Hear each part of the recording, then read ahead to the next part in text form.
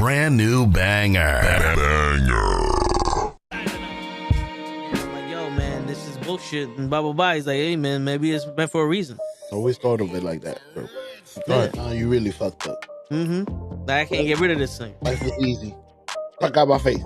Yeah, what it was. I expect you to do the bare minimum, because then what's the point? True.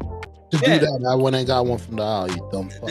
And shut the fuck up and lay low. You're female, like you could work your charms in certain situations that I wouldn't be able to. You know how much free shit you gotten? She once said word to mama, shit. Oh, got him.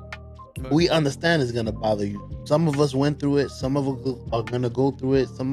Yeah. Well, we wasn't ready. I wasn't ready to go that deep with you. You don't really know what you want to share with my heart. No, look cock.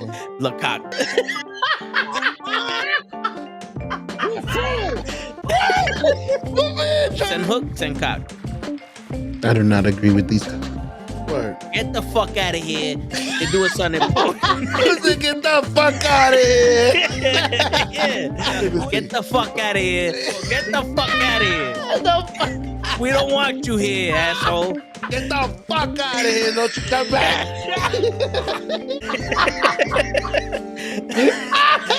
I stay loose, I stay hype. I stay loose, I stay hype. I stay loose, I stay hype. I could do this all night, cause I do what I like. Yeah, I do what I like. Yeah, I do what I like. Sipping goose, sip is right. And I go with the flow. Yeah, I go with the flow. Yeah, I go with the flow. Cause I know I'm the show. In the zone, here I go. In the zone, here I go. In the zone, here I go. Yeah, they know I'm a pro.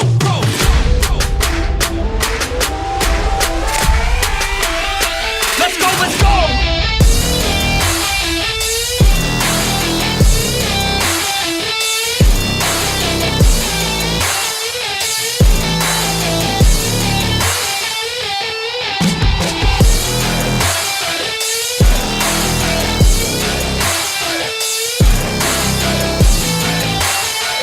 Yeah! Let's go! Here I go, I get lit, I get hyped for this shit. Right.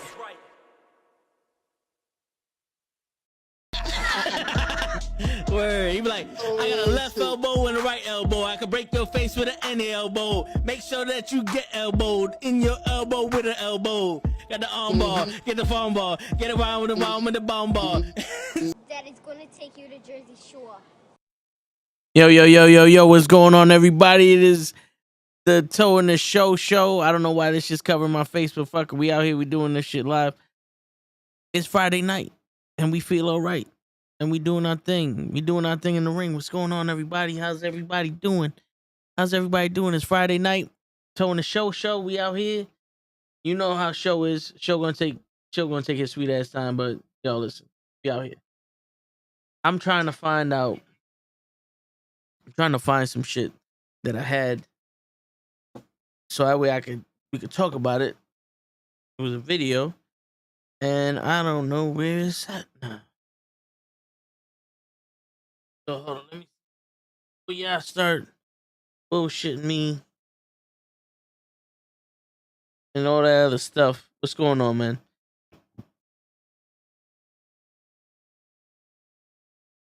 All right, let me see. Because I wanted to talk about this just for the. Okay. What up, Ray? What's going on, Ray? Yo, matter of fact. Yeah, Ray, I'm going to send you the link if you want to get in.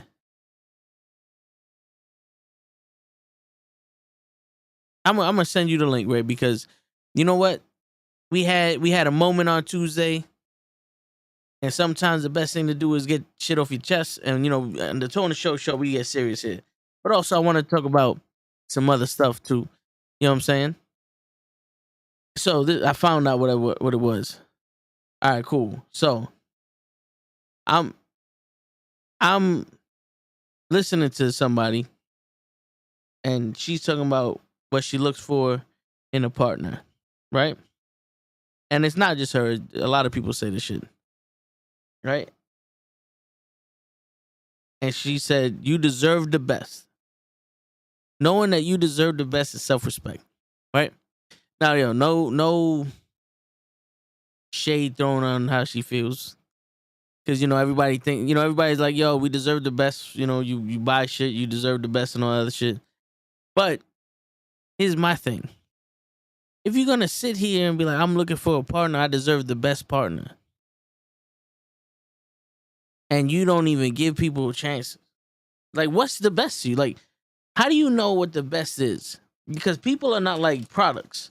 There's no search. You can't do research online. There's no videos on YouTube for people. Like, if you type in the fucking Stephanie from Fordham, you're not gonna get YouTube videos of 12, fucking influencers talking about how good she is compared to last year's model. You know what I'm saying? So now my question is, and remember, this is all questions. So we write the questions down so we can open up discussion. The question is, now what's the best, right? Suits your standards. You want somebody that does X, Y, Z, B, D, A, and F, right? But that still might not be the best for you. That still might not be the best out there. So what's the, like? I feel like people are going towards other people with such high expectations, right? And that's what's pissed me off. This whole thing where people was like, "Yo, I look too good to be blah blah blah blah blah." You know something? You do look good, but that don't make you any better or any different than anybody else. You know what I'm saying? Like, trust me. Do more people want to have sex with you? Yes. And that don't impress nobody. You know what I'm saying? That doesn't impress nobody. So now, what I'm getting at is, like, where do you find this best shit? Because every time I'm thinking of something, like, I'm pretty sure you ask a guy, they don't sit there and go, "I deserve the best." So it's like the expectations are different. And I'm pretty sure there's plenty of guys out there that would be some bitch niggas and say that shit. And I'm not afraid to say, "You a bitch nigga." Because I deserve the best.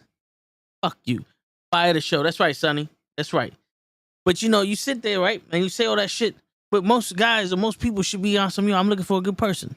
Right? I'm looking for a good woman. Look for a good man. Somebody's gonna hold me down. Whatever your emotional and physical needs are. Right? But where's this best shit come? Because I'm telling you right now, if you deserve nothing but the best, then the motherfuckers that you just done broke up with ain't shit. So you must not know what the fucking best is. Unless you looking for the best and then you can't find it because ain't nobody fucking perfect. Now, which one is it? Are you wasting everybody's fucking time looking for some imaginary shit? Or are you just fucking stuck up and want everybody to rise to your your unattainable fucking standards when you ain't shit to begin with? Because let's be honest. Let's be honest. If you was fucking perfect, you wouldn't have a problem finding other people that are perfect. Because that means they exist. And I'm not saying that you a piece of shit because you ain't find nobody. I'm not saying that shit at all. It's just we the fuck lax because you already going into this shit like you better than somebody. And that's not how you supposed to go into a fucking relationship. I don't know if anybody ever told y'all people this shit or if y'all people forgot. Relationships are not supposed to be this whole, I look like this, you look like that, let's get together. You know what I'm saying? Relationships are not supposed to be, well, I'm the prize and you the I'm the pimp and you the hoe. That's not a relationship. Sorry, burst your bubbles, but that's not a relationship. That's not what you look for and shit. You know what I'm saying? You can disagree with marriage and all that other shit all you want. I ain't here to debate that. What I am here to say is, if you're supposed to actually love somebody, like, look at people who actually love each other. Ain't none of them worried about that shit. Ain't none of them sitting there going, well, you know something, you don't deserve me because I'm on a higher level. Fuck you. You got people that earned people's love, right? You sit there, you go through the fucking fire, you see who stands with you. That's the shit that no one fucking talks about no more. Or when they do talk about the shit, they want to fucking cancel somebody because it's more politically correct to talk about people ain't shit and to make stupid people look stupid. Ain't that some shit? We live in a society where everybody want to make stupid people look stupid. They're already fucking stupid, so they look stupid on their own. I don't need to help nobody look stupid. I don't want to help nobody look stupid. You know what I'm saying? It's like shit. There's people out here that are fucking confused, talking about, oh, should I fucking dead all my friends so I could? You don't need to dead nobody. Living your life doesn't mean you have to cut people off. When you have to cut people off, it's because they are putting you in danger or they are holding you back, and they don't understand this shit. It's the selfishness from them that makes you cut them off. If they your real fucking friends, they will understand. This ain't for me, but this is what you want to do, so I'm gonna let you do your thing. Versus, no, I'm here when you need me. That's a fucking friend. You want to be in a fucking relationship with somebody, you looking for the fucking best. Ain't no fucking best out there. Ain't no best out there. There's products. You want the best gaming system. You tell me which is the best gaming system. There'd be 20,000 fucking people with different opinions, and there'd be 20,000 different versions of the fucking gaming system that got problems. You got PlayStation, Xbox, you got 360, you got all this other bullshit. Everybody hates one of them shits, and all of them got glitches and all. There ain't no fucking best. Is what suits you. And you can't sit here and look for somebody that's gonna give you what you need to help fulfill you, and you fulfill them. Remember, it's a two-way fucking street. It's a two-way street when it comes to a relationship. You ever notice that? You ever notice that? Everybody that got this unlimited amount of money to spend on this imaginary fucking person all wants, gimme. Ain't that some shit? Ain't that some shit? And then you wonder why shit's fucking up nowadays. Then you wonder why everybody's so fucking confused. You know what I'm saying? You wonder why everybody's so fucking confused. No one is willing to compromise. No one is willing to flat out sit there and go, yo, listen, I'm looking for a ride or die because I'm a ride or die, but we got to get to that point. You can't be a ride or die for somebody day one. It ain't going to work that way. You got to build that shit up. Especially when it comes to fucking relationships and shit. I don't understand how you could treat your best friend fucking awesome, but the minute you start fucking somebody, now all of a sudden there's a fucking problem. That's crazy. You can love your friend unconditionally, but the minute you start fucking somebody, you hate everything about them. The jealousy comes up, that comes up. Listen, man. You want to know if they for you, let them do their thing. Let them live their life. If they start fucking around on you or some shit like that, if they start making mistakes, then maybe it's not for you. Or maybe they just made a mistake and they're human. You sit there and you go, you know what, man? I understand. You made a mistake. I'll give you another chance. But then that's your decision. But the minute it's like, how the fuck y'all hate each other so goddamn much, but you supposed to be in love? You're supposed to be the two people that's supposed to fight with each other no matter what. The people that's supposed to have your back no matter what. The family that's supposed to be there for you no matter what. And you fucking hate each other. That's crazy. Now going back to this shit. You looking for somebody. There ain't no best out there. It's gonna be the person who plays the game better than everybody else. You know what I'm saying? They're playing the game better than everybody else. This is why you gotta listen to people when they talk. Ah, man, I made that mistake before. I didn't listen to somebody when they spoke. And I just fucking made excuses. I'm not even gonna fuck with you. I made excuses for somebody, and they dead ass right in my face was telling me the truth because of the way they complained about shit and the way the conversation always went to these different topics. It's like if I would have just listened, I'd have been like, you know what? I'm wasting my time here. People tell you that, but then you get blinded with all that shit. So there ain't no best. That's when you got talk to people. Give people a chance. I'm gonna keep it funky with y'all. How do you know that what you want ain't in someone that you gotta get used to liking? Now think about that. You have to get used to someone's presence. Because yeah, there's people out there that as soon as your eyes lay on them, you fall in love with them. You know what I'm saying? You get that lust. You get that You eating with your eyes now. Damn, that person look good. And you gonna do anything you can for them because you got that lust in them. You got that lust. But then you got that one person that's normal. Well, you don't look like that, so I can't fuck with you. But you give that person a chance and you start realizing, like, yo, this is a good person. And you can develop feelings. I don't give a shit what anybody says, man. You can develop feelings for someone even if you wasn't initially attracted to them. It's happened plenty of times before. And you're like, I can't fuck nobody I'm not attracted to. Well, you know something? From what I hear, a lot of women is mental, right? In my bug, it's a lot of mental shit. What happens to that whole if you make me laugh, I'm yours shit, right? That's mental shit. You get into somebody's mind and you fuck them in their mind, then you be able to figure this shit out. What's going on, Ray? Yo. Ray's in the building. It's weird. It's a Friday. What am I doing here? we out here talking about some real shit, Ray. I see. I was like, oh shit. All I got is water though. This is a real conversation right here. Yeah, man. I'm over here surfing TikTok and I just see this fine ass chick talking about I deserve the best. Who the fuck are you? You know what I'm saying? Shit. Oh, dude. But yeah, man, I think we living in a world where everybody's got their head up their ass and they're proud of it. I feel like it's that false expectation. That's what it is. It's like everything is like, like look at us. Like we'll listen to motivation shit, but we're not trying to then have like this opinion. Like, nah, you know what? Fuck everything else. It's like, nah, we use it the right way. I feel like people now just create this almost like gimmick and persona. That now they're like, nah, I'm better than everyone. It's like, yeah, your shit stinks too, homie. Like it don't work like that.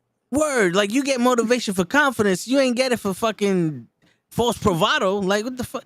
And that's the issue. Most people, it creates that arrogance that it's like, yeah, that's it. That ain't it. Word.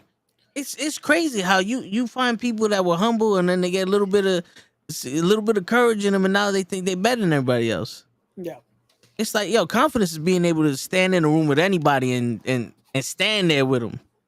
That's confidence. I don't have to to fucking, hey, I'll fuck everybody up in here. It's like, that's not confidence. That's fear. Oh man, but this is the era I feel like we're in now. It creates so much of that. Yeah, man. Yeah, and it's crazy because from my streaming days, I connected with some younger folks as we was playing video games and all that, and then you get to you see them and you get to hear what they're talking about, and it's almost like they're trying to live somebody else's life. Yeah. They're seeing the music videos or the people they look up to, and they trying to live their life, and that's not how that shit work. And again, it's almost everywhere now too. Like most social feeds, if you look at it, that's all it is. It's like, wait, I know that guy. He ain't like this. What is he doing? Yeah. Why is he posting like this? Why is he talking like this? Why is he? It's like, yeah.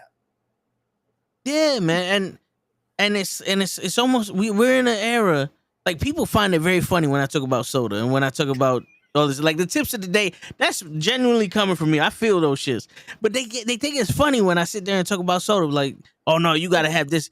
One person comes out with a video that sounds so fucking smart. Like they come out with a little bit. Oh, if you eat fucking spinach, it's a superfood. Okay, I had spinach my whole fucking life. I ain't never grow like Popeye. So that shit don't sound super to me. But y'all motherfuckers got that shit in your brain and now you thinking that you the shit because you eating spinach.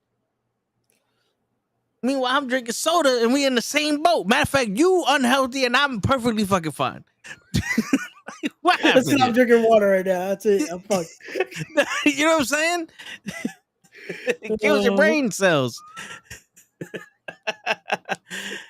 See, and that's the thing too. Like they'll do that's so much of what we see now. It's stuff like that that's instant. Like, nah, I'm doing this, so that's it. I'm better than you. Yeah. Or it's like, nah, you should be doing this. You should be doing this. It's like, again, you having fun with it with those tips of the day. Like I told you, I was dying. I'm like, yo, some of it's like, you know what? You got a point, but it's funny. It's not fucking coming out of, nah, these are the tips you gotta listen to. It's like it's coming from a better place. That it's not like, yo. Word. Like I told you this morning, I was like, yo, that interview I had with Auntie, a lot of that shit was real shit though. Yeah. And it's the way you guys phrase it, it's a lot better than just be like, oh yeah, let's have this real conversation. And then it's like you start getting bored with it. Like having it in that way is real. It's not just the fucking how a lot of people try to format their shit. Yeah, I don't believe in formatting shit because we got together in chaos. You know what I'm saying? Like, it's always been the best conversations has always been the ones that you just have on the block or on the stoop or just in a circle. Yeah, so I always wanted to have that conversation on here. I want that type of. We're just sitting here, some generic pop up, and we go off with it. You know what I'm saying? That's why when Lala just went off, I was like, let her speak. Yeah, she in her zone right now. Let her speak. It's like, go ahead, girl. And then I felt it. I felt it when because we all been in those situations, Yeah. and it's the realest shit, the way she was feeling, because as much as people would hide it or people would put that mask on it, we all felt that same way. Yeah. When we one time or another, you know what I'm saying? And I love that shit. We can have fun and then go straight into some real shit. No, and because it's real life though. That's how it is. Like when you're talking to your boys, it's a combo like that. Like, yo, we'll go to the funny shit, and then it's like, yo, but I've really been thinking about this though. I'm feeling about this. Like, that's real life. That's what a lot of people forget. Like, we do this entertainment shit. We do all this, but still we're not putting on personas here. It's not like we're trying to be. It's like we'll have fun. We'll do a little more over the top shit, but it's like we're still real people just on a camera. That's it. Yeah, pretty much. Yeah, exactly. And the crazy shit is I do more crazy shit off camera. He not lying though. Like, again, this is why you gotta have rules at shows. Like this word be fucking word. But still, it's like that. It's like it's that real shit though. Like, for real. What's going on, Bad Blood? Yo, what's up, brother? But yeah, it's that real. Just people forget that. And again, this is just we're in a camera. That's all it is. But it's nothing different. Yeah. Like, and and it's crazy because like the attention is like a drug. Mm-hmm.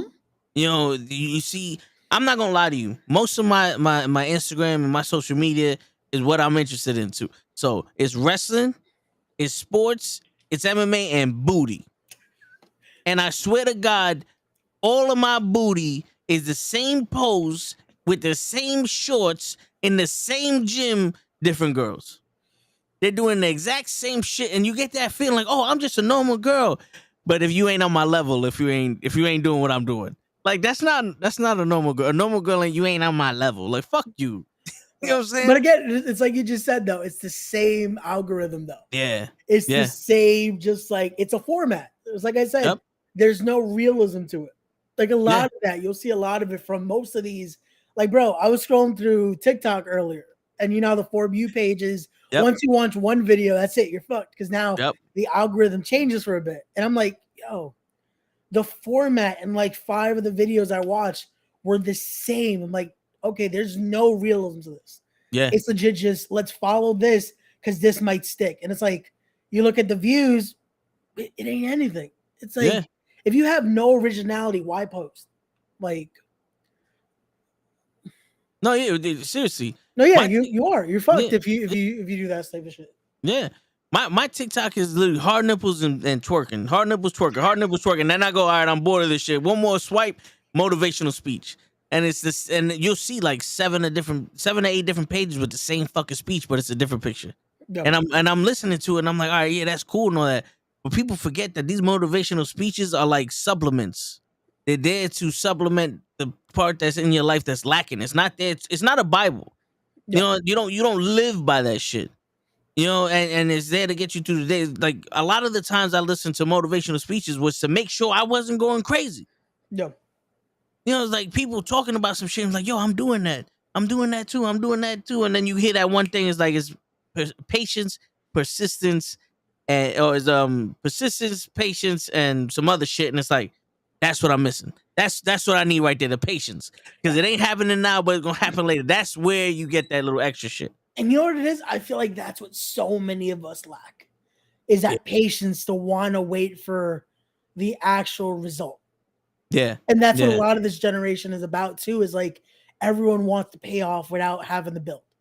Yeah. Like to equate it to wrestling, like everyone wants instant gratification, instant payoff, and we forget sometimes we got to go through that slow build. Yeah. But it's going to be worth it at the end. You know why? Because we don't see that no more. Yeah. Because I don't know most of these people that made it, but Charlie D'Amelio, the TikTok girl, and she has a TV show now. To me, it looked like out of nowhere she became famous, but I don't know how long she's been doing this social media shit. No. So everybody believes I just need one to be them. No. To be that one, to be Gary V. He just said one thing and now all of a sudden he's popular. Meanwhile, they've been doing this for 20 years. See, that's the thing too that people forget. Like, okay, they make it, but now they have to be able to stay relevant. Yeah. Because that's even the harder part that we don't even think about. We don't think about how a lot of these people, maybe it's one clip that blows them up. But once they're there, because of how short people's attention spans are, it's like, what do you do for me lately? Like a lot of these actors, like, some of the greatest, De Niro's, the Pacinos, all this, it's like we start forgetting about them because we'll remember like, the line in Heat or Scarface or this and that. But it's like, all right, now who's the next guy? Because we're already forgetting about them. Yeah. But if they drop a movie today, we're like, that's still De Niro. It's like, it's one of those where we still have to remember they still have to work as hard to now keep our attention. Yeah. And it also with sports, like it's crazy how the viewers' memory is so fucking small because they're talking about like the greatest of all time now. It's like, all right, Aaron Judge is good now, but you can't compare him to the past Yankees. Like LeBron James, they're talking about the GOAT. Like my man's still playing.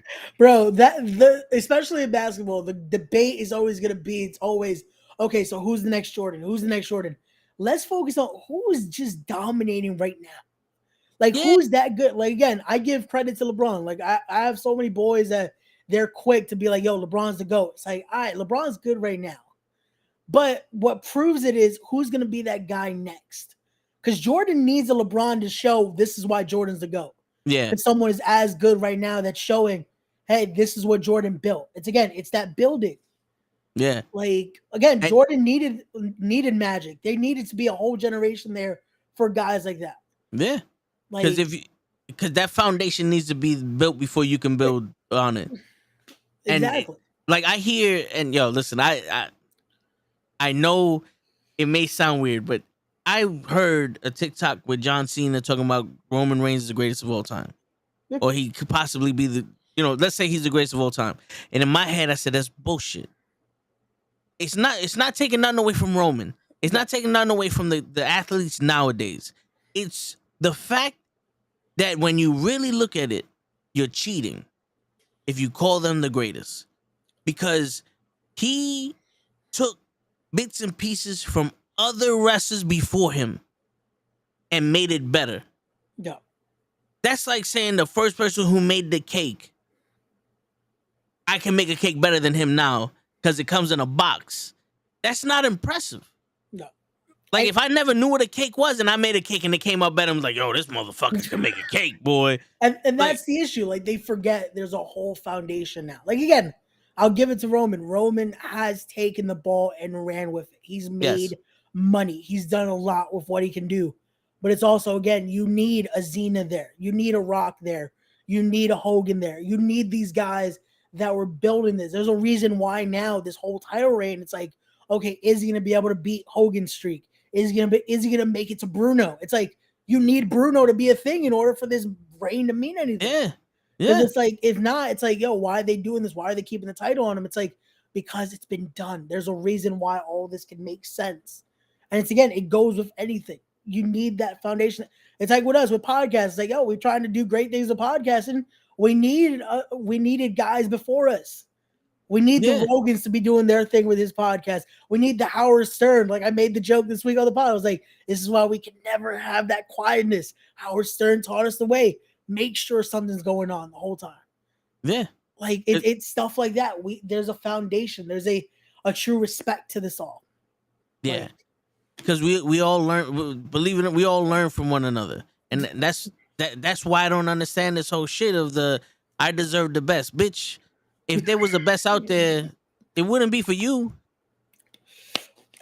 You know what? It's funny with that when I hear statements like that, like, I deserve the best. It's like, all right, what are you offering them? That's the Yeah. question. It's like, what are you offering? Because it's always that you see it, and you see it from guys too. Like you'll see it on certain guys on TikTok will be like that too. They'll post and then it's like they'll break a whole girl down. It's like, all right, what are you doing now? Like to play devil's advocate. It's like, what are you doing that these girls should be like, nah, this is it. This is the perfect guy. It's like there is no true perfection there. Everyone has their flaws. Yeah. So it's like, again, you can't try to just be like instantly boom, boom, boom. It's like that's not real. That's not real. Word, yeah, because like you said, yo, I've seen you have you ever seen the Fresh and Fit podcast? Yeah. So there's plenty of copycats, the Fresh and Fit podcast. And I seen this one dude talk about rate everybody here.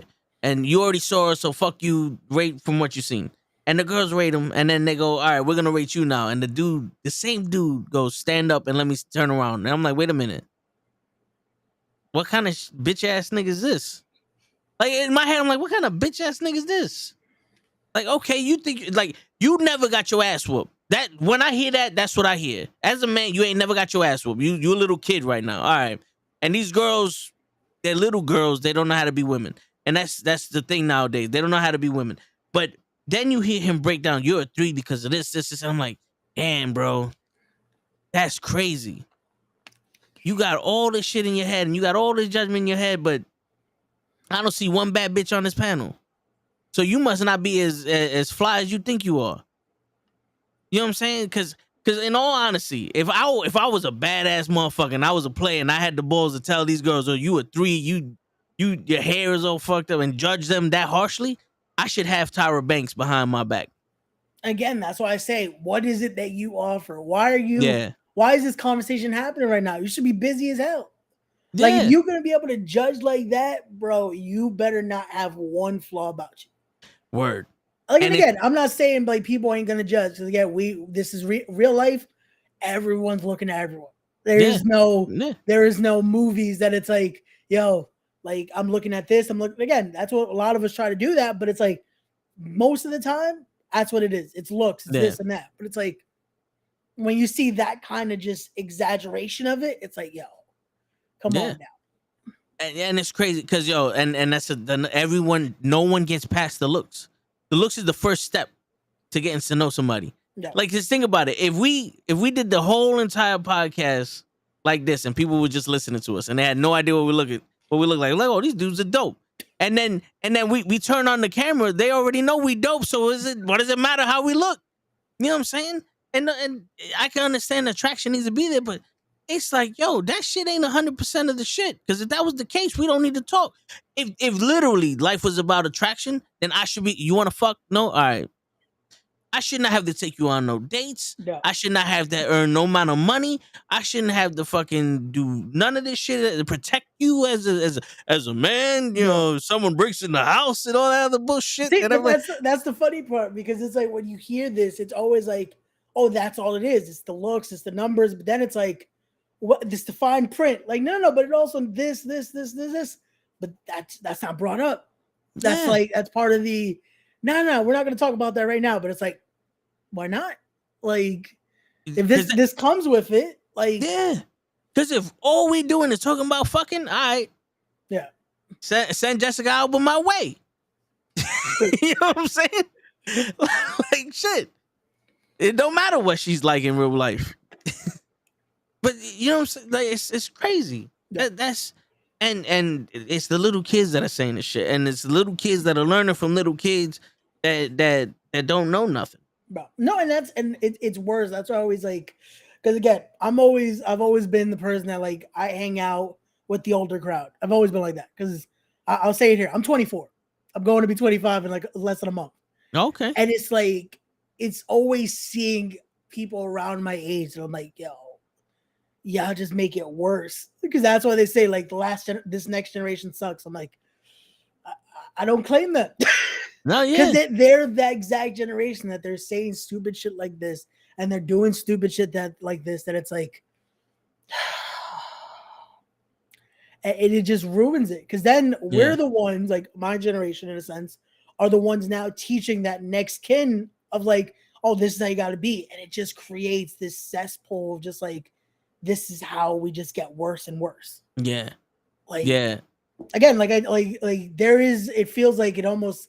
It's that lack of respect. Like I feel like that was a convo like 2 weeks ago. That I was like, there is just no respect from that generation now. Yeah. And it creates it. It's because it does stuff like this that it's like, yo, they'll just demean a woman, just be like, nah, she's like a 3. It's like, bro, the hell are you talking about? Word, because it's like, I don't know about you, but if 5 is average, 3 got to be butt ass ugly. And why would she be in your presence if she was butt ass ugly? Like, You know, yeah, it is all disrespect. And like, I'm 35, so we got the generation, but I was in the same boat you was. I was always hanging out with people older than me. I was always hanging out with to be honest with you, way older. I have probably the mentality of a 50-year-old right now. You throw on some Motown, I'm in there. You know what I'm saying? There's a lot of shit that I grew up. That's why I have this. I don't give a fuck. I'm gonna say what I'm gonna say. Shit, respectfully, like Auntie says. You know, you know what I'm saying? no, and that's how you gotta be. Like that's why, to me, and you've seen like the shit I've been posting recently. A lot of my mentality is because of who I've grown up around, and it's Yeah. like it comes with that respectful manner. Like again, my pops taught me again that style. Like, nah, this is how you gotta be. Again, we growing up in New York. You gotta be like that. You gotta have that almost that fuck you mentality and not be like this because you have to have respect to it. Because again, I'm growing up in Bed-Stuy. I'm in Bed-Stuy, do or die. You see my neighborhood. Yeah. It's one of those where you got to be that way. And seeing how kids are growing up now, it's like, oh, they can't last like that. Yeah. Like It's true because today. Now I know when you give somebody when you first meet somebody, you gotta give them a handshake and you gotta grip them. But sometimes you give somebody a dab. Just you walk it through, you give them a dab, and I had shit in my hands, so I gave my man the elbow, and he's like, "This is the wrong hand." And I looked at him, I said, "You crip, nigga?" And he like, "What?" I said, "Only gang members worry about what hand I'm about to dap him with. You a gang member?" He's like, "Nah, it's just it's respect. The right hand." I said, "What if I was left-handed?" Honestly, what if I was fucking left-handed? Then what? All right, I'm bringing Show in here real quick. Show. All right, hold on, I gotta get his audio into the. All right, Show, say something.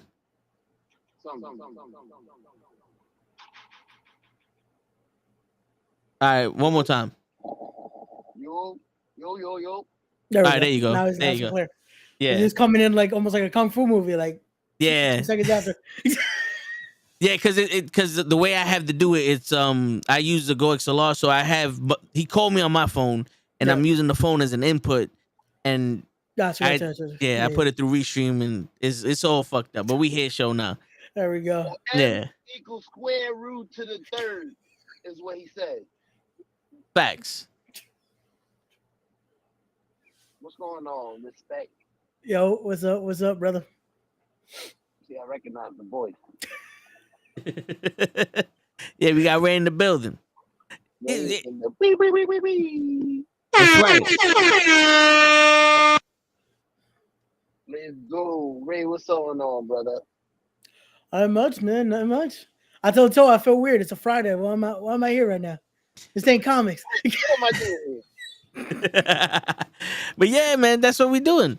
But yeah, so the dude tells me that shit, and I'm like, all right, I get it. You want the right hand, and that's law and all that. But in actuality, like my head, I'm like, yo, I got shit in my hands, bro. If my hands was empty, I'd have gave you the right one. But I got shit in my hands. You lucky I didn't just give you the head nod and keep it moving. But if what you said, Show? Give him the shitty hand. Here you go. You want it? Yeah. See, like at least you had the respect to even do that. Like you could have just been like, just Yeah. walked off. Like Yeah, I was like, I ain't never seen you before, bro. If you really want to be a man and all that other shit, shake my motherfucking hand. You know? But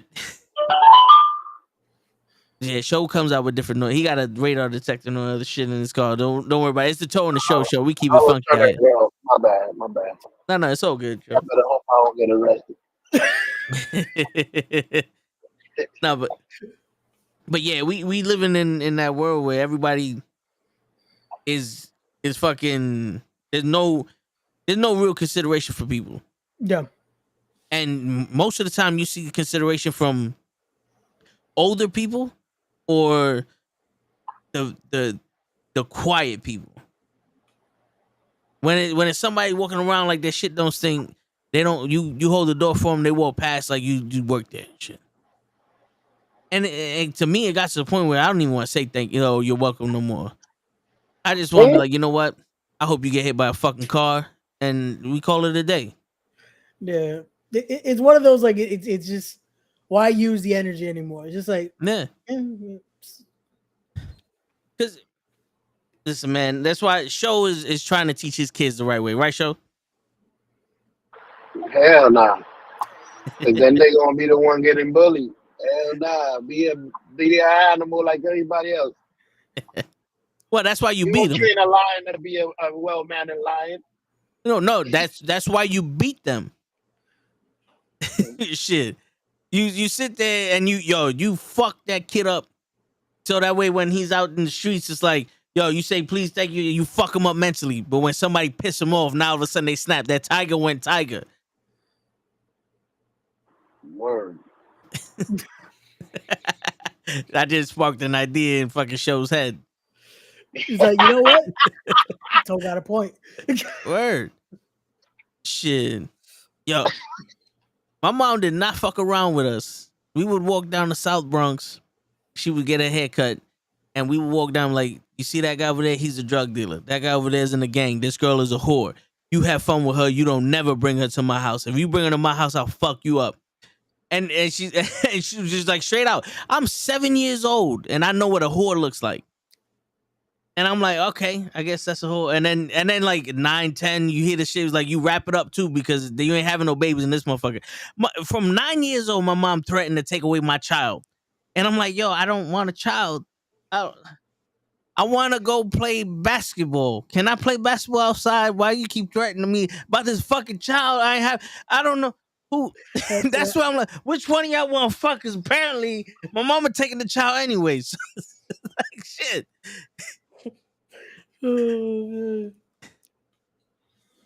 don't do that shit no more. Now everybody want to fucking go nail shopping and all this other shit. They want to talk to their kids, have conversations. I couldn't even have conversations with adults. Again, it's that respect factor. And it makes it worse because it's one of those where it's like it becomes I hate to use that phrase, but it's like everything's held hand now. It's like there is no you should have a little bit of that fear almost in your parents. Like, it comes out of respect, but it's like you have to have just a little bit of that, like, oh, if I do this, something's gonna happen. Yeah. Like, and it's not even like fear that you're gonna get hurt. The fear of disappointing them. Yeah, that's the worst part, because I feel like that's what a lot of these kids don't even realize now. It's not even that, because everyone's like, oh, it's like, oh, you're gonna get hit with this. No, it's just that disappointing look. Yeah. Like shit, I didn't even a lot of times get hit. It's just my mom had this look. That's like, that's it. Like, just whatever I'm doing, stop doing it. Like, like, it's one of those. And now it's like, you just see like, yo, he really just said that to his moms or like that. It's like, yo, yeah, man. What's up, Kofi? Kofi, we live, baby. I gotta figure out what's going on with that shit show. Why you keep playing my sound? Oh, I put the wrong. My bad. I fucked up, show, but it's still your fault. But yo, I tell this story all the time, man. But my next door neighbors had just, a kid, and this kid would curse at anybody. He was maybe like 5, 6 years old. Avocados were invented before 2010. Tyson, I will say this to you every time you say that. Bullshit. So I still don't get it, bro. Again, bullshit. Avocados are there. I've never heard of one of the motherfuckers until Chipotle came out. Okay, maybe you didn't hear of avocados, but avocados existed since before we were born. Nope, those were pears, right? and canepas. The first time I saw avocado, I was like, "Damn, that canepa is huge." It's like shit. I at least told no was canepas, or at least that was. But yo, what's up, Kobe? You know what I'm saying? Like shit. Oh man. What was I saying before? I was rudely interrupted by Tyson, motherfucker. Oh, you were telling your neighbor story. Yes. It was So this little kid, because the parents cursed, everybody cursed. The kid was Yeah. cursing, and one time my mom said something to this kid, and he literally turned around and he said, "Fuck you." Now he's a 5-year-old kid. He doesn't know what that means. He's just repeating what. Yeah. And my mom said, "What did you say to me?" But in the mom, "What did you say to me" way. Yeah. And he said, and my mom grabbed him by the shirt. And I've never seen my mother do nothing physical. Picked him up by his shirt to her face. And said, "What did you just say to me?" And she's like, "Did you just call me a whippersnapper?" And he goes, "Yes, yes, yes." Until that's all they called each other, whippersnappers. And I shit you not, she's the only person that kid listened to around that time. Every time that kid started acting up, was like, "You want to go speak to Esther?" Nope. She had no problem putting the fear of God in these fucking kids. Yeah. But again, nothing, no physicality, nothing like that. Yeah. Just that tone, just Yep. that setting of that, and that's what I feel like a lot of times is missing now. There is no, and again, it's when I use the term fear, I'm using it loosely there, but it's just that different kind of respect. Now. Yeah. It's like, oh shit, this is real now. Like, Yeah. like It's that we ain't playing right now. yeah. Because when he said that shit to her, I got up and walked away. I said, "Oh no, you ain't hitting me. Fuck that." He said it. This little nigga said it. I walked away. I was like, "No, fuck that." Like, and the fact he said that is like, man, I remember I accidentally said shit once because I think I stubbed my toe or something. I was like, it's the again, the look of both of my parents. I was like, I fucked up. Like, yo, my mom had that look too, and me and my brother one time got into a fight in the street, and my mom pulled us inside, and she didn't hit us or nothing. She pulled us inside, and I turned, was like, "This fucking blow!" As soon as the word "fucking" came up, she smacked the shit out of me, and I stopped talking. And I was like, "All right, I understand what you're saying. My bad. The fight's over." yep, that's it. It's like, yo, that's one of those where you get the hit that you just can't breathe for a second. It's like, yeah, man. It's like shit. I went a little bit too far on this one. oh man. Yeah, man. And yo, listen, maybe some of these kids do need to get beat, but it's like I would rather these kids have some kind of common sense, some kind of thought process of consequences. You know what I'm saying? I got into a fight with another family with my mom. Yo, dude, me too. Yo, let me tell you something, man. My brother was in the Navy, and it was Halloween, and it was like towards the end of the day, and my mom didn't have much candy left, and it was like teenagers came up and say trick or treat and all that. My mom's like, "Yo, listen, there's babies coming down like there's 4-year-old kids coming down the block. I don't have much candy. Can I save for them?" They're like, "All right." They get to the corner and they egg my mom's. I started running after them, and I didn't realize until 3 blocks down I didn't have no shirt on. My mom ripped the shirt off of me. And there's like 6 of them. I'm chasing them down the block. They walk into this fucking house, and I'm trying to get in the house. Now, around this time, this was when the eggs and all that other shit was bad. So there was police scouting the area. So they saw me chasing these motherfuckers. By the time I got there, the police was already in front of their house. So I'm trying to get past the police to fuck them up. The police is pulling me back. And I turn around, and my mama is the only one chasing me down on the whole block. The only one had my back was my mom's. Going to fuck up like 6-7 people. You know what I'm saying? And then you get back to the block, and it's like, where the fuck was y'all at? Oh, I hear your mom screaming. So you ain't do nothing? like what the fuck? Oh man. That's the. I hope nobody has to learn that lesson, but sometimes you gotta see like, yo, there's only but so many people that's gonna run down the block with you to go fuck up 18 people without any equivocation. It's again just like Auntie was talking about last night. You never know who really has your back like that. Like, yeah. You're the egginator. What's going on, George? Shit. Oh shit. But yeah, man. Fucking Kofi said his grandma turned into Mike Tyson. Yo. Yo, because you know what it is. Back in the day, they were so afraid of you turning into something that you wasn't supposed to be. Because I know my mom was always, you ain't gonna be like these motherfuckers out there. You know what I'm saying? You ain't gonna be no gang member. God, she's like, I don't want to hear no call that you got shot or you got fucking stabbed or you in jail or some shit like that. Because that was the fear. No. You know, because that's what it was. You hung out in the street, that's where you was going. Yep. And the minute you start doing all this shit like everybody else is like, no, I'm gonna fuck you up because I'd rather kill you than the streets. Yeah, no, I got that same war. Just again, I got the fear in me. I didn't want to try anything till I was almost in my 20s because I was like, if I see you with this, you're dead. If I see you with this, like, nah. It's like, and again, it's that fear, but it comes out of them wanting the best for you. They don't want to see you in that situation. They don't want to get that call or that knock on the door like, hey, we're sorry, but we got to let you know that your son was killed. Yeah. Like, and it's one of those where these kids don't think about that. They don't think about who they're actually hurting. They're thinking, oh, I'm gonna go have fun, I'm gonna go do this, I'm gonna go do that. And they're not thinking about who they're actually hurting in the end of all this. Yeah. And also, you know, they're a little bit too lenient. They're allowed to do whatever the fuck they want. Yo, I went to school, Alfred E. Smith, and one of my Spanish teacher worked for the WB. So he would get tickets for movies that like screening. So Are We There Yet? We was able to see it like 2 weeks before it came out in the movie theaters because he had the tickets for it. Now in my class, I was one of the top students in the class, so he gave me 2 tickets. So I'm telling my mom, like, yo, I got 2 tickets to go see it, but it's in 14th Street. And my mom's like, you can't go. I literally had to fight my mother tooth and nail to go see a movie by myself with my boy.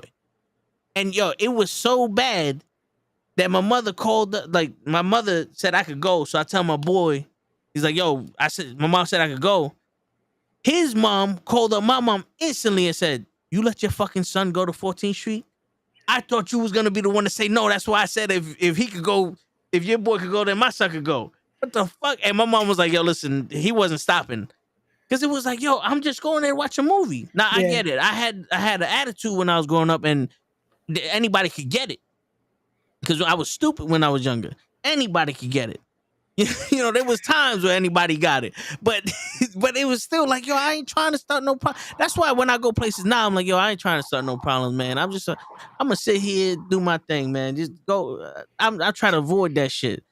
I don't even hit on chicks because I don't want no problems from that. You know what I'm saying? Like, I don't want none. Like, I'll talk to you and be like, yo, listen, man, I ain't trying to start no problems. I'm just speaking. You know what I'm saying? I tell them too. Yo, this is another story, but yeah. So we went to 14th Street. We had a good time. We came back home, and my mom stood up because it was like 2:00 in the morning. I was like, you didn't have to. She's like, yeah, I just wanted to make sure that you walk through the door every day. So I'm not going to sleep until you walk through the door, no matter what time it was. I was like, damn. Yeah. But like, not saying that you got to be anal like that, but that was a mom. That wasn't a friend. It built what we are today. It's like stuff like that is what makes like you see this generation now. You see where it goes. It's like nowadays again. It's like you said. It's that leniency is just like they don't even tell them. Oh yeah, I'm gonna go here. It's like no, it's just in and out, in and out, in and out. Imagine we did that type of shit back in the day. Like not with my mom's shit. Like, where the fuck you going? I'm gonna go over here. No, you not.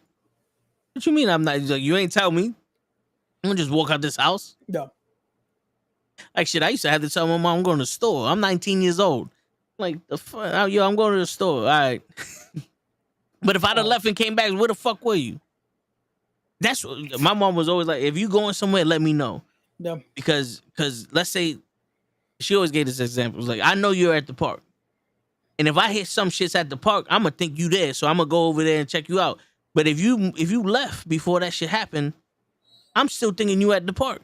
Yeah. So now I'm gonna go to the park, find some shit, and probably get into some shit while you over here. But if you would have told me over here that you over here, then I would have known. Oh, well, you ain't in some shit at the park. You know? But I don't know. These kids, they not supposed to be running shit, but they running shit. And then it doesn't help that they famous. Yeah. Because a lot of the, believe it or not, a lot of the fucking kids now are fucking just turning 19, 20 years old.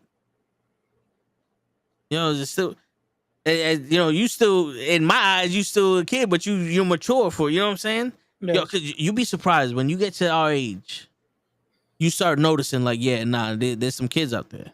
Bro, no, and it's funny because I keep looking at it now and I'm like, damn, I'm starting to get there. That I'm like, yo, these kids, and I'm like, fuck. I'm starting to feel it. Like, damn, I'm starting to use that now. I'm like, yo, these kids are crazy. Yeah, Like shit, I would hang because I still get my haircut, same spot, legit where I used to go to high school. And every time I'm like, yo, what the fuck are these kids doing? I'm like, it starts that. It's like, yo, these kids, man, like, it's wild.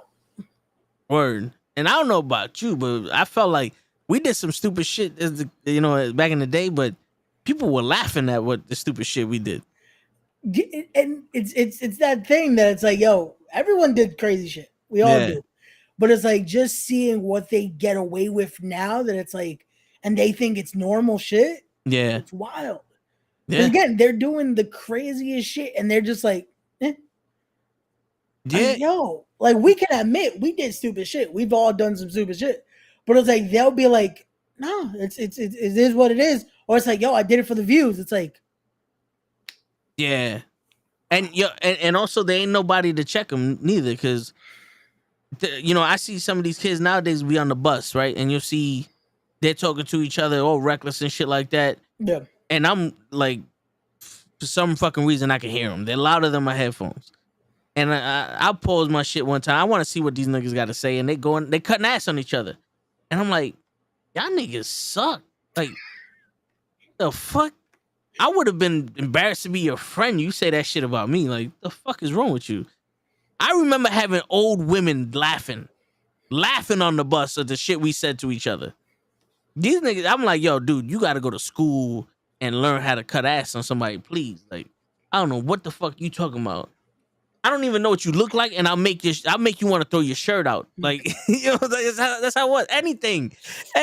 Like, my man, you got that shirt from a fucking from Kmart, man. Like, you know what I'm saying? Like, you went all the way to Pennsylvania to the last Kmart of alive, and you fucking bought that shirt. Get the fuck out of my face.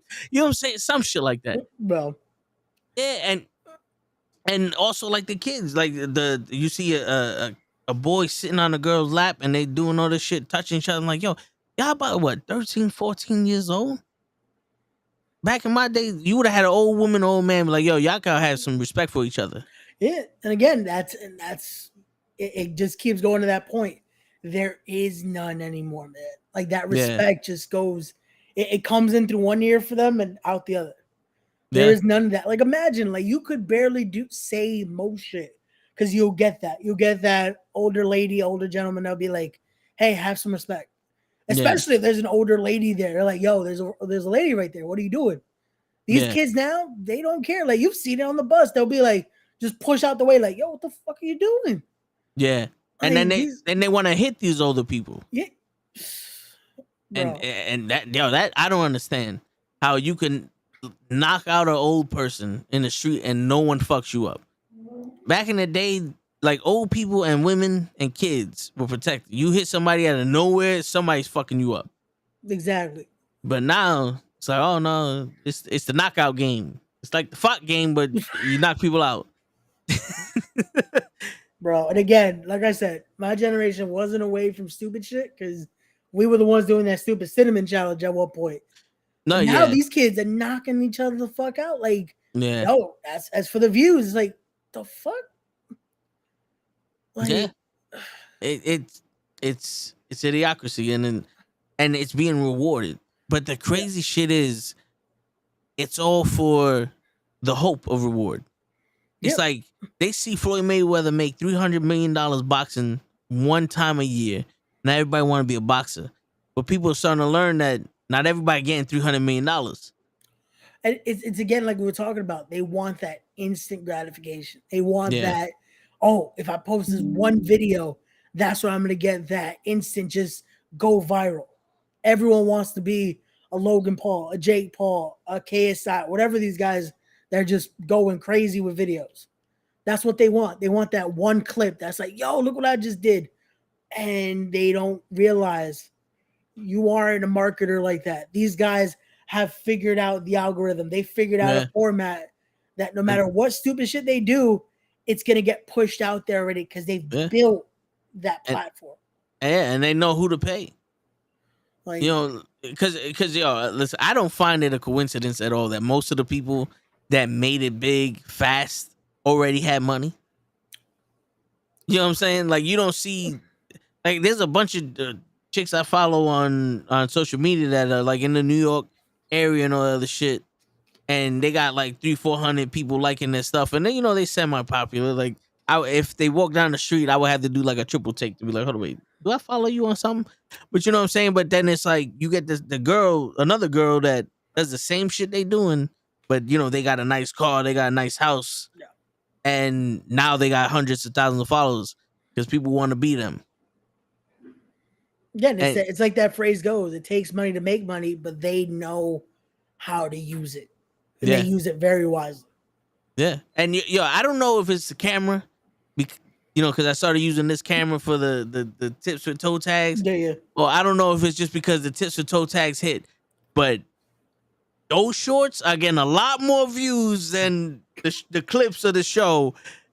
And you know what it is? Again, it could be a mixture of both, but it's also just, I feel like now we go to that attention span. Those videos, it's a lot shorter. It's a lot more compact, but also, again, it's entertaining enough that people want to watch stuff like that. And it gets pushed out. Like, we still have to day by day relearn, okay, what's the algorithm for today? It's not even what's the algorithm now. It's like, no, what's the algorithm for today? Yeah. Like, and that works. That format, it's short enough that it's like, all right, it gets pushed out.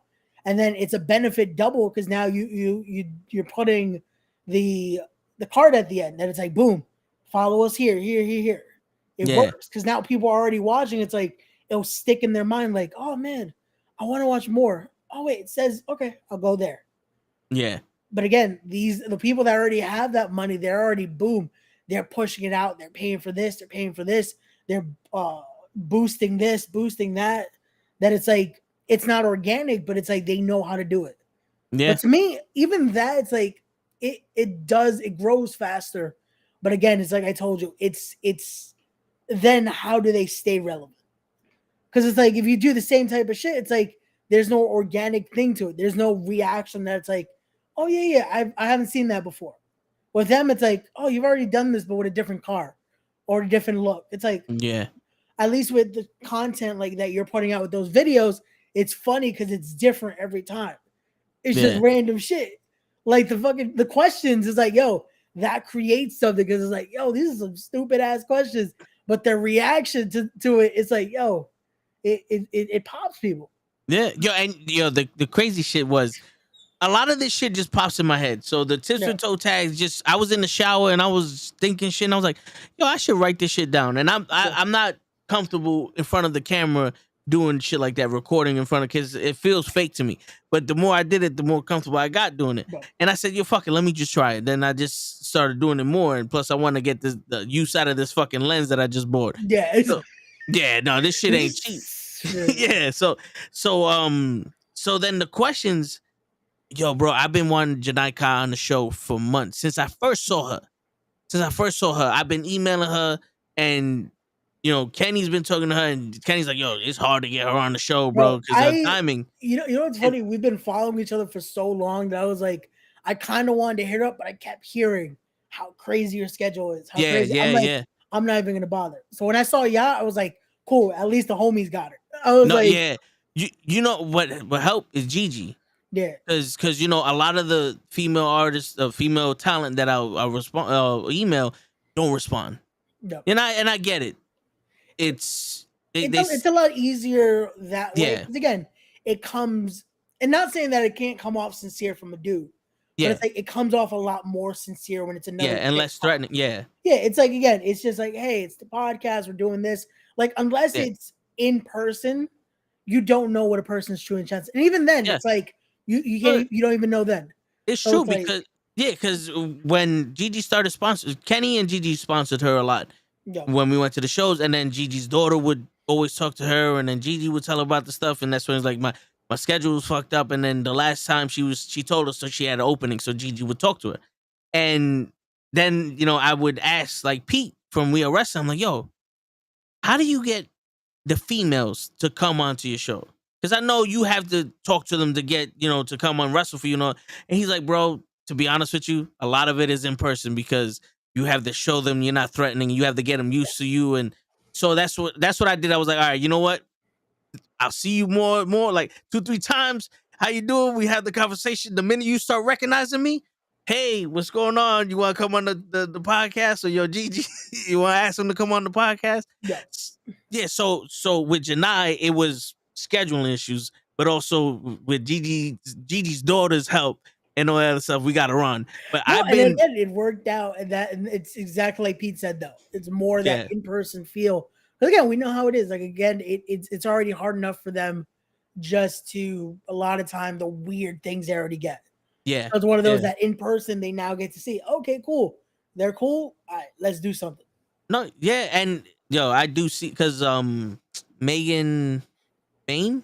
Yeah, the one with the headpiece, Yeah. right? Yeah. Yes. I spoke to her after the Women's Crush Wednesday, and somebody was pitching his podcast to her. And I was like, yo, we sponsored your match. Can I get a picture? She's like, yeah. I was like, I got a podcast also, but I'm gonna let you be. But I see this dude, like, and I'm like, yo, this seems uncomfortable. Yeah. You know what I'm saying? And not everybody has that natural charisma, but it's just one of those, like, she seems forced to sit there and listen to you. Because you can tell a lot of times, this is why I hate when, like, how a lot of people pitch their podcast, because they'll give you're supposed to, I always say, have that elevator pitch. That's like, boom, make it interesting, make it something, keep it short and sweet though. Don't just, and it's like, they don't care. They're just like, all right, hit me up in the DM at one point. Yeah. It's like, if you're actually interested with it, then they'll talk about it. They're like, all right, let's set something up now.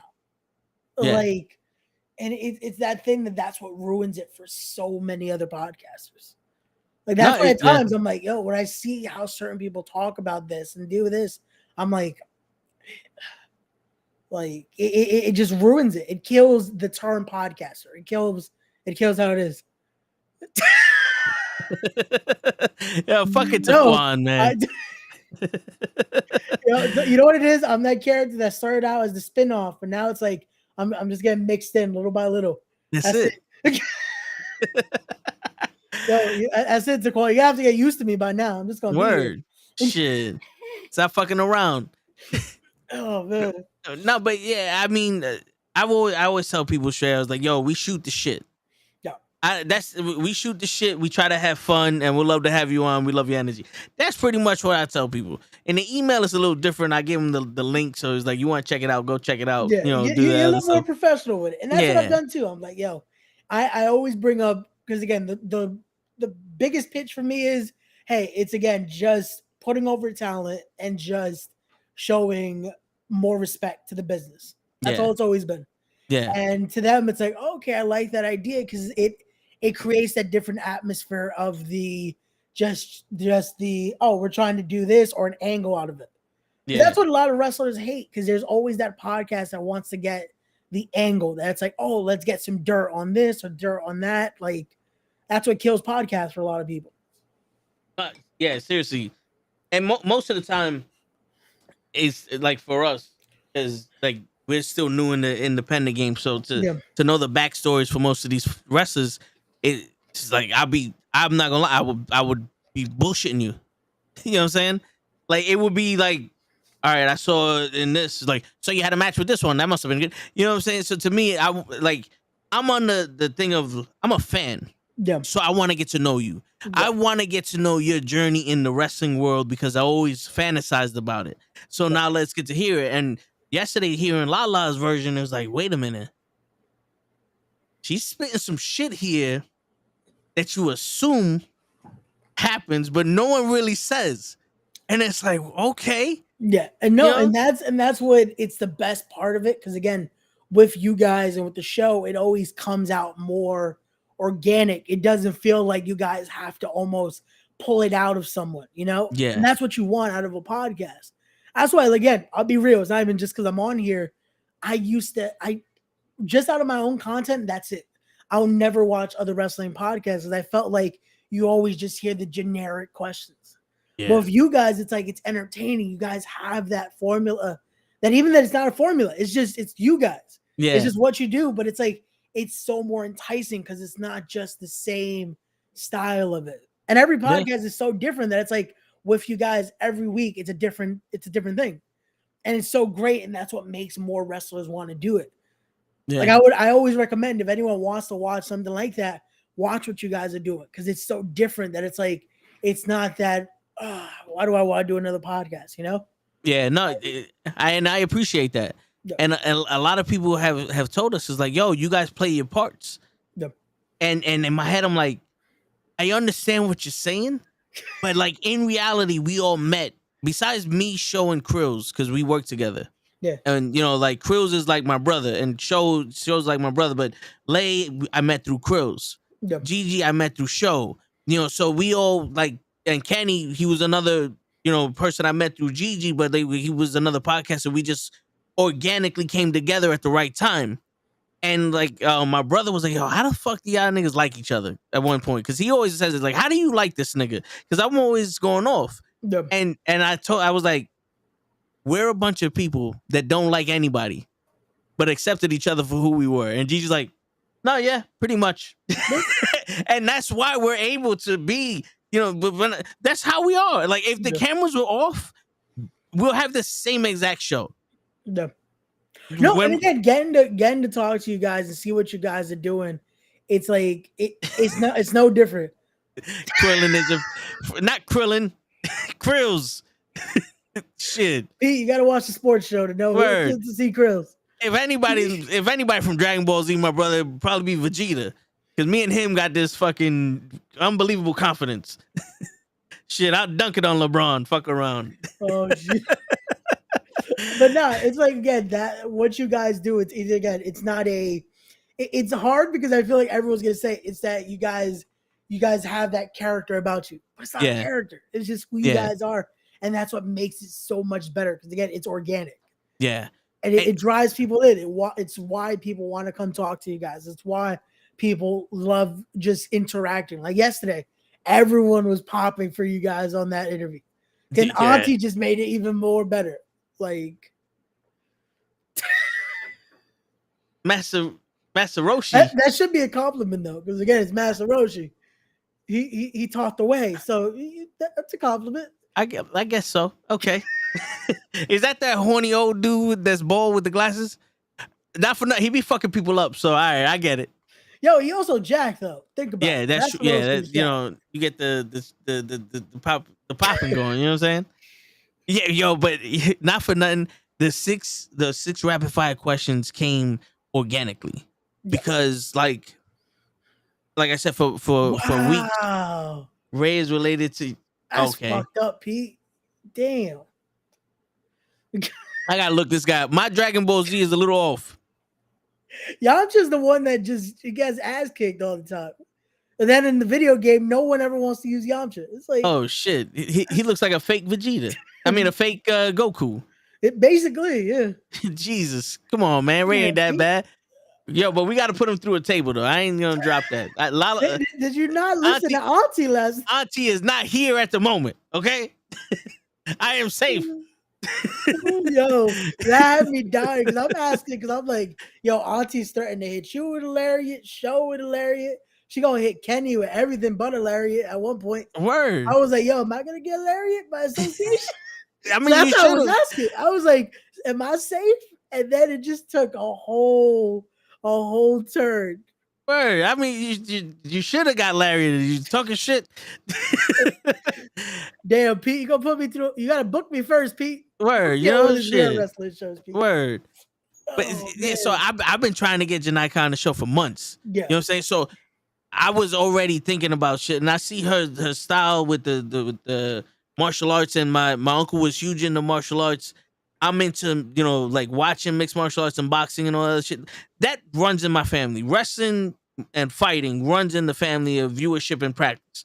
Yeah. So seeing her in there, I wanted to talk to her about it. And that day was a shitty morning, but for some reason, my mentality, it takes a lot for me to have a shitty day. Yeah.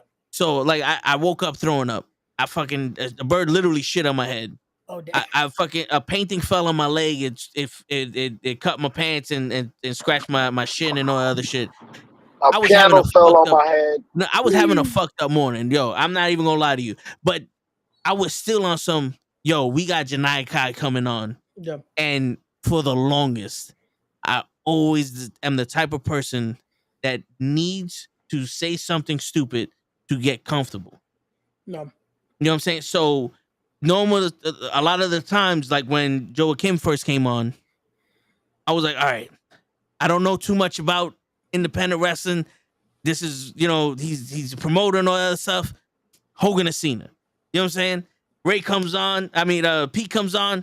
Something stupid. It's always something stupid to get comfortable. And it breaks ice. Because I always have this feeling, being from the Bronx and being the type of guy I am, because I've always been a big dude, muscular wise and all that, and I felt like I was intimidating the people. So I always have to have that little, it's safe here. So being able to break that ice, I was like, yo, I have to ask her about the wushu finger hold. And it just went off on all these questions. Yeah. And I was like, the more I can get her to laugh, but also make it seem like, okay, this nigga's a fool. Yeah. She can get comfortable with us. Yeah, and I think that definitely does it so quickly, but again, now it sets up for now let's get into the real interview here. Yes. And that works. It works so well because it breaks that's what I was gonna say, it breaks the ice quickly. And that's what you want. Because again, you want the podcast to not be like, then you get the afterword of they'll give you that, yeah, this was great. Aki, thanks. You never hear from the person again. Yeah. Like you want to be able to have them be like, yeah, this is great. I'll definitely do it again. Do it like this. Like I love when that's the reaction. Yeah. Then it's like, this is what you want. You don't want to have someone be like, oh yeah, this is a cool podcast. Never talk to the person again. Definitely. Like, yeah, and it also gives you that little bond. Yeah, and that's what you want. You want to build that, especially again. That's what I love about independent wrestling. That it's that small niche. That even though it's a huge niche now, because it has become just something so much bigger, which I love. But it's like it's still that small niche family style. Yeah, that people get. We see so many of us at the same shows, It's like it's always great. Yeah, that is dope. And just like he doesn't want to admit it yet, but I know Jared Diaz loves us. You know what I'm saying? That's what we even joked about it. We joked about it, and it's like that's stuff like that is only can happen on indie wrestling. Yeah, like all this banter and all that, it couldn't happen anywhere else. It's like that's the great thing about all this. It's like shit, yo, you fuck around. We go find the gi. And in the back of it is just say, I'm from the Bronx. That's the only thing that's gonna play as a theme. Is just Toe repeatedly saying, I'm from the Bronx. I'm from the Bronx. It's like, yo, I wonder where this dude is from. I think he's from the Bronx. Nah, can't be. Nah, it's too obvious. It's a little too rough. but yeah, even with Jared, like I did that whole thing of, he stole my birthday because Bougie. Yeah. Bougie was getting that Matt. Yeah. About how come Jared's in a lot of match but you not. And I was like, well, fuck it. Bougie gonna be a heel. I'll be heel too. It's like Bougie's my nigga. So we started getting at him, and that's why I did the whole he stole my birthday shit. Yeah. No, Bougie I love because again, he'll start and plant those seeds just to get some angle out. Yeah. And it's great. That's what you want. Again, it's quick for clips, it's quick for something, and you never know you could build something off that. Yeah. And look at this. Yeah. There's one joke about the birthday. It's over how many months is that show? And it's just like we're going out 3 months already with that shit. Like shit. Yeah. And everybody's gonna know about it too. Everybody's gonna know about it. And it's free publicity for Jared Diaz too. Because if they don't know who Jared Diaz is, at least they know he's a birthday thief. You know what I'm saying? But I was just dying because it's like, yo, this whole time you've been the heel with it, all this. I get Jared Diaz on a podcast, boom, instant heel. I'm like, damn. I tried to. I was trying to be nice. I was civil with it. Nah, yo, fuck Toe. Yeah, I'm like, I was even nice in the pocket. Like, as a spectator, I'm like, yo, I'm sorry to hear about your dog. Fuck you. I'm like, all right, shit. Fuck me then. He was like, oh, now he's being nice. Nah, fuck, like, damn. It's like, shit, I don't know what happens on social media. I'm trying to figure out the fucking algorithm. If it ain't a booty, I don't know what happened on social media. It's like, shit. If you don't tag me in the shit, I don't know what happened. Like, there be times then, like, Gigi be like, oh, you didn't see this one posted up that they're gonna be doing this. I said, when the fuck they did that? And I'm looking, and I'm like, sorry, there's too many booties on my shit. I need to be tagged in something. Now we know to make sure Toe sees anything in the comments. Just tag Toe, or Word. instantly on the post. Tag Toe. Yeah. Like, yo, Put the booty down. Look at the post. That's it. Shit. oh man. I feel like that's what social media is supposed to be for. Softcore porn. I mean, booty. Right, show? Oh man. Show's muted, so That's right. I'm right. muted. I couldn't find the fucking button. yeah. So whenever we go, all right, show, we got to give him like 5-10 Yeah, seconds yeah. for him to find the button. 10 Yeah, minutes. word. Show's over. Like, I was trying to respond to you like fucking 20 minutes ago about some shit you said. Now I forgot. Bro, you said 3 things that I've been trying to cut in. I'm like, you know what? I'm not muting myself. See, show got his own sound effects too in the car. Right. But shit, yeah, man, it's dope. It's dope. Like, it almost feels like a family type thing. Yeah. Especially when you get to see them all the time, because you see them in the ring and then you see them in person. It's like, yo, they're real people, and it's like, yo, that's what makes it even better. Like, you know, I think that's the thing that a lot of people don't learn till they go to a few shows. That it's like wrestlers are still just real people. They're Yeah. all doing the same. Like, again, that's what I love about all this. That it's like I've trained with a lot of these guys, but I've hung out with a lot of these guys. yeah, It's like just because they're doing that, it's like, okay, this is what they do here. Now, switch. yep, Like, and that's what you get to learn as the more and more you go, the more and more you talk to them. It's like, okay, cool. It's like it's yeah. well, And yo, fucking, when the first time I met Darius Carter was at the battle, the Annie Up show. It was Yeah. afterwards. He was gonna drink, and I got to speak to him, and it was just me and him. And he's like, "Oh, now I could put the face to the profile for Instagram, because I didn't know, like, I know toe tags, but I didn't know who toe tags was. But now I see the face. Now I know. I was like, yeah, it's kind of hard to see my face because I'm 6'11". You know what I'm saying? So, like, I'm taller in person than I am on the podcast. So, like, I understand your confusion. He goes, no, I can see that you're 6'11". I just levitate. And me and him were going back and forth on the shit. And, like, I saw him smile on his face. And in my head, I was like, bro, if there was people here, they wouldn't understand. But it's like, we had a moment. yeah. We No, had a I was moment. there. I was there just Oh, yeah. listening, and I've died, and I'm like, because Darius is that guy that even when he's not in gimmick, he's still in gimmick. I thought they were all. They could be as well. Some of them might Word. just be simulations in this. We don't know. Word. We might be a simulation right now. We're most of the Word. time in front of computer screens, so this could all be fake right now. Word. But no, Darius is one of those guys that it's always that just fun in between, and Yeah. that's the charm about it.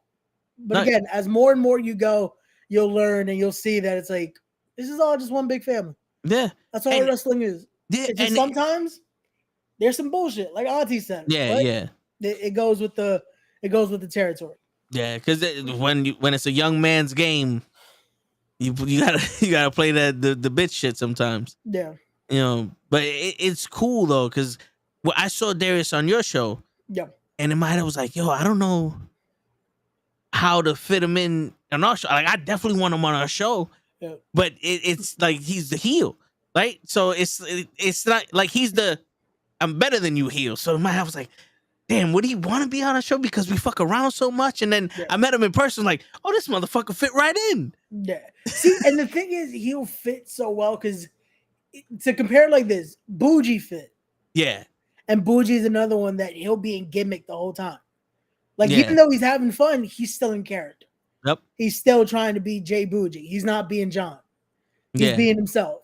Like, Darius is going to be Darius. He's going to be a gimmick, but it fits so well because it's like he's such the opposite of the vibe of what the knuckleheads do that it's just like, yo, you're the whole time you're going to try to break him and try to pop him. And it's just going to be such an interesting just episode.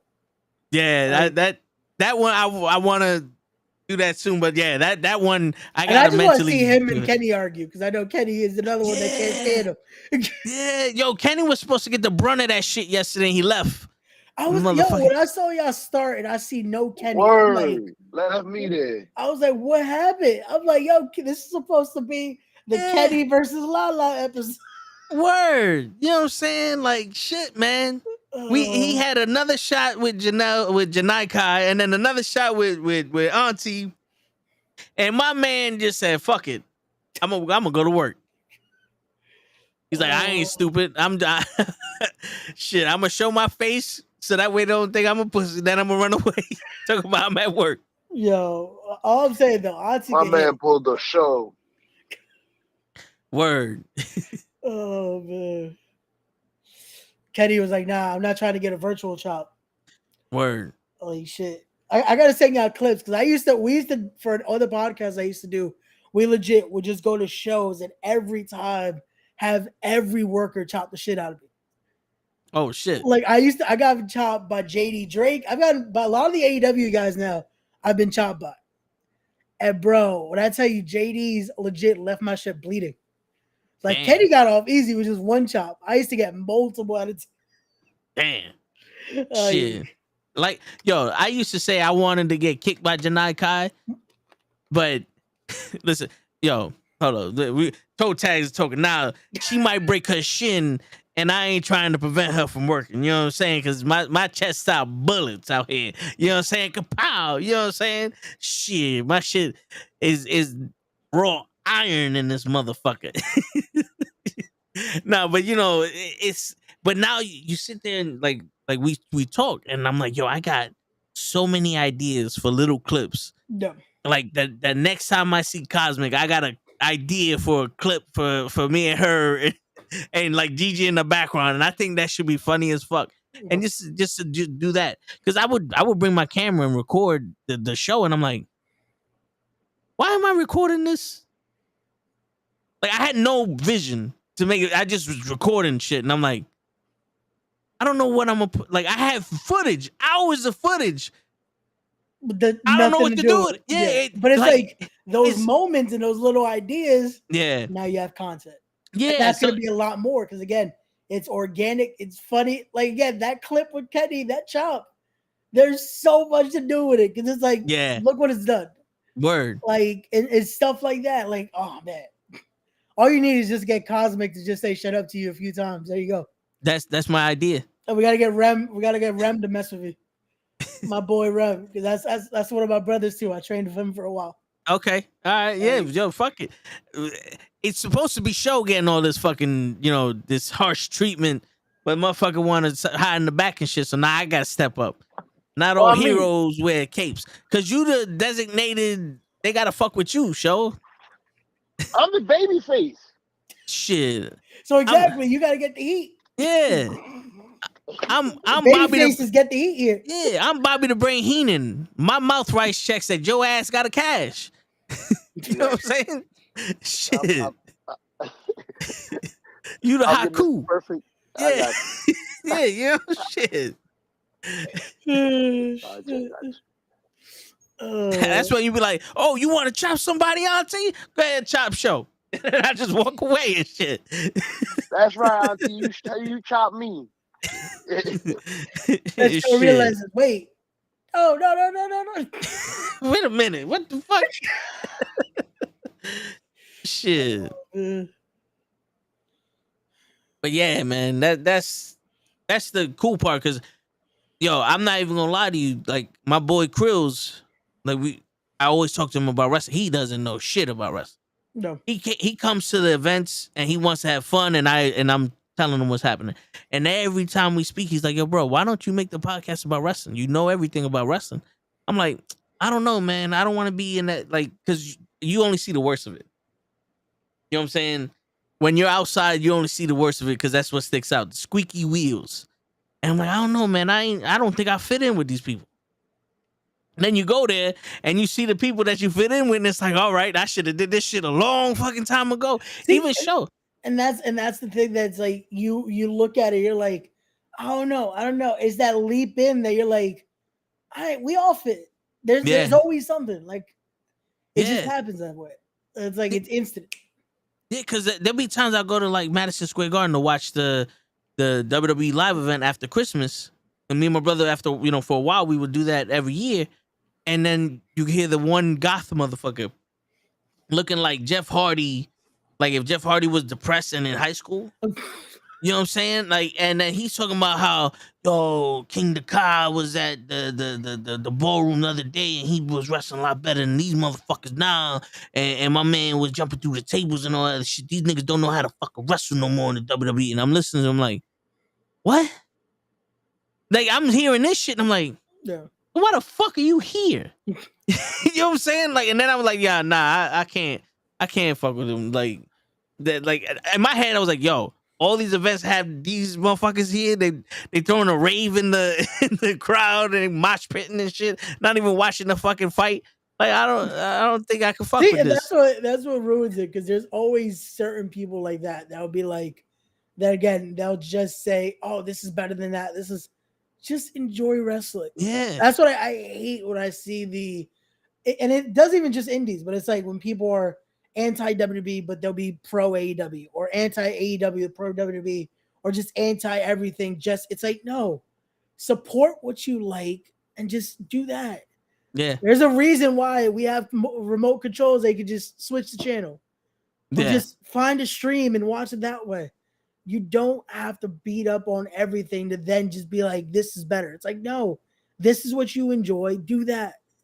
Because to me, I feel like when they do the verses or they do this and that, it's like you're just making it worse for wrestling as a whole. This isn't bettering wrestling. No, it isn't. Yeah. And me and Pro was talking, Pro Wrestling Podcast. We was talking on my way home, and my man was like, the shit you say about Cena, I don't truly believe that you want him to die. It's not like coming from a bad place. It's just, you're doing it to be funny and all that stuff. But in reality, like the shit I say about Cena, the shit I say about Dominic, or the shit I would say about AEW, it's because I know it can be better than that. Yeah. Like at this point, listen, I may not know shit about wrestling. I may have not done shit in the wrestling world, but I have eyes. And I've always believed that I could see. You know what I'm saying? I had 20/20 vision. And growing up watching the 80s, I feel like the 80s is the best era of wrestling when it came to just wrestling and stories and all that shit. Yep. So when you see shit like this, it's like, okay, the vision was there, the execution was bad. I understand that. But when it's everything was bad here, like you had a bad story, a bad explanation of what you want these people to do, and a bad execution of it, that's when I'm like, bro, this should have been so much better if one of y'all gave a fuck. Show hung up on us. Bad, we lost show there. Yep. Show's like, fuck that shit, man. I'll give a shit. I'm tired of you talking shit. But no, it's one of those where, again, you're doing it out of that actual fandom for it. A lot of times when I see people they'll go and hate and hate and hate. And it's not even because they're fans of it anymore. And I'm like, why call yourself a fan if all you do is complain about everything? Yeah. Like, I know there's a lot of podcasts that do that now, that it's like all they're doing is try to find what can they hate on this week? What can they hate on this? What can they do? And they don't talk about any of the good shit. It's like, why are you watching then? If all you found was negatives, why are you watching? Yeah. Like the whole thing is like, we're supposed to be entertained by this. That's what wrestling, again, it's the biggest art form. It's the biggest entertainment shit though. You're supposed to Yeah. be entertained by this. If you're not being entertained, you're wasting your life. Like, what's the point? Yeah. And Like, and then you get those fans that like it hasn't happened to me yet because I don't pay attention to stupid shit. no. Or I don't respond to stupid shit. But when you put out your opinion on something and then someone comes out and just fucking gives you the dumbest thing, like there was one time I said something about Keith Lee. And I'm like, yo, AEW is, like Keith Lee should be somewhere, like he should be a lot better than where he's at now. And this is when he first came and he was doing this shit with Swerve and it was tag team. I'm like, yo, Keith Lee is better than this. And somebody said some shit and he was talking about the WWE version of Keith Lee and this and that and like Keith Lee's fat and all this other stuff. And I'm like, I responded once to this dude and I was like, bro, do you read what the fuck you write? You sound stupid. And that was it. Because I'm not arguing with him because he honestly believes that he's right. So like you can't argue with stupid. Yeah, and that's the with that, that's exactly the point though. It's like no matter what you say, they think they're right. Yeah. Yo, what's up, Hassan? Going It's on, one of Hassan? those where it's like they just automatically, that's it. No matter what you say, there's no logic to it. That's it. Yeah. They're not gonna listen. And it's one of those where when I see those arguments like that people just go whatever you say, they're gonna fucking break it down like no, this and this and this. It's like All I said was it's like all I said was Keith Lee deserves a title shot. I don't know why you're going into his 7th grade fucking high school diploma records and all this other shit. Like I don't know what's going on here, but I just said Keith Lee deserves a title shot. That's it. It's like, bro, it's one of those where it's like, again, you could just say the sky's blue. Yeah. No, man, why would you say that? Sky's red the whole time. Like, yeah. Yo, so you know the Pro Wrestling Podcast? Are you familiar with Dave. him? Yeah, Dave. Yeah. So he posts up like people's tweets. Yeah. Like he's basically giving out the information. He's like, yo, this guy said this. And most of the time that's where I know what's happening with wrestling from his tweets. And you see somebody comment like, why are you starting problems and this? And I was like, yo, at whatever the fuck your name is, do you not understand that he's just reposting a tweet? He's literally giving us that's all he's doing. The information that this guy said this. He's not starting problems.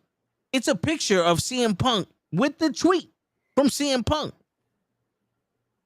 If you can't understand that that's CM Punk's tweet that he just reposted, go, take a long walk off a short bridge, brother. Please. It's like, yo.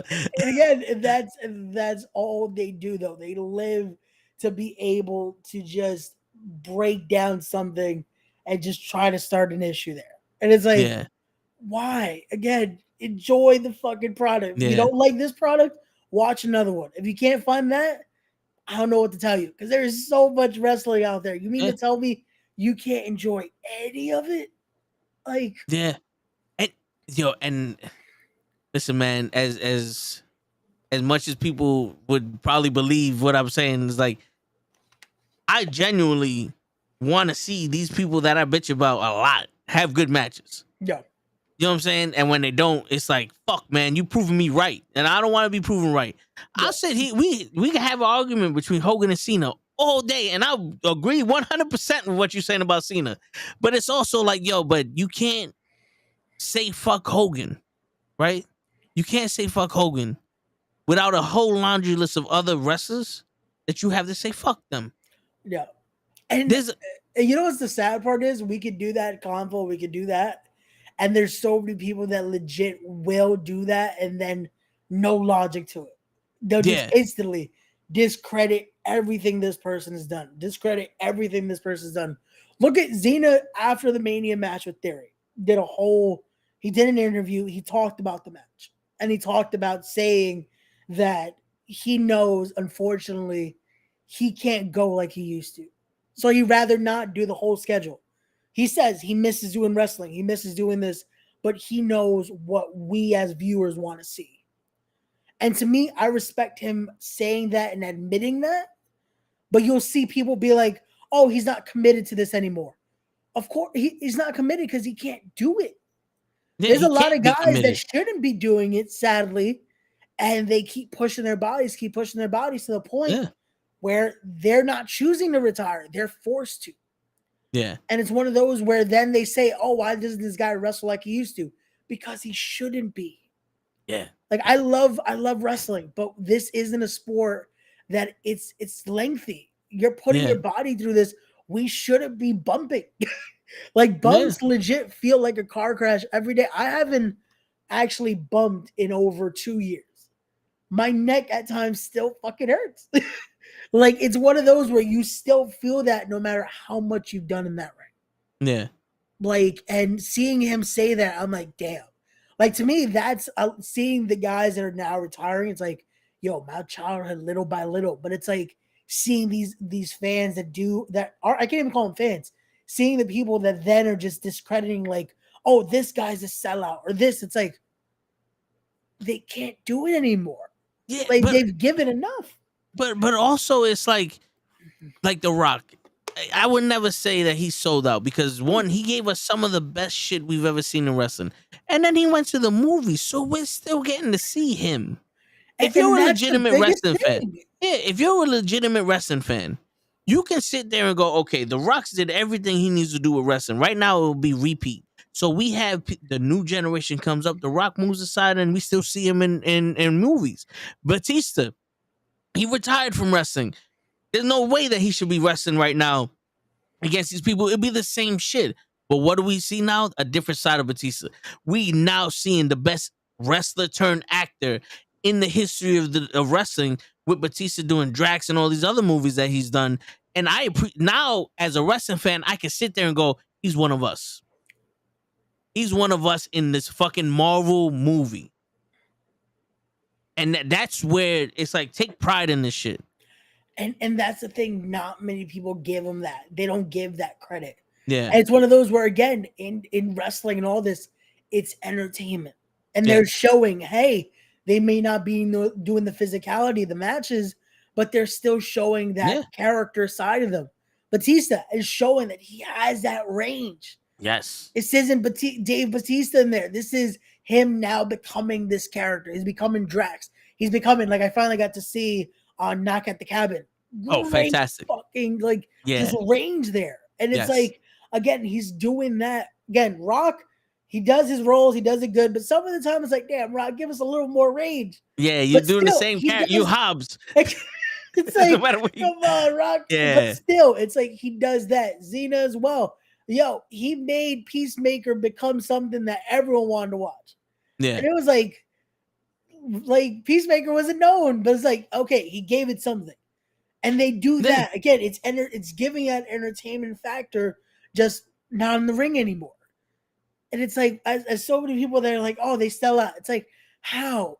They'll still show up once in a blue. They'll give us this. And it's not like they forgot where they came from. They always mention it. And you know, not for nothing, they should feel excited that they're moving on to something else, so that way other people like a Seth Rollins or Ricochet or Randy Orton or you know, fucking Roman Reigns can step up and be the person that they always wanted to be. And that's what it does, and that's why a lot of these guys, like the respect factor of always putting that next guy over, I love when it's still done. Like the Mania match, I said Zena's gonna put this guy over. He has to. Yeah. Like he knows this guy's next up. And Theory, as much as people can hate him, as much as he's good at being a heel because he gets that hate. Yeah. He gets that heat. Xena knew, you know what? I'm gonna put him over. Because my time, unfortunately, it's starting to come up. It's starting to end there. So it's like we need this. Okay, boom. It gets him something because now people are talking. It's like, hey, of course, it's a heel. He's gonna get a cheap win. It makes sense. Why would he try to go over clean here? Especially, it's one of those where you want it to make sense that it's like Xena can't beat this guy clean. It's like, no, if he cheats, of course not. Yeah, like, it's all that. Like, I just wish it was built longer. It was like 2 weeks. They did that build. 2-3 weeks. Yeah, and it's sad because it's one of those that they had it. They could have built this so much because it's been the match that Theory has talked about since day one. Yeah, he's talked about it since he was in Evolve. He's talked about it since he was just on the Indies. he was going to be the next John Cena. They had so much they could have done, which I get it also. It's one of those where they're hoping, wait, do we have Cena for this? Because we just saw it with The Rock. Now everyone thought we're getting Rock and Roman. And then Rumble comes, we're not getting Rock and Roman. It's time to figure out a new plan. Word. And it's like, I get that also the business, that it's like, hey, we can't build till we confirm everything. Because also with WWE, it's harder to be like card subject to change. Yeah. Like on the indies, day of, you might get an unfortunate card subject to change. Now we're switching this up. WrestleMania, you can't really do that like that. It's a whole nother marketing strategy. It's a whole different ball game there. And I get that. But if they would have built that so much more, like just a month's build would have at least done something to tell a story there. Yeah. Like it felt so rushed that even the match itself, when it comes to what it became, it's like we got the fast forward version in a sense. Yeah, pretty much. That's what it was. And it kind of killed it with the whole "you're not ready yet" shit. You know, because to me, I don't think telling someone like you're not good enough is gonna help them. Unless you go, yeah, I accept your challenge. You can't hold a candle to my ass, because it's like, we're gonna fight, but I'm just letting you know you ain't shit. Like, I'm gonna fuck you up, as opposed to I'm not gonna fight you because you're not good enough for me. Now it's like, wait a minute. It ruins it because it becomes it's the one thing we're always told not to do in promos. Anyone that's ever taken a promo class, anything like that, you're first told never put down your opponent that it makes no sense now. Yeah. Because if you put down your opponent to a point that it's like, so if you win, you beat a nobody. If you lose, you just lost to a nobody. Yeah. So it's like, you want to make sure that, again, you can talk your trash, you can do all this, it's like, you want to make it still have some sense to it. Yeah.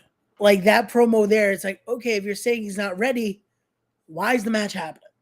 Right? Like, it's like, you want to say, you know what? You could do it. Just like you said there. Perfect example would have been like, we'll do the match, but you ain't going to measure up. Yeah. You ain't going to be able to hang in there. You can have 20/20 vision, but you ain't going to see me. You know? There's so many directions they could take it. But again, it's so short timing. That's all it was too. That it's one of those where it's like, you know what? We got to make it at least a little bit interesting. Say I'm not going to do the match. Then we still do the match. Like, shit, the Taker Xena build had a better build than this. Yeah. And he was doing it by himself. Yeah, and he did it by himself, Cena. He was building that matchup by himself because Undertaker never responded until they sent him that note and he ran down the aisle. I remember that, yeah. That's still the best. Just, that's it. Gotta go. And it's like, okay, I guess we're getting a match. 5 minutes. And it's the documentary breaks my heart to see Taker was like, I could have gone a full match. Yeah, like, he hearing wanted him to know that he was ready for a full match and they gave him 5. It's like, Word. There you go. Show's back. There we go. I'm back, baby. Y'all can't get rid of me. I'm like a fucking roach. All right, good. Because we got a bunch of people wanting to beat you up now. Oh, shit. It's what show leaves again. Like, nah. Yeah, word. No, but yeah, that's what bothers me.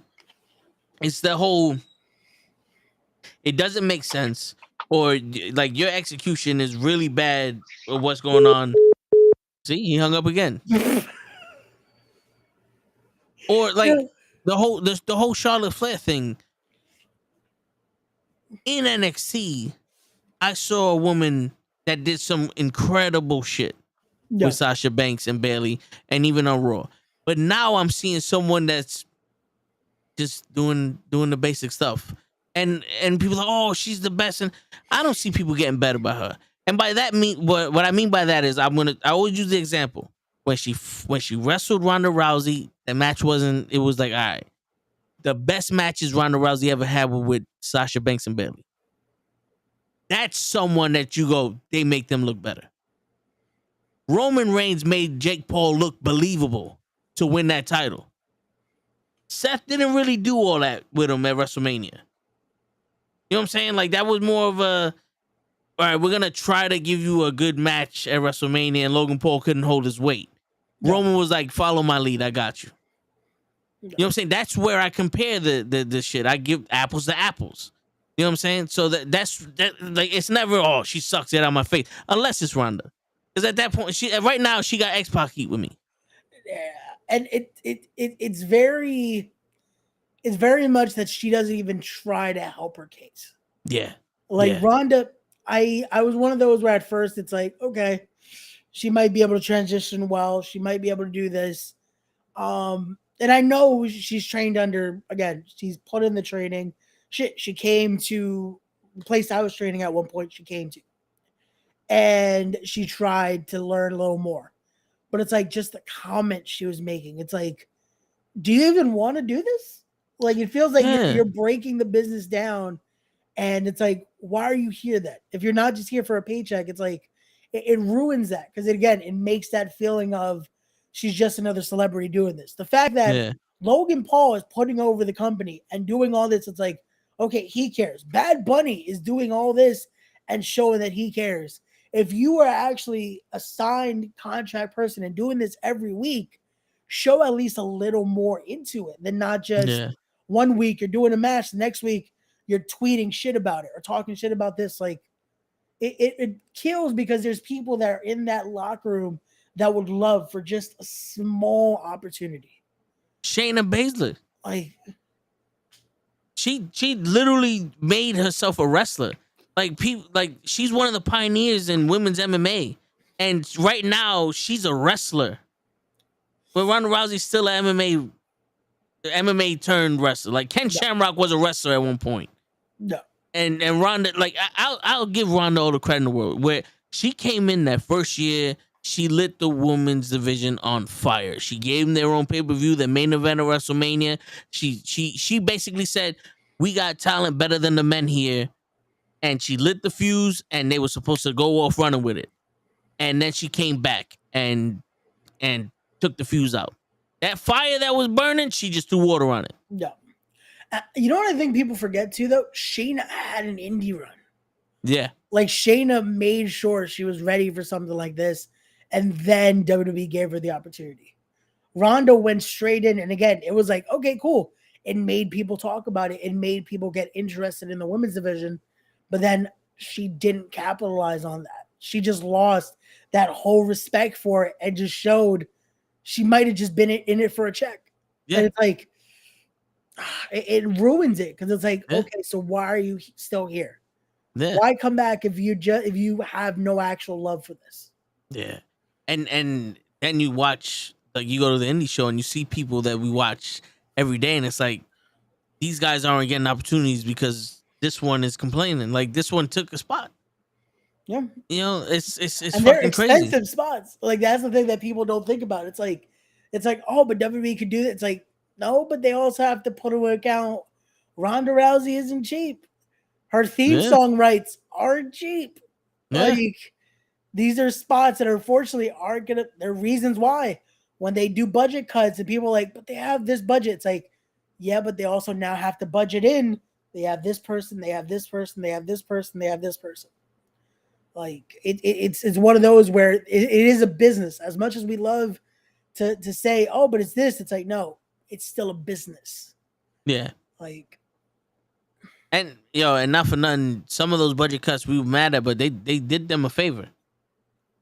For a lot of them, it's one of those where it's like, again, at first it's like it sucks because you never want to see anyone get that cut. Because it's like, damn.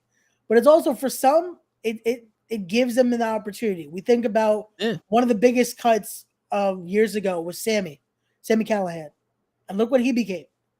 It's guys like that it's like Cody was the biggest one. That it's like he took his jump because he was just gonna get the budget cut anyway. Yeah, and it's like there's so many of those that's like boom.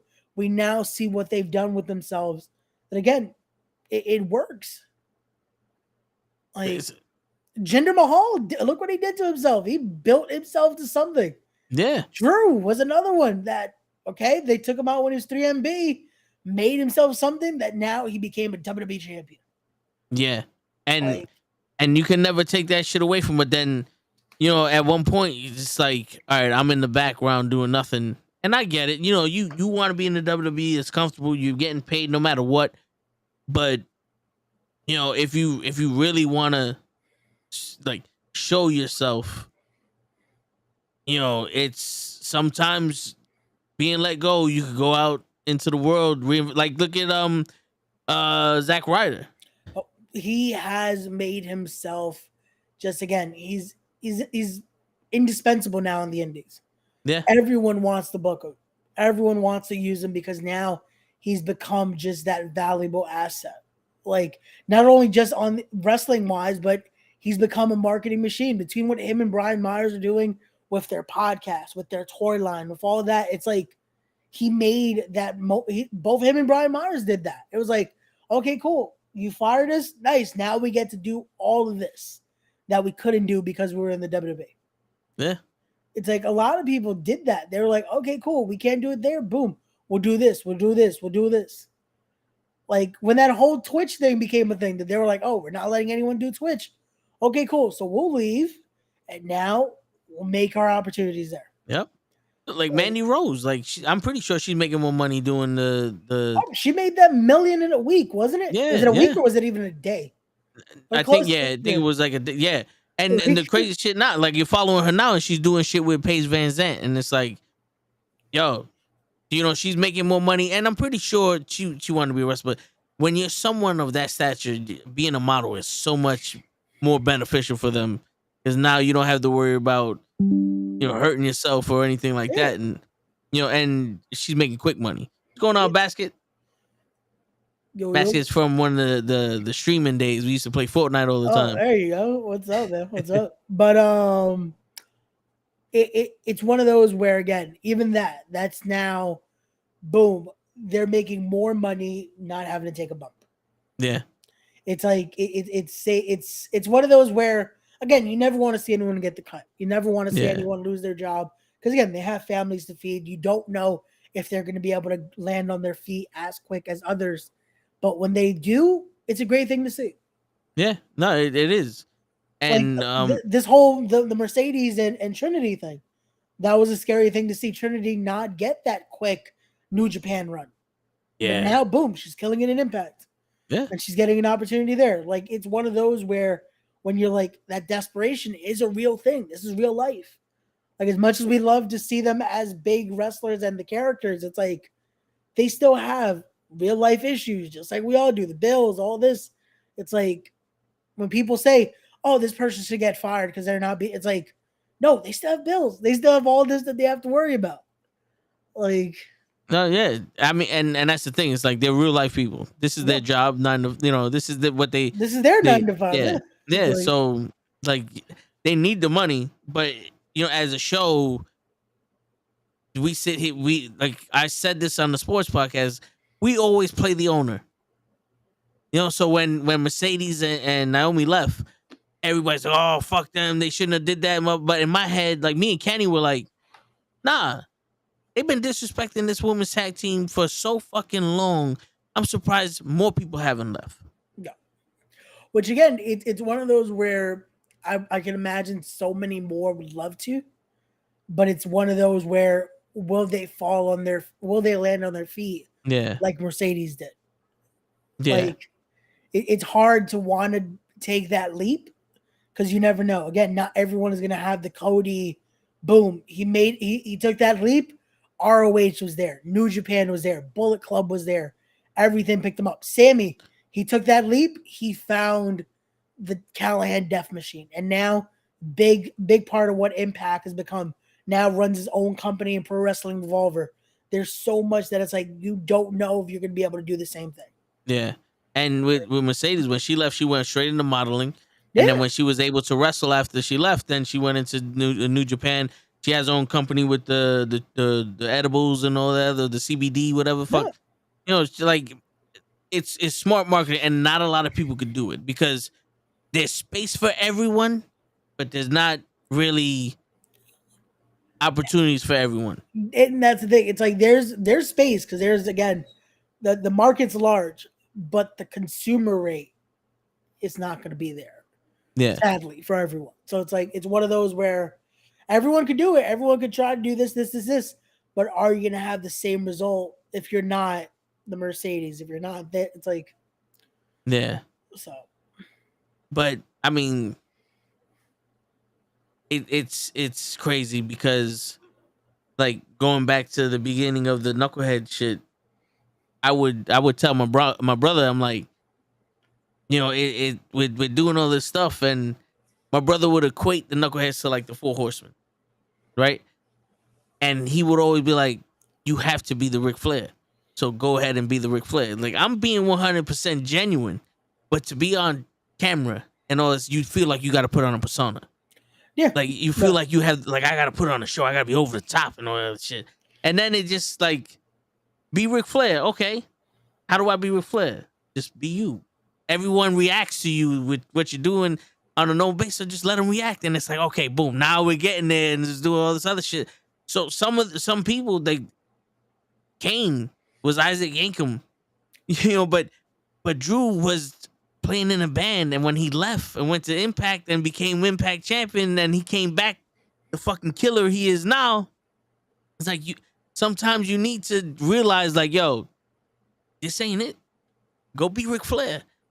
Yeah. You know, go somewhere and be Ric Flair, and then come back. Yeah. Again, it's that. It's finding what it is. It's that missing piece. It's finding what it is that it's going to connect. It's going to be here. And for all of us, we have that in there. We have what's going to be that center stage, that boom. Now this is what people get to. This is what people connect to. This is what people want to see. This is what people want to be listening to and being here. Because again, I still question. I don't get how people like. I watch podcasts like that, but it's still the weirdest thing of why do people want to watch us talk?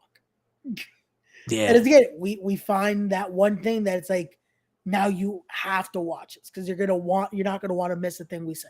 Yep. And like, you know, I've watched other people's podcasts. Like I study. So when people come on, I study my opponent, right? So let's say like Janai Kai or like Jared Diaz or whatever. I watch him on your podcast. I watch him on other people's podcasts. And like you ask the questions like, all right, what does respect in the craft mean to you? And then they get to show their appreciation for wrestling and all that. And you know, and it's cool because it's like, you're basically like, yo, here goes your opportunity to tell people shit that you have to be asked for you to explain. You know what I'm saying? Like, you can't just turn on a camera and be like, this is why I love wrestling. No. Someone has to ask you, like, what does wrestling mean to you for you to know why you love wrestling? You know what I'm saying? So you're asking that question and they're answering it, and it's legit. Like, they you could see them being 100% sincere and like appreciative that they are able to say this stuff at this moment in this time. No.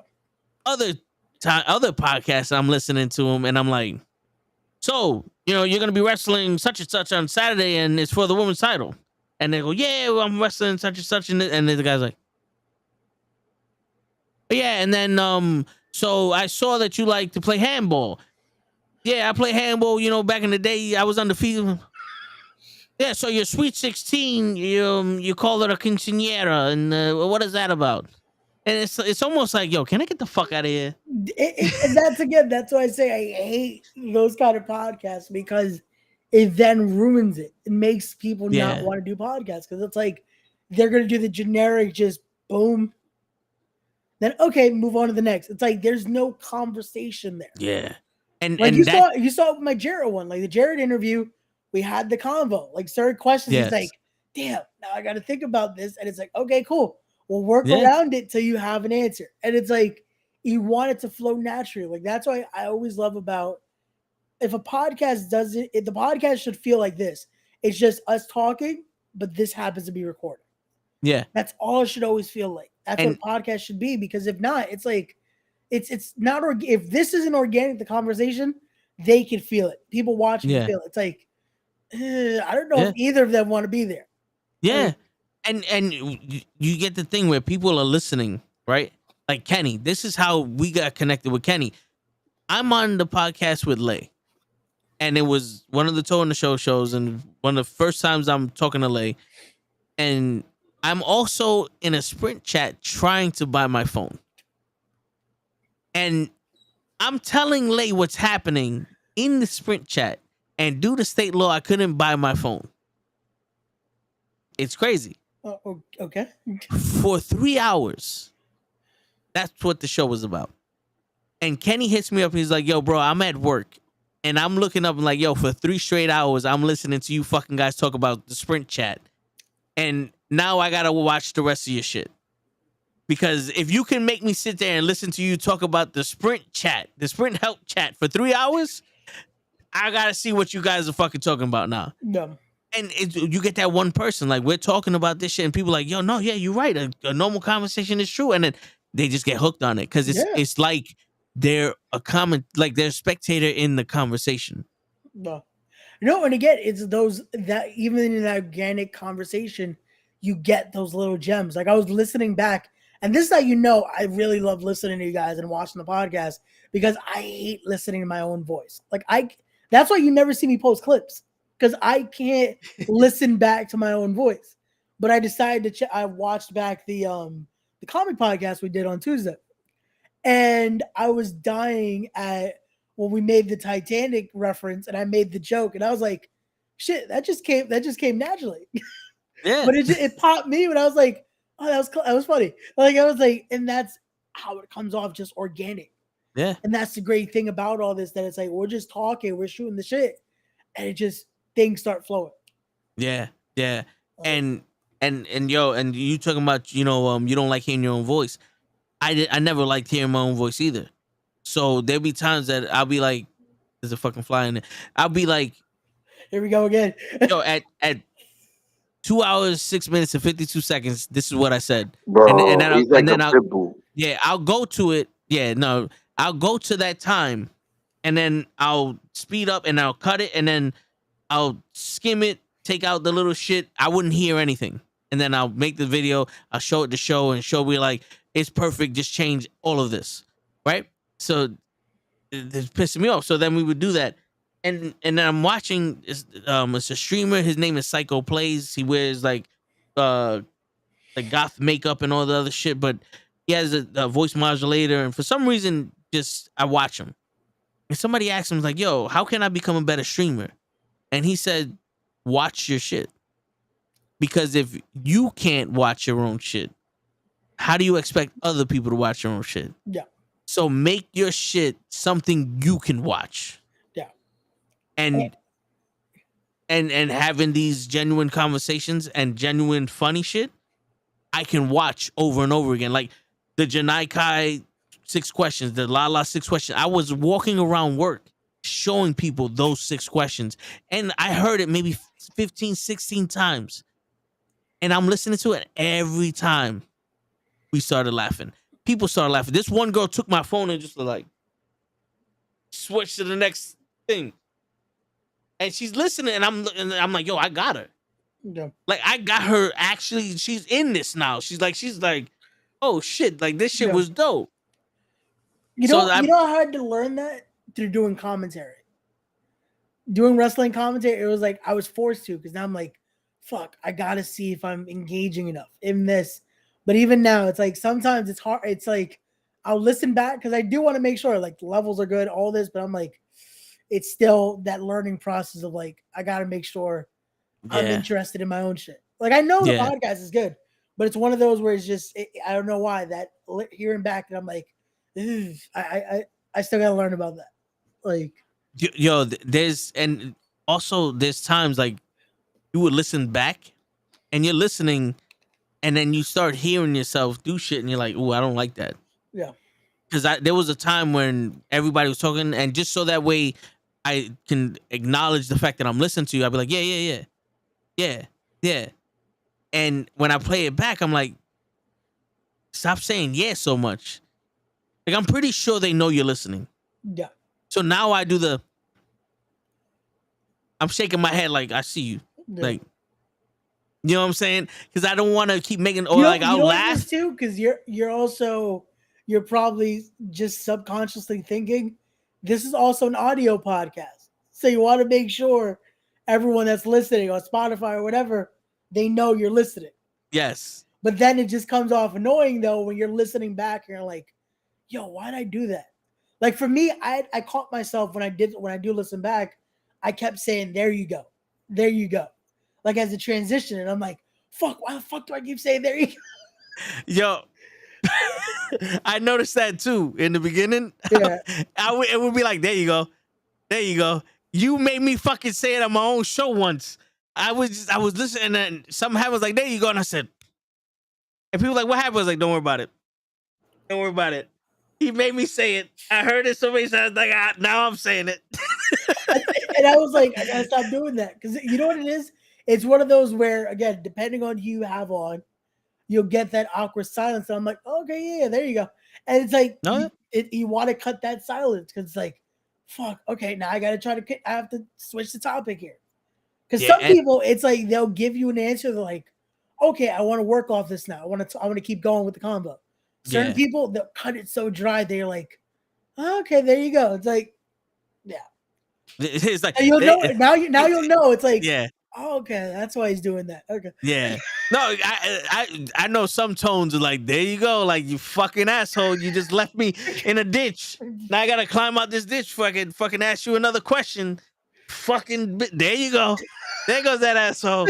You fucking cocksucker. I asked you what did the craft mean to you? And you just said, oh, craft macaroni and cheese. There you go. We can't build off of that shit, asshole. Yo, now. The amount of times I've gotten that fucking answer, I'm like, motherfucker, man. Yo, word. Yo, facts. Exactly that. Word.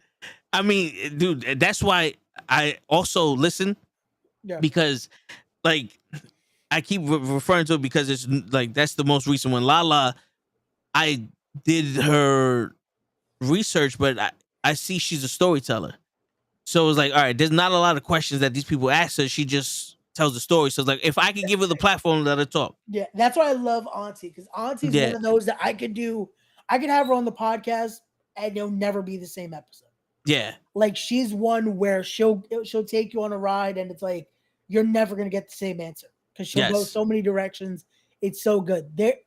I've noticed with the interviews, it's always the vets that you'll get that because so many vets love to break down stories. And it's like that hour we're going, you're like, I kind of want to keep going. Like if you guys have 3 hours to kill. It's like with me, I try to keep it that hour. Yeah. And it's like, I'll be like, yo, I kind of want to keep going. Fuck it. We're still doing it. Like I used to do another podcast on the channel that would be me and it's another wrestling vet, Monster Mac. I call him one of my wrestling deals because we've all learned from this guy. And we used to do a podcast that will have other veterans come on and they'll tell stories.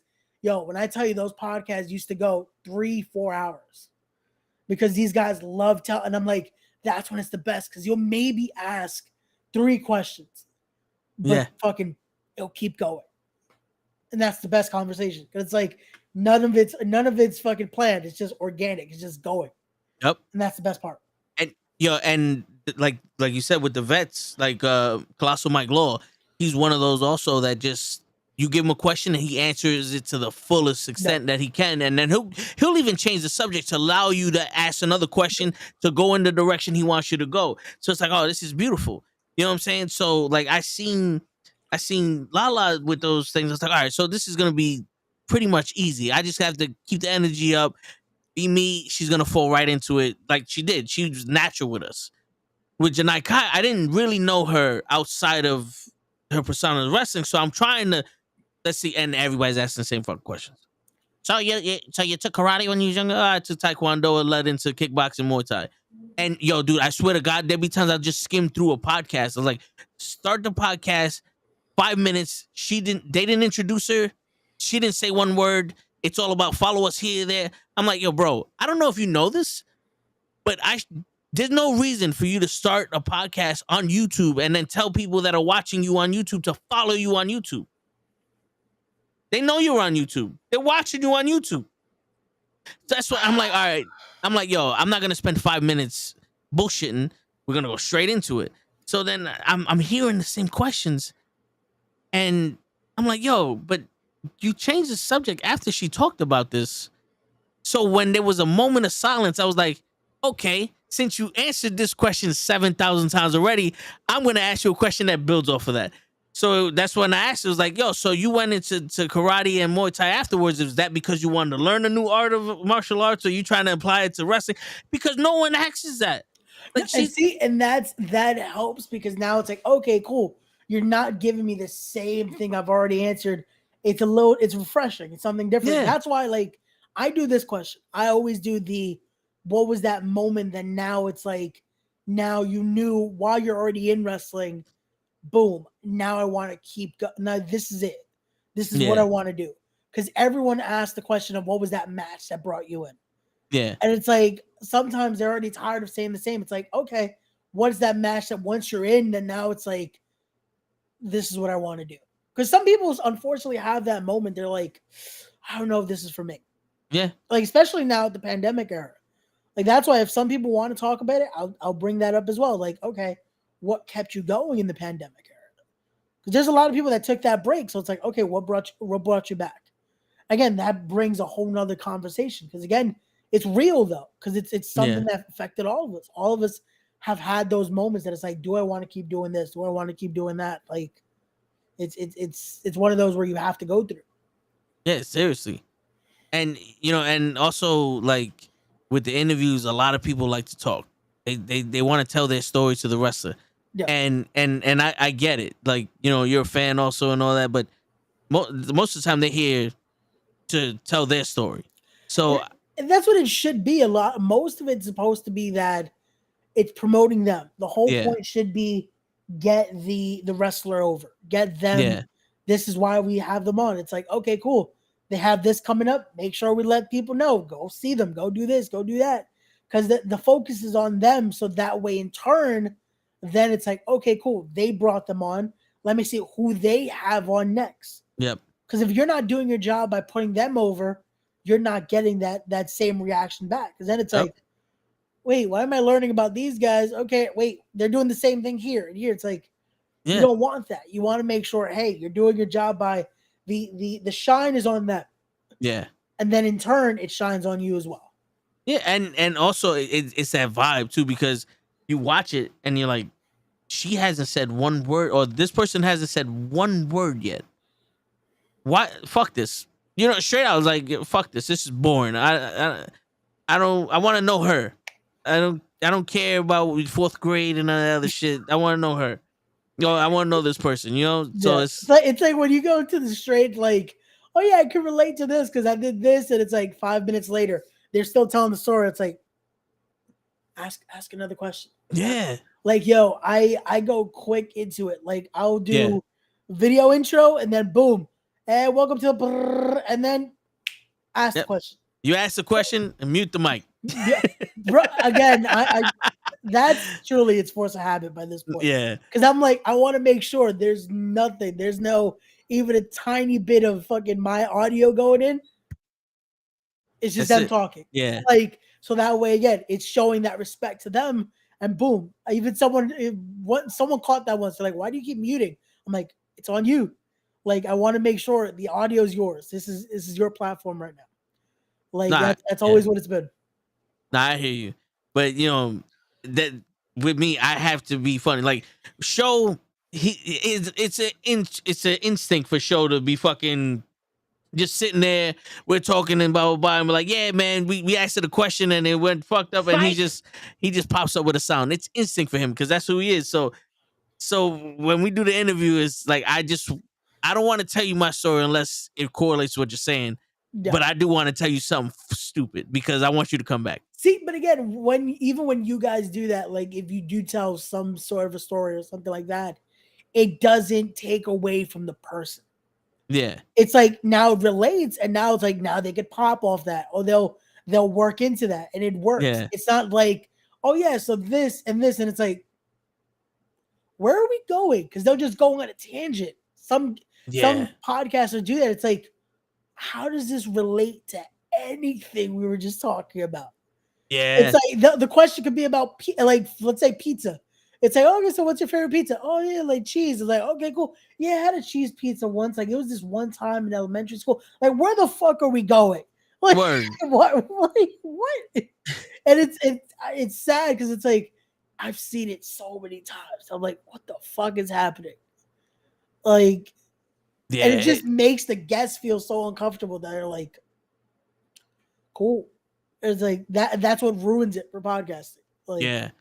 And yo, dude, we had to learn on the fire because one of our first interviews was the X-Men writers and creators for the TV show, and like Pro hits me up with their email. He's like, "Yo, contact them, see if they come on the show." I was like, "All right." So within like 7 hours, they replied back, "We could do it this Tuesday," and I'm like, "It's Tuesday? Shit, hold up." And I hit up Lay, I hit up Cap, I hit up Cabs, I hit up Show. I'm like, y'all niggas need to be on the show. I don't give a shit what you're doing. If you get hit by a car, come on the fucking show. And like, what happened? I said, they're gonna be on. And everyone's like, yo, I'm there. And it was we were so excited, but I did not write down any questions because it was like, I'm gonna give the energy, but I know these guys have it. But it was always, they're telling their story. So it's like, yo, we got this shit. What I really want to know, what's up with Wolverine and the unicorn? Like just one little thing, and then they go off. And then they tell story after story, and now it's just my job to make sure that they know that we're listening, and we're gonna give like little comments so it doesn't seem like they took over the show. Because a lot of people, they're like, yo, I felt like I took over. Like, no. You could have read the phone book to me. I'd have let you talk. no. You know what I'm saying? Oh no, I've gotten that a few times, and it's like, oh my god, I'm so sorry. Like this, it's like, no, this is what we want. Like Jared apologized to me like that this week, and I was like, bro, it's a podcast. I want you to talk. Yeah. Like if you're should not apologize talking, to me though. Not fuck with you. Baby steps, Toe. We're not there yet. Like he's still telling fuck you. Like you're like, yo, I'm so sorry for your dog, man. Yo, fuck you, Toe. Like shit. Him and the ref. What's his name? Chris Steve? Oh, Nick Shin. Yes, him and the ref. They just out of nowhere. For no reason, just saying fuck me. Oh man. Now, but we gotta get shit on the podcast just to talk more shit about you. Word. Oh man. No, but yeah, I mean, but yo, not for nothing. Jared Diaz is a well-spoken individual. Yeah. So when he was giving those answers, like he's very intellectual with it and decisive and all that stuff. So it's like, yo, go ahead, spit your shit. No, and again, that's what you want. You want it to be again, not the one-worded "yep" or yeah, that happened. It's like, give me more. Why does this feel like you shouldn't want to feel like pulling teeth? It never should feel like that. Because then it's like, all right, why are we here? Word. And side note, fuck you, Taquan. All right. There we go. Taquan. Finally, the heat's off me. Taquan's going back to you. That motherfucker. I'll repeat this for the 150th time. We need to get Big Papa Pump back. Now that we who we are. Now we the real knuckleheads. I think you're talking about Buff Bagwell. Never mind. Don't bring nobody back. he gets Buff Daddy with Big Papa Pump. It's Buff Bagwell, not Scott Steiner. Scott Steiner would be a great interview to have him on, though.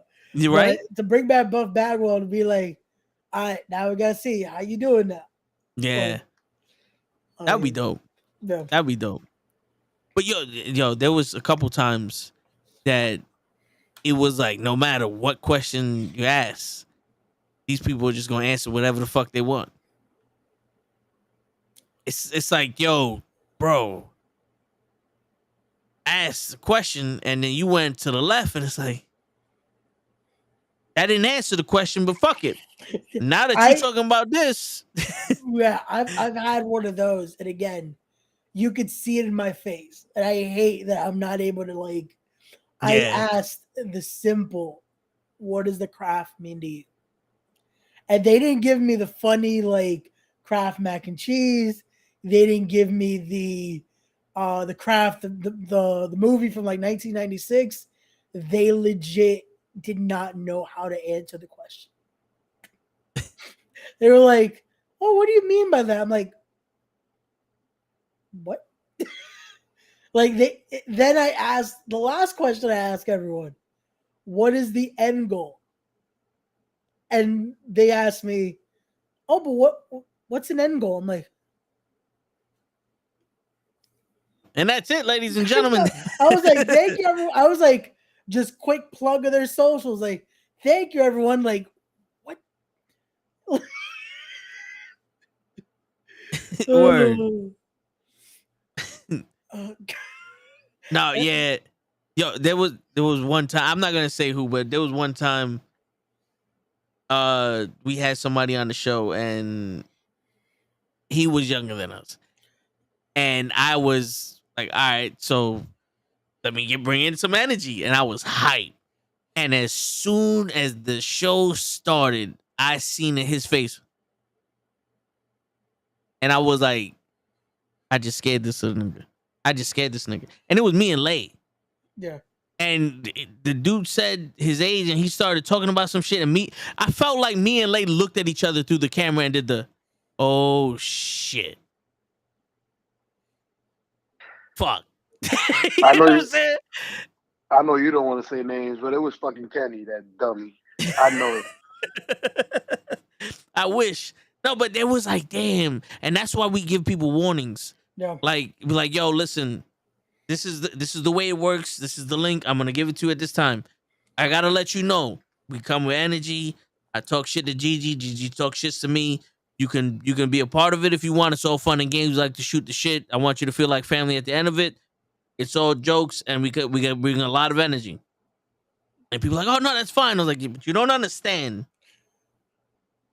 And a lot of people they hear it, and I'm gonna mention Janai again. A lot of people like they're like, yeah, whatever. And then the minute and you see wait a minute, this nigga wasn't playing. Like, no, I don't. This is serious shit. But damn, so I never got my warning. I just got the link.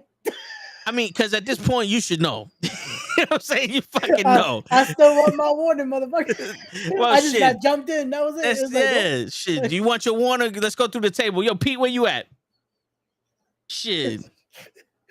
Shit. The glare of Kenny's head frightens people. Real word. Show, give Ray the warning, Show. Takes a while for him. He don't know what a mute button is. Here's the warning, Ray. Toe is usually gonna get crazy if you mention John Cena. I'm usually gonna take about 20 seconds to answer you. Gigi's gonna fight with Toe, right? No, actually, Toe is gonna get jumped by Gigi and her daughter. Her daughter appears out of nowhere. Her daughter's like Solar Sequoia, bro. Like she just appears out of nowhere. What's up? Word. Give him the thumb. So, anyways, that's your warning. Have a good day, sir. There we go. I got my warning finally. There you go. Finally. Yo, Show, you know you can participate anytime you want. I am participating, but when you like telling stories, I can't participate in your stories. I don't know your stories. But you know, you can sit there and be like, yeah, man. Or like, you know. He said you can say, yeah, man. Yeah, he's like, you can be like, yo, Ray, let me ask you a question. Who's the dumbest person you ever spoke to on your podcast? In the middle of you telling a story? Yeah. It's probably that person that said that did not know how to fucking answer. Fucking what the crap. It's like, bro, Wow. like, then not knowing what an end goal is. It's like, make some shit up. Yeah. Like, bro, I think that was my shortest episode I ever did. I probably did like 25 minutes. I was like, I couldn't keep going. Was Like, this person a wrestler? They weren't. They were a content creator. I could tell. A wrestler would know how to move, you gotta be quick on your feet. Yeah. When I say I'm gonna call a move, you gotta do it quickly. Yeah. See that, Show? How you participated? My apologies. So you Show, hear all scared the to noise in the comment on the background? Toe in the Show. Word. Oh man. No, but yeah, I can. It was a younger person, right? We don't have to put no names. It was a younger person, or No, actually, it was an older person. yeah, that person was just making content because that's the thing to do. They have no idea what the fuck they're doing, why they're doing it, because that's what it is. Like, what does the craft mean to you? Like, so creating content. What does it mean to you to create content? What do you mean by that? So you don't give a shit. You just trying it out. That's what it is. You have no moral stake in this shit. You're not investing your time or nothing into it. This means jack shit. You think it's an easy way to make money. Check. What's the end goal? What do you mean? What's the end goal? Oh, so you don't think you can go far from this shit? All right, you still trying to figure your shit out? Got you. That's the end of the interview, ladies and gentlemen. We'll come back next week with a real motherfucker. Oh man, Walk away, Ray.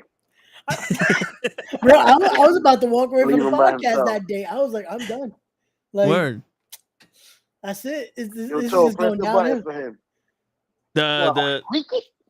oh, I gotta find it. Nah. There you go. Oh my god. I got you. Yep, that was Ray. Nah, but the whole thing. Oh shit. There you go. The fuck is that? Yeah, the fuck is that? No, Yeah. that happened. It was just a fucking shutdown. The boom, like, nah, that was it. See, I used to know where my shit was at. He got so many buttons, bro.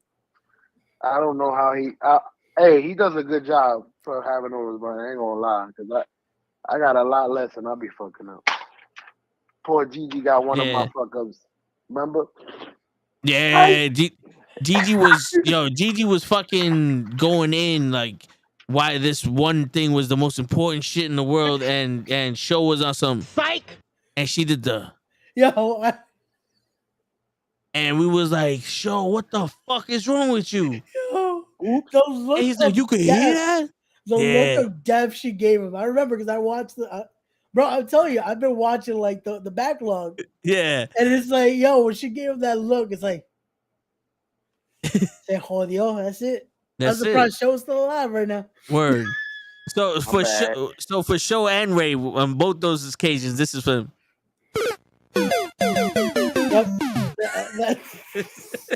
Yep. Game over. That was me at the end of that interview. Like, that's it. We done. We ain't coming back from this. She They're quit just for like sticking 2 the weeks tip and after hoping that. it moans. What the fuck you talking about, Taquan? I guess he's talking about like the person doing content. I don't know. I guess so. Shit. I mean, you say that to just the tip. Like shit. I always wanted to square mutton. Pause. Shit. But yo, yeah, there all we right. go. Yeah. So it is that. Oh, okay. Yeah. There you go, Taquan. Appreciate you speaking English to us. Show, you got a topic you want to talk about? Because I know he. I'm not gonna lie. I did have a topic, but I didn't. I'm not prepared since I just got home. Like I just literally walked in. I mean, you got time, Ray? Because I mean, usually on the show we go a little over. There's no rules in this one. Oh nah. This one don't gotta go. I'm over here cleaning, picking up shit. I don't know if y'all hear me. No, we hear you. So you're not gonna get on your computer? Yeah, I'm gonna get on my computer in a second. In about 30, 40 minutes. Nah, I'm gonna get on before y'all log off. I'm just like I told you. I just figured out what the hell my wife is doing. It's my kids' first communion or something. Well, that's what it says on the wall. I love that. I just figured out what my wife is doing. I think is this. I don't know. Yeah. I heard creaming instead of cleaning. Hey, yo, well, you would hear more of a Taquan. I bet sound. you. I don't even know who said that. And look, No, I said a name. Was I yep. right? Yeah, you was right. Wow. Fucking Taquan, always here starting shit. Fucking Taquan. This is a good Christian show. But what was one of the topics that you had?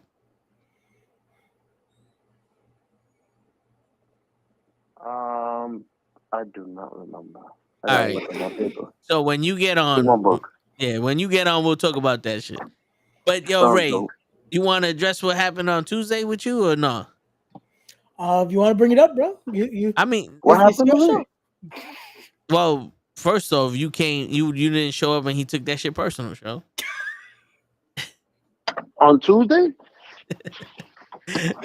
That's not what happened. Nah, yeah. Nah, it got personal with Cabs, talking about his story with his pops and all other stuff. And, everybody, well, most people know the situation with my mom's and my uncle and my grandmother and all that stuff. So, I mean, Kenny's pops and all that. So, we talk about stuff like that. If you want to get stuff off your chest, it's a safe space for men to show emotions and Yeah. get shit No, off. it was funny because it was that Never topic can of like never. of Cabs bringing that up and saying that we had that cry and all that. And when he brought up the pop situation, I didn't notice it was visual that you could tell what my face was doing because I did lose my pops. Now it's 8 years now, so it was one of those where that hit me like I could have sworn I turned off my camera too, but I guess I didn't at the time, and it hit me there. I was like, damn, it was one of those You moments. motherfuckers. You got me.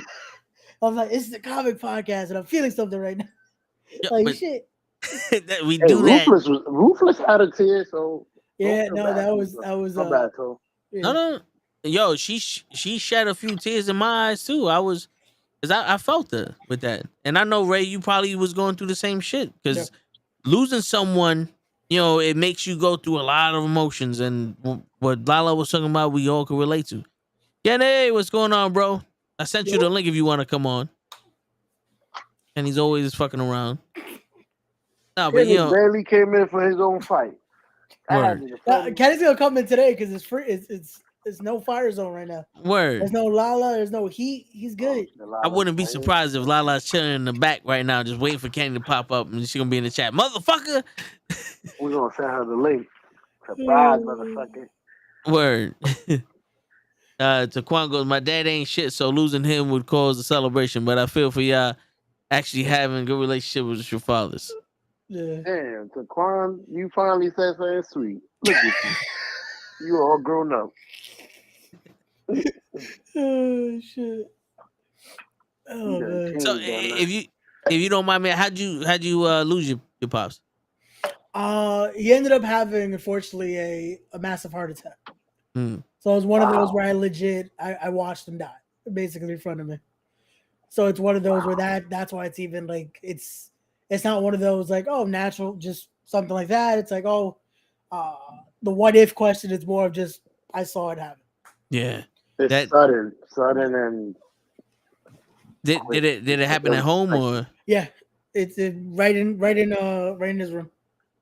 Damn, that happened with my uncle, but he was on the way to the hospital, and my youngest cousin was with him, and he was like, "Yo, drive," because I can't drive right. And like he pulled over, and she's driving him to the hospital, and he just right on the dashboard. So my mom I had to watch because she was going through liver cirrhosis of the liver for 2 years, and we was always like, I work in a hospital and I would come home and go to another hospital because she'll be there. So the last 4 days she was going through that, so we had to make the choice and we watched her go and shit. So I know it's difficult. It's almost the question, like, do you want to see them go or do you want to just hear about them going? Yeah. And it's both ways suck. But it's like, damn. Like, go ahead, chill. No, I said I got a question for both of y'all when y'all got a second. It might, if y'all don't want to answer it, y'all don't have to, because I know this topic is deep, but maybe we could help others spot what's going on with them. Well, I'll speak as to me because maybe I'm scared that it might happen to me and I don't notice. So, did you have any like signs for your father when he had a massive heart attack or stuff like that, or it just came out of nowhere? Same thing with you, so like, did you see any signs before you actually realized what was going on? At least for me, it was one of those where it's like, you learn about what the signs are too late. Like you learn after the fact that it's like then you find out, oh, maybe this was it. This was a tell sign. This was something. But day of, I didn't realize anything. There was nothing that was like the last thing he tells me is, oh, I'm gonna go to bed because he was tired. So it's like, okay, we go. He then that moment of, oh, I'm feeling a little dizzy. Give me a sec, and then that was it. Do you remember some of the telltales though that you read up about? A lot of it's just like you start seeing that again, those dizzy spells, just you could see like happen. If they're trying to constantly add water, because apparently when you're going through that, your heart is racing very high already day of, because your heart's working double because it's trying to basically still pump blood. So if they're putting water like that, it's because their temperature is starting to rise as well. That's one of those things that constantly starts to happen. So it's stuff like that it's like if they're pacing a little bit, it's because all that's going on instantly. So it's stuff like that day of, you're just like, everything okay? Like you're good. And it doesn't connect till after the fact. Yeah. Because that's like the last thing you would think of. Yeah. You know, because usually it's like if your arm starts hurting and your chest gets tight, it's like, oh shit. That's the only sign anyone ever knows is that. But he Word. never complained about arm. He never complained about his chest. Nothing. They even say, I think a neck pain could be it too. And none of that. So it's like none of the signs that everyone knows, none of it comes when something like that's about to happen. Yeah, my aunt, she's still alive, but she had a triple bypass surgery. And the only thing I remember her saying was that her back was killing her. And she went to the hospital because her back was killing her. And the doctor was like, well, good thing you're here because you're having a fucking heart attack. And I was like, what? So, yeah, it's crazy the way the body responds to shit like that. See, for me, my mom was on the transplant list. So we saw her going through it. So there'll be times when like your pH levels get too high and your liver can't, clean it out and all that, and you start going like, for lack of a better word, you start going crazy. And I saw her deal with that. And we're sitting there and you know me, I'm always the type of guy like, no, we're getting through this. So I think there was only one moment where I was like, yo, if you fucking take this woman from me, I swear to God, I'm gonna fucking, like, and this is me talking to like, I threatened them. You know what I'm saying? Like, because at that one point, it was like, yo, this shit is getting too serious. Like, what the fuck's going on here? Because I was always believing she'd get a liver somewhere. Because the doctors were always like, yeah, it's a good chance. Your numbers are good. She took care of herself. And, she was in the hospital. They got her from the psycho trip, and they just wanted her overnight to talk. And they were like, listen, if you can walk around the nurse's station without any trouble, you can go home. So she walks around the nurse's station and like, all right, good. Tomorrow we're gonna let you go home. So I'm sitting there. I was like, yo, tomorrow since you're gonna be home, I'm gonna make you the chicken cutlet and white rice that you love. Because her and my uncle, they've always made that, and that was something we love. I was like, I'm gonna make that for you. And then at work, I get the call. It's like, mom just started bleeding. I'm like, what? And then we rush over there, and at this time the liver just shut down, and it shuts down all the other organs. It's like, so it was Valentine's Day. And I remember being in the hospital and I'm talking to my boy, and my boy was like, yo, I told my mom, I'm like, is my best friend about to lose his mom on Valentine's Day? And his mom was like, knowing Esther, because that was my mother's name, there's no way she would do that to her sons. And she stood alive for 3 days after that. No, 2 days after that. The 16th is when she passed. And like I believe that was her like, nah, I can't ruin this. You know what I'm saying? But yeah, it was that happened. It was almost like blindly it happened, but you should have seen, like, you know, people was like, yo, start preparing, but you don't think it's possible.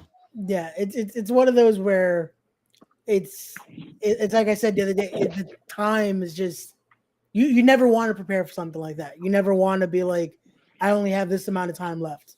Yeah. Like you kind of just you hope for it to just be something longer. Like the post I did on Wednesday about my grandmother. That day, the only thought I had in my head was, I'm going in for surgery. That's it.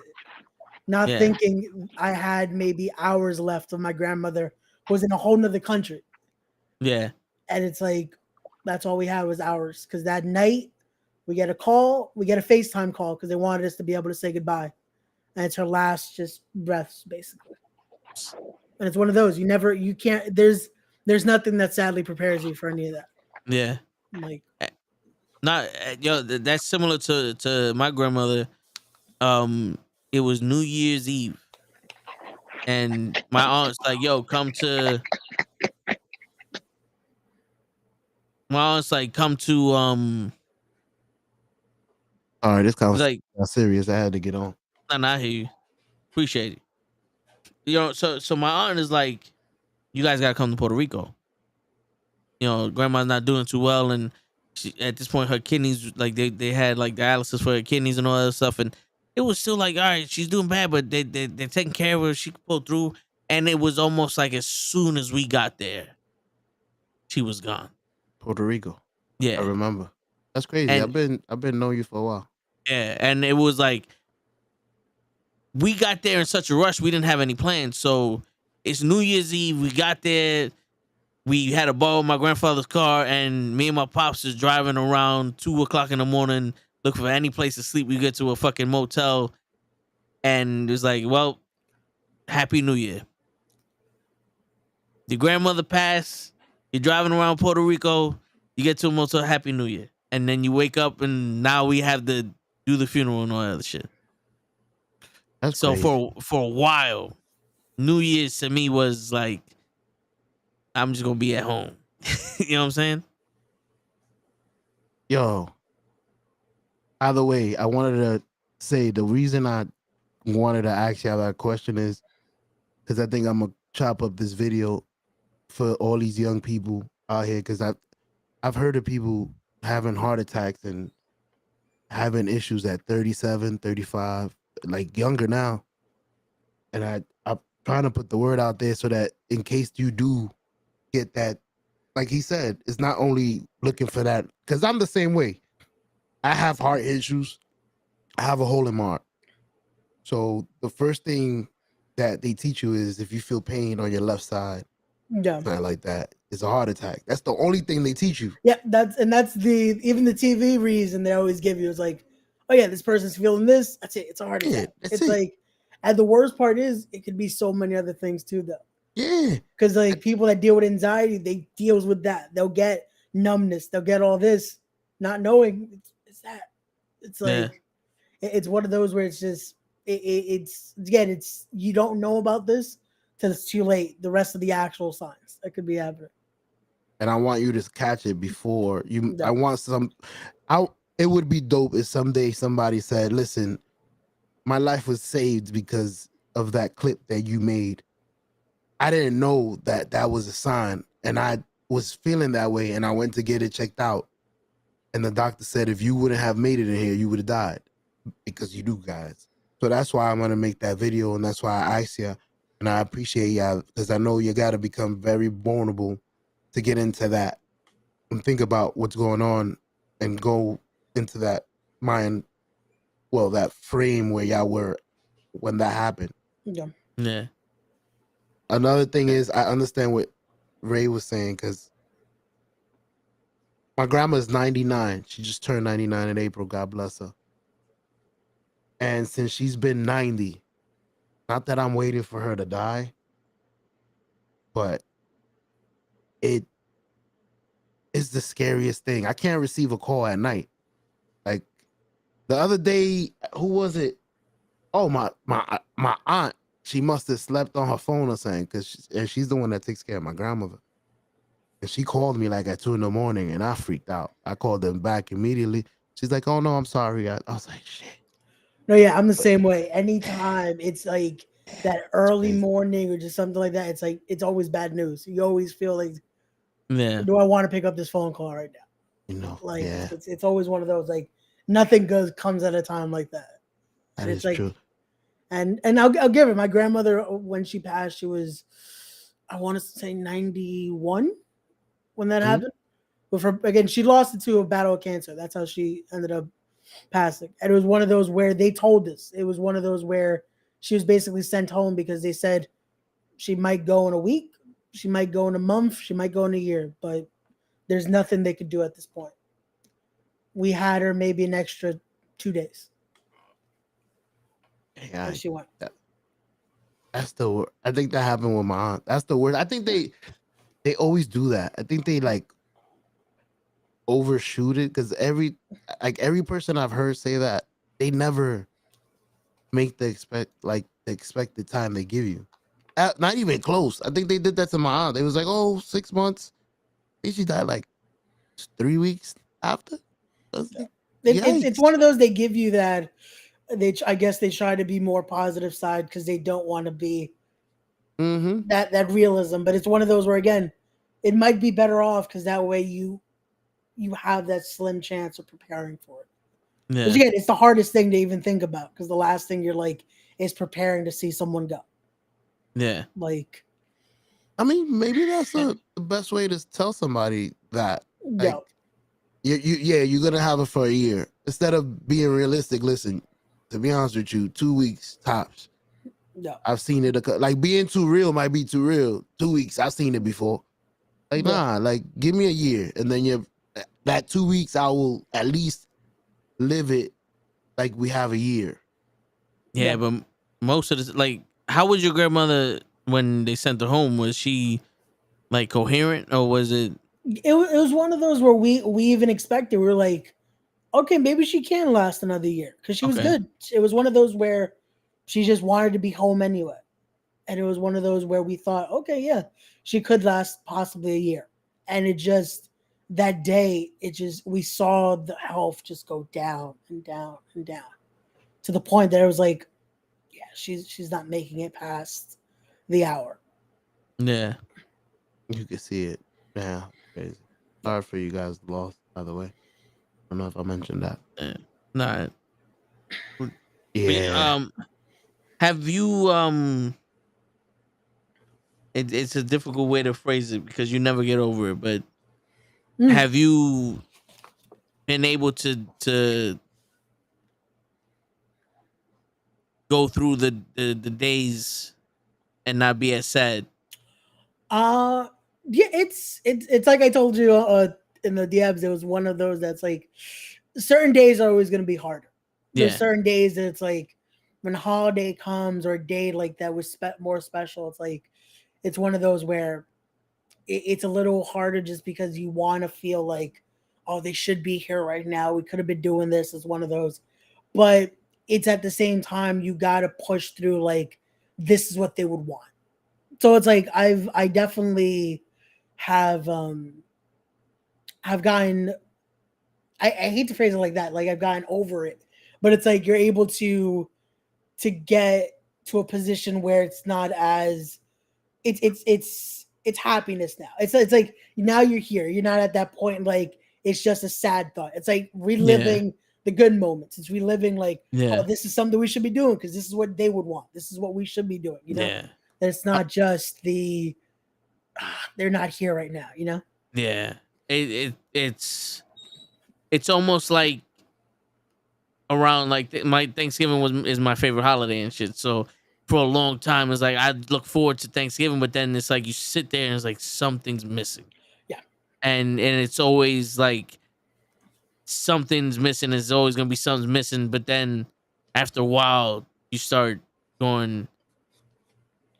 she like for me, like doing like I always give Show and Krills and the rest of Knuckleheads credit for helping me get past the shit. It's like now it's like she's not missing because I'm here. Like I'm her. You know what I'm saying? Like most of the shit that you hear me say is from her. Like I've got my smart mouth from her.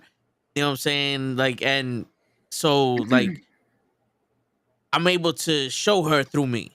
Yeah. And now my cousin just had a little baby girl and she kind of like completely like I get to be to her what my uncle was to me. Yeah. You know what I'm saying? So now it's like, okay, now I get to be my uncle. You know what I'm saying? So it's almost like I'm not past it. It's still hard when they're not here, but it's like now it's my turn to carry. You know what I'm saying? So it makes it like, okay, this is joyous. Yeah. You know, and like for me, the hardest shit now is accomplishing stuff. You know what I'm saying? Like when we started out as a t-shirt company and we had bad credit, but I was able to get the printer that I had behind me in the other shows through getting credit from me and Krills, and we got the printer. And my uncle died like a month before we got the printer, and he was one of the biggest advocates of us doing the business and getting that printer. It was like I did it for him, but he's not here. You know, like we, as it may sound weird, but like we take a lot of pride in being able to interview people.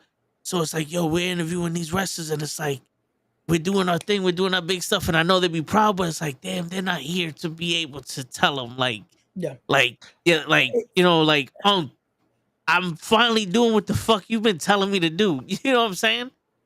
And go ahead. I think the crazy thing is,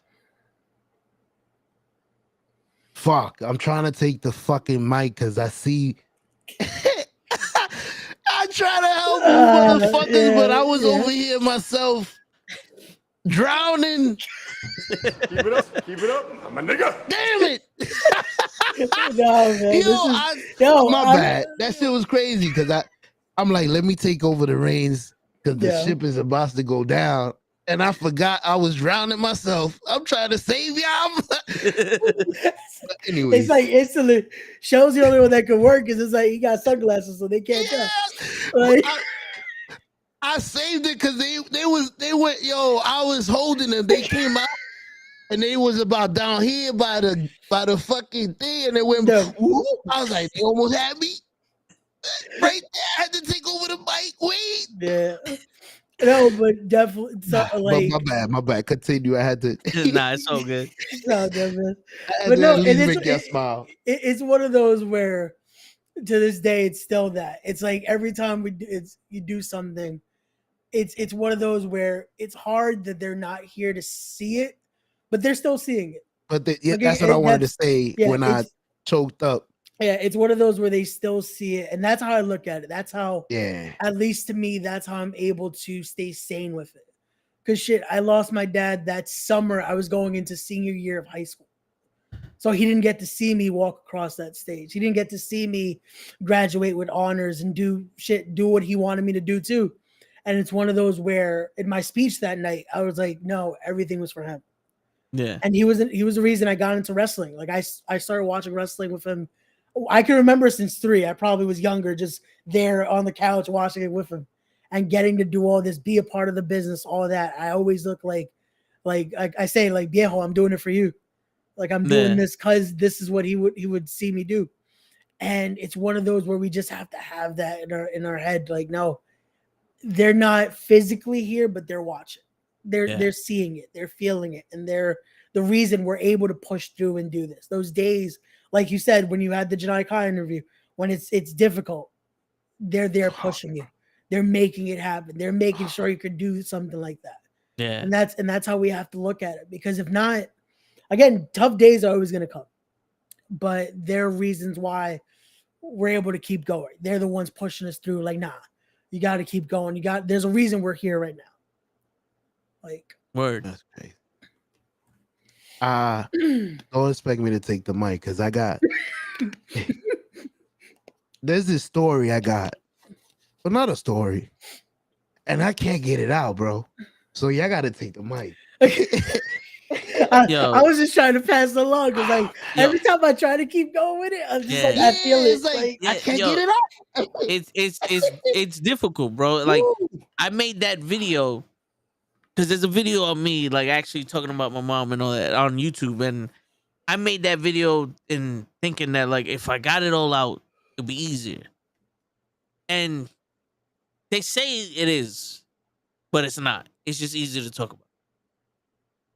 You know, and it's like I agree with that. Not interrupting you. I'm agreeing. I'm agreeing with that. Knowing you through the years and watching you, it's not that you move on, or it's just you learn how to deal with it better. Yeah. But continue. I'm not into. No. I'm just seeing what you're saying. You know the rules here, show. No, I don't want to say what you need to say, bro. You don't. I don't want to interrupt you as you say something important, me. especially when you're saying a story, because we've gotten to a point that we've gotten it. I think we've gotten here a few times in the show, and it's usually when we talk about this topic. Yeah. So when it gets like this, I let it out, because sometimes, as you can see, I have something that I want to let out, and I can't. So it might stay with me. Let it out. Bro. It's been 20 years. I haven't been able to. Bro, there's a lot of shit that I don't want to let out. Huh? You know what I'm saying? Like when you saying that, you're doing this for your pops and everything you're doing for your pops. My mom always told me, is like, no matter what you do, be the best at it. Be the best at what you could be, right? And my uncle was, if I told him I wanted to do this, he'll be the type of person that's like, yo, I was looking up this and this and this, and you should do this and that. He'll be like the number one supporter. If we bought a printer and he was over my house every weekend fixing that fucking printer, trying to make it work for the shirts. I think we printed out 3 shirts. We spent $6,000 on that fucking printer and printed out 3 shirts, and he's there every weekend fucking fixing it. And I remember the first time I ever said it, I told my mom, I was like, I want to be a professional wrestler. And she goes, you ain't gonna be no fucking professional wrestler. It's just like that. You ain't gonna be no fucking professional wrestler. And she walked in her room. And I said, well, I guess I ain't gonna be no professional wrestler. And I got the job at Toyota, and I said, you know what? Fuck this. I'm gonna try it. And I got into a car accident and fucked up my shoulder, and it delayed the shit. And then she passed, and I was like, fuck.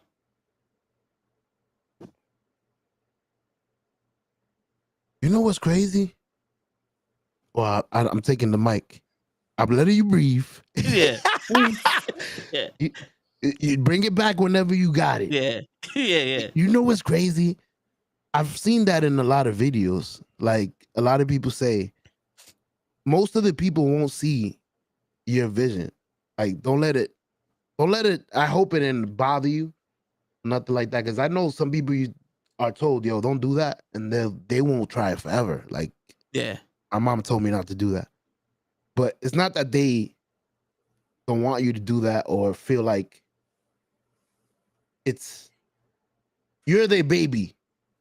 They want you to be a fucking Einstein doctor, surgeon, walking around. I don't know. Every father wants, or mother wants their kid to be a doctor or a lawyer. It's 2 things.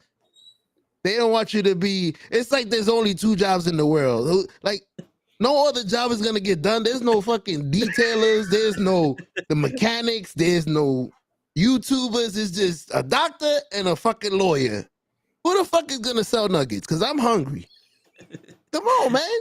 Word. Like, but don't feel. I realize that from now that I'm able to watch videos, I see when they say that in the videos, they like, nobody's gonna see it's your vision.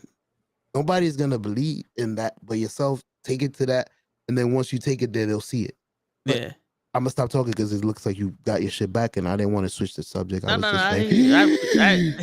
appreciate you. But yeah, so for a part of me was like, damn, Like now, if I become a professional wrestler, I got it in my head she didn't want me to be one. But I knew even if I was, she'd be the biggest fan. You know what I'm saying? Yeah.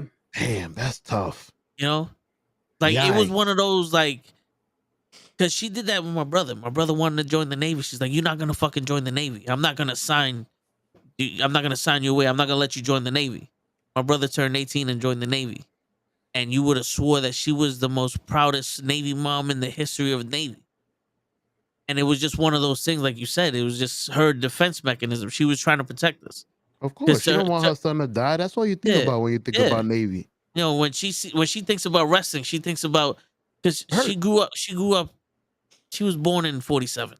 She grew up in the fucking 50s and 60s. She knew the wrestlers. They seen the Wild Samoans and all that in the bars and all that. She knew what it was about. But she sees these wrestlers get hurt all the time. They become this. Like back in the day, they were on coke all the time. They were drinking all the time. They weren't the best reputation outside of wrestling. So it's just like, you're not gonna do that. You know what I'm saying? So I That was understood real that. shit. Hell Yeah. So it's like, I spoke to my uncle after. I was like, yo, if I wanted to be a professional wrestler, what would you think? And him and my aunt turned around and said, we'll be happy for you. Like, if that's what you want to do, then we'll go to your shows. Like there's nothing wrong with that. We know you love it to do your thing. And it was like, all right, so I'm gonna try again, And it was like, fuck it, I'm gonna try. And I got hurt working out again. And like I did the fuck it. I had 2 surgeries on my shoulder. I said, all right, one more time. I told my boys, like, maybe we're not gonna work out with such heavy weights. Let's go fucking run or something. And we're stretching, and my boys like, yo, why is your left leg shorter than your right leg? Like, what? I'm laying down on my back, and he's like, yo, your left leg is shorter than your right leg. I was like, I have no idea. Because it was never that. Like, I wasn't born like it. So I went to a chiropractor, and I told him, I was like, oh, your back is out of alignment. So he's trying to crack my back, and he can't do it. He's like, yo, hold up, we got to get an x-ray, because I got to figure out what's going on with you.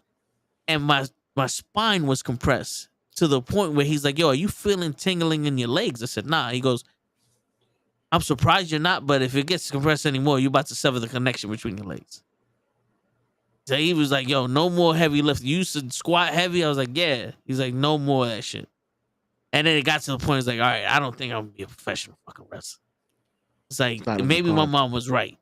You know what I'm saying? But but now being in this realm still, whether it be podcasts or just going and knowing these people, it's like,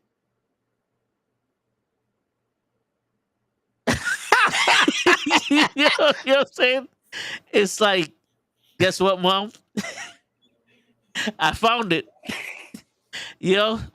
I found it. See, I'm not a wrestler, mama, but I speak about wrestling. Love you. Yeah, like it's, you can't be mad at me. I don't get slammed. I watch people get slammed. This is easy. Bro, I guarantee you, if she was around, she'll probably be telling her friends at work, like, yo, my son's doing this. Look at this, what he just did with this wrestler and all this other stuff and blah, blah, blah. Like, so proud and shit. And it's, and my uncle, the same way. Like, I saw that stupid ass video you put up there with the UPS guy. And it's always. He's like, he's like, I watch you fucking with your stream sometimes. You curse too goddamn much, but I see you. And, and it's like, the 2 people that, you know what I'm saying? I ain't gonna lie, bro. Fuck, I did it again. I gotta be ready for this shit. Don't be rude. Every time he's trying to recover because he's tracking. But I'm not ready to recover because I see it and then I'm like, shit, there's not time to interrupt. But I gotta interrupt some way where it's nice and smooth and integrated. And then I'm trying to grasp, your uncle with it. I'm thinking 1,000 things at once. Your uncle with you. What the fuck? I didn't do it in time again, but continue. It worked. I ain't gonna lie. Okay, let me do it before I get emotional. No, I've only lost one person in my life. It's my grandfather, the only male. Fuck. Never mind. the only male fucking figure in my life. And I think I had him 9 years. And I learned from him the most in 9 years that I've learned from anybody. Well, any male figure. It's crazy. So you don't get over it. You're forced to live on. Yeah. You have to wake up every day. You're not going to kill yourself because your mother's going to slap the shit out of you when you get upstairs. And she's going to send you back. She'll probably give you fucking mouth to mouth, send your ass right back. Nah, she'll have an argument with Jesus. Have Jesus up in the air like she did with that teacher. Listen, homie. He's a stupid motherfucker, but he won't do it again. But you know that's not what they want. You know that you got to honor them and you got to live on and you got to keep them alive with your thought. Yeah. And that's one thing I tell ya. I don't know how long your person's been gone. Anything you have, keep it. Keep everything, because you start after 20. Was it 20 years? I'm 9. I'm 37. It's almost 30 years now. I don't remember his voice. It's sad. I don't know. I remember how he talks. I do remember how he looks because of the pictures. So try to keep everything. And that's how you keep him alive. Yeah. Like the way you do. I know your mother because of you.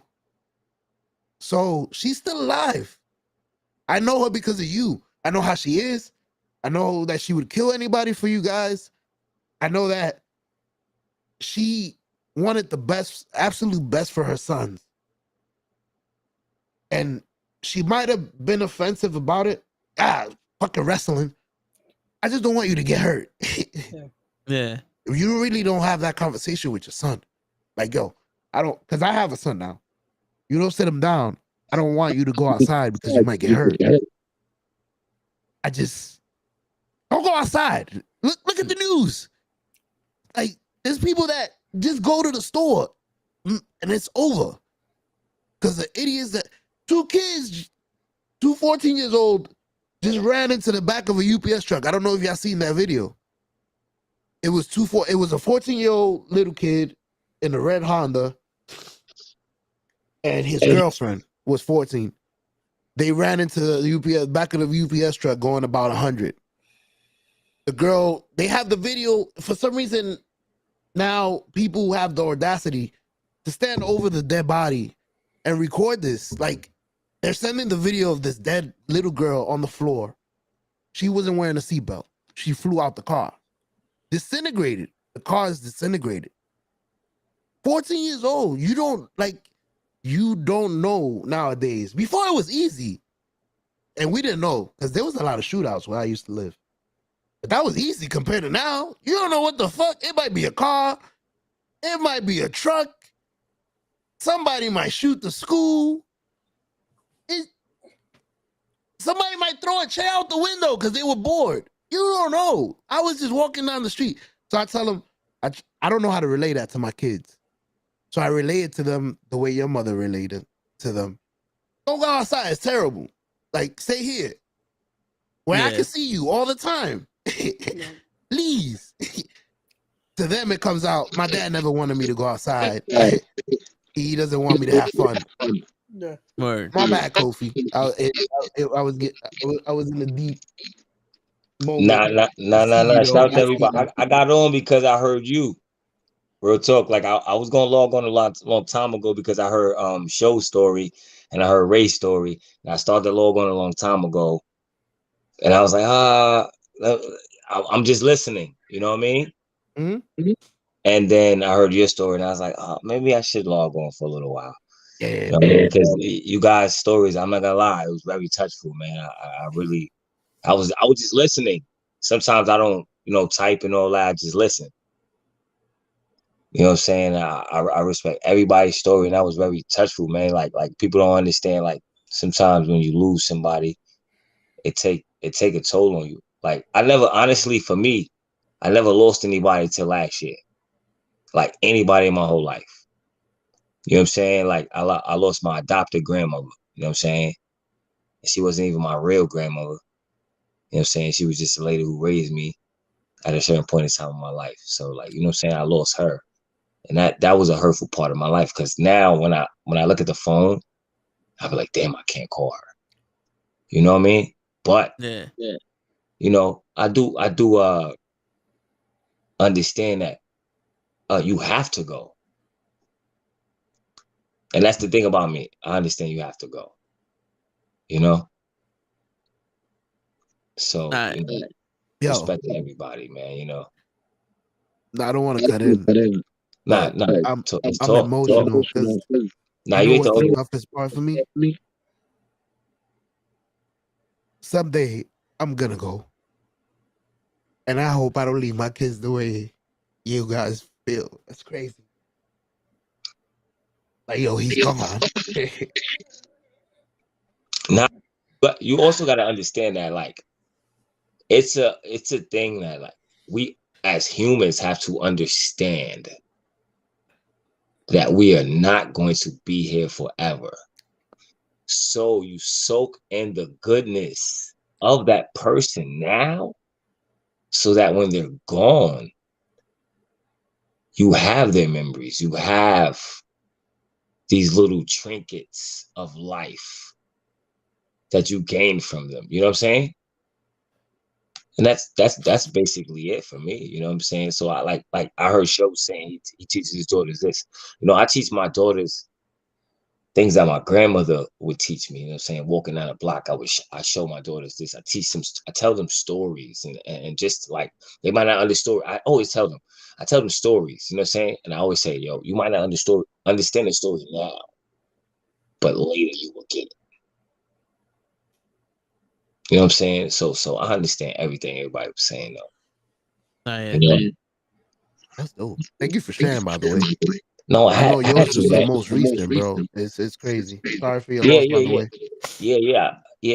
yeah. Definitely my grandma. You know, the crazy thing about losing my grandmother was like I gained my real mother Ooh, because I never knew my real mother.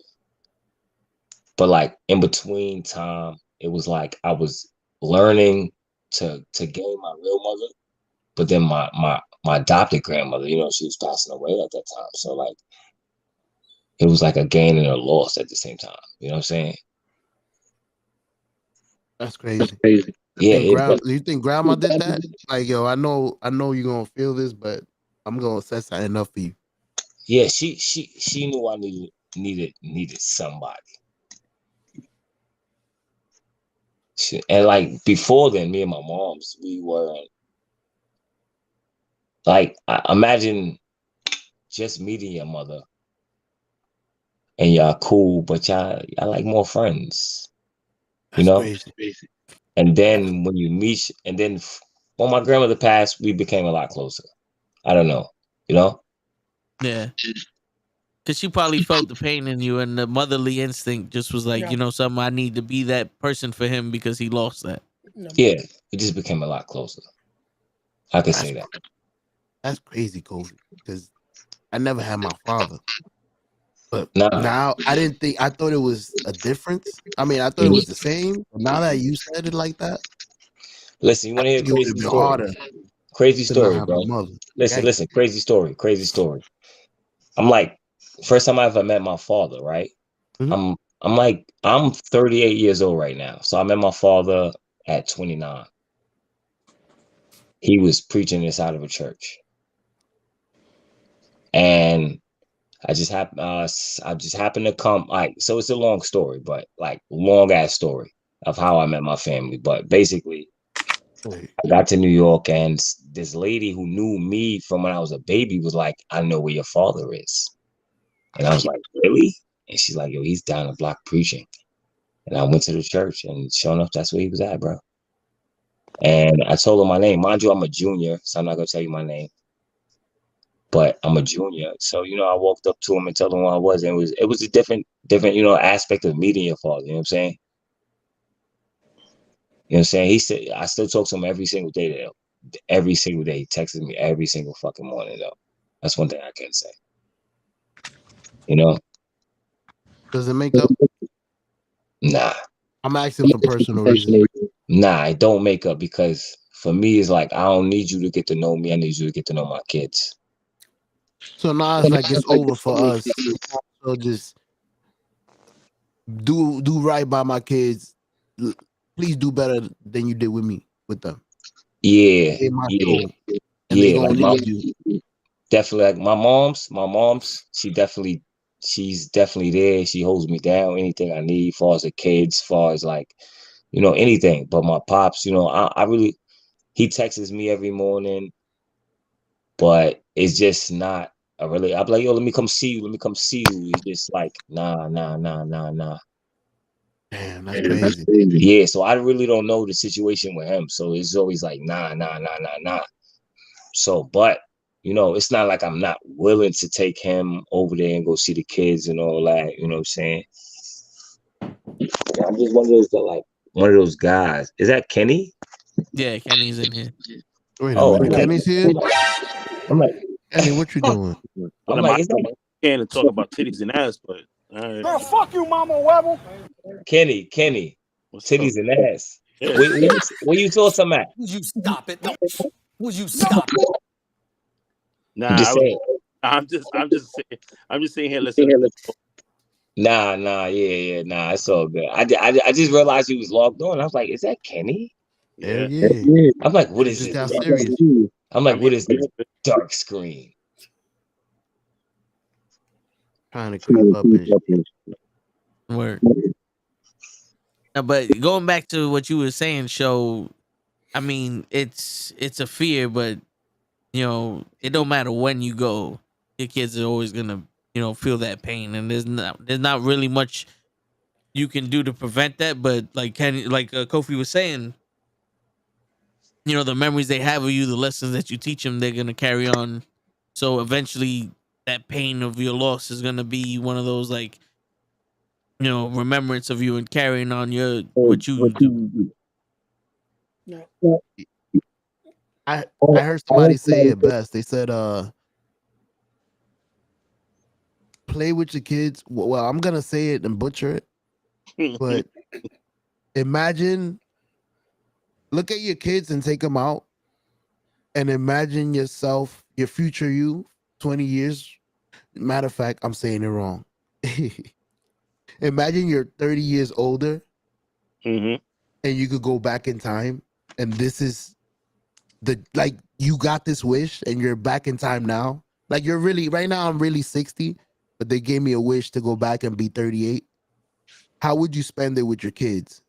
Because your kids are now gone, and they're in college, and they're so treated like you just used the extra life to go back and spend time with your kids from 30 years from now. No, it makes sense.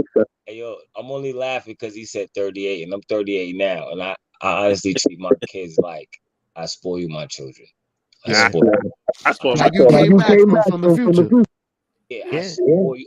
I don't care. Like I spoil you, my girls. Like if my baby mom's is yelling at them, she's not allowed. She's not allowed to yell at them. No. At all. I like when I mean at all. If you start yelling in this house and it's not me, it's a problem. No, seriously. No, and but I do my best to not yell at my daughters, but if I yell, it's me teaching them something, like showing them something, like I want you to pay attention. I want you to like learn this lesson. That's why I'm yelling. That's You know what I mean? When his voice gets like that, that means I need to listen. He only does that often. I don't know if it was my grandma like that. She only does that like certain times. Only certain times. That's me, because you know I'm like the cool dad. You know, I'm the cool dad. I don't like to yell. I'm more like, hey, do what you want. Let's go to the park. Let's learn how to ride our bikes.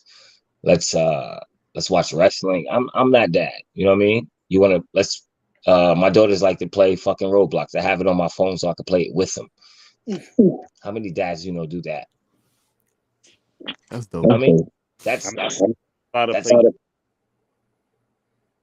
What happened, Kenny? I said I'm not allowed to play games with my kids. Why not? No, Because Kenny. I make them cry. What? You have Kenny, first off, you have to because Kenny's a winner. You're There's no supposed to let them win, Kenny. I can't let you. I can't. That's not a part of life. You know what it is? Kenny has boys. And he That has is to true. he has to show them now. Mm-hmm. Whereas I have girls. So I basically, you know, I don't have to toughen them up like Kenny does. I have to toughen them up a different way. You know what I mean? Like it's Kenny has to show them you can never beat dad's ass at anything. Yeah. And you gotta outwork the next person. You can't just they're not gonna hand you a win in real life. No, you're absolutely right. Exactly. I understand. I got both. I can't spoil you my kids because I'd be like, well, someone will hand you a win. It's possible. Yeah. Looking at it from both. I'm sorry to interrupt you, Kofi. I have both. I understand where you're coming, but it's different because the girls you have to show this is what you're looking for in life. Somebody that treats you like a queen, spoils you. Nobody that gives you less than me, you should allow in your life. The boys is the opposite. It's like we gotta prepare get you your to be shit alone. together. This world is gonna be tough on you. Let's go. Pick your pants up. Shit is rough. Like, you know what's crazy? When I was like 13, 14 years old, I remember my pops, we was in the kitchen. He goes, all right, let me show you something. I was like, what happened? He goes, just in case you're by yourself and you don't have a woman, I'm going to teach you how to cook so that way you don't starve to death. It's like, I'm going to teach you how to take care of yourself just in case you ain't got a woman because life ain't easy for you. It is now. Fast food. Back in the days, I don't remember. You could just go to McDonald's. Crazy thing is, I always my grandmother did the same thing. Took me in the kitchen. She said, "Yo, listen," because I grew up down south for a little while. You know what I'm saying? After that, 17, grew up down south. So my grandmother took me in the kitchen. She said, "Listen, all women are not gonna respect the way you live." She straight told me. She said, "Most women don't respect gentlemen because that's how I grew up." You know what I mean? Yeah. She showed me how to cook, and that's how I became a cook now. That's why I'm a cook now. You know what I'm saying? That's why I have fucking culinary shit and all this bullshit now. You know what I'm saying? Because like and then even when I fucking I had my first daughter, I was fucking type broke, right? Fucking broke. I didn't really have a job because I was more of a house mom. I've always been more of a house mom when I had my kids. You know what I'm saying? So I started looking up how to cook cheap meals, and $10 meals would come up on YouTube, and I would cook every fucking meal on the YouTube platform, on that playlist, until I just got it and just learned it. That's my recipe. Yeah, I could just do this myself now. That's how I'm doing now. That's how I know. Nah, like I feel like men can do a lot more than we perceive ourselves to do. I don't know if I said that right, but you know what I'm saying? Right, because you hit a note with me. Yeah, because back in the day, that's pretty much what it was. It was like, all right, you took care of the children and the cooking and all that, and I took care of the bills and all the hard work. But now, since it's evening out, it's like you got to split it 50-50 somehow. And it's like, well, I ain't got no chick that's just going to be sitting here. So if I'm going to eat, I got to learn how to feed myself. Yeah. Dude, what's crazy about it, I was fortunate enough to grow up with a Spanish mother that said, I will never allow you to wait for a woman to cook and clean for you, because then you will have to depend on a woman for all the things that me and your grandmother provide for you each and every day as a child. So my mom taught me how to cook when I was 8 years old. Started off with white rice and eggs. And then once I started getting into my teenage, I started becoming like a preteen. I learned how to make like chicken, not fried chicken, but like, Yeah, because I know Toad's gonna laugh because I can't make fried chicken. No, yeah, because he makes it medium well. But everything else, like, you know, what they taught me, how to clean, how to shop. Like, I still use this now to this day, and I laugh at my wife because she doesn't like. She's very independent. But I tell her, I say, you lucky that we got married because I'm the one that does the cooking and like half the cleaning and like the, you know, and the like the food shop and stuff like that, because she'll just grab anything, right? And be like, oh, okay. And then all of a sudden she'd be like, I don't know how I spent $400. And I'm like, I don't know how you spent $400 either. And you don't look like you bought much. Where me, my mom always taught me, listen, you take the calculator out. You know what your budget is. You go down the list and get all the things that's important to you, and then you get the snacks. You don't start off on the snacks first and then get the chicken and the eggs, and you're gonna be broke. You're gonna be thinking like, so there's certain rules, like, you know what I'm saying, that like I was taught. My grandmother always said, never go to the supermarket hungry. Yep. Because you're gonna walk in there and buy stuff that you do not need. Yeah. No, yeah. Yo. Kenny, I want to give a shout out to your mother, man. Word. I really do, man. Because like, I feel like I want to give a shout out to all y'all mothers, because like I think that, I don't know if that's a minority thing with the minority mothers and the guys. Right. Shout out to you, Pooh. I don't know if that's a minority thing with the mothers and the guys, and how, because like, I don't think my mom showed my sister. My grandmother showed my sister. My grandmother showed my sister how to cook too, because my sister could cook. But I don't think she spent as much time as showing her how to cook as me, because my sister just got it. He said, "Your food not as good as mine, sis." Your joint up.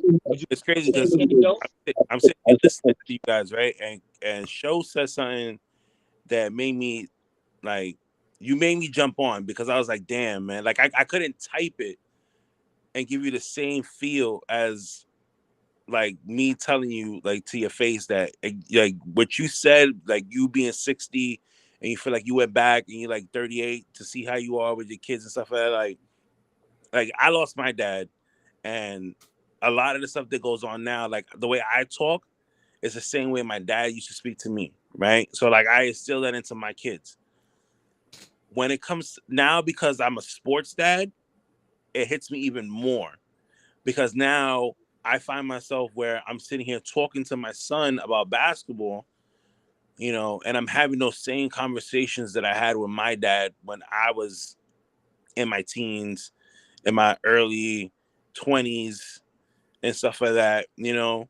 And it's great, you know, and it makes me cry at times, because I cried the other day when my son came to me and he did something that I used to do to my dad. My dad he loved LeBron James, right? So wherever LeBron went, he went, right? If LeBron went to Miami, he was Miami. If he went to the Lakers, LeBron fan he was the be Lakers. damn. Right? You know what I mean? So I used to always joke with my dad all the time, where he used to be like, "Oh man, you're a bandwagon fan," and we used to just, have our little jokes back and forth and stuff like that. And my son came to me and was like, he came out of nowhere and he was just like, "I don't know what you and LeBron is gonna do, but the Lakers are down 2-0. He goes, y'all beat my team. He goes, y'all beat my team and y'all can't beat the Joker? Like, this is crazy. And I laughed and I said, don't worry about it. I said, don't worry about it, son. We got this. We're gonna win in 6, and that's it. Right? But then he walked away. I heard my dad's voice and I just started like bawling, tears in my eyes. And my little one comes and he's just like, "Daddy, you all right?" And I was like, it's just allergies. I got something in my eye. I was eating chicken, and I was eating it because I was actually eating hot wings at the time when it happened. So it was like, I had some of the sauce in my eye, and I'm trying to like wash it off. I did it by accident, playing with your brother. You know what I mean? But Kenny, you gotta imagine. I'm gonna be honest with you. Like, I would have bawled my eyes out too, bro. Yeah. You hear your father's in the background, I would have bawled my fucking eyes out too, bro. It was crazy.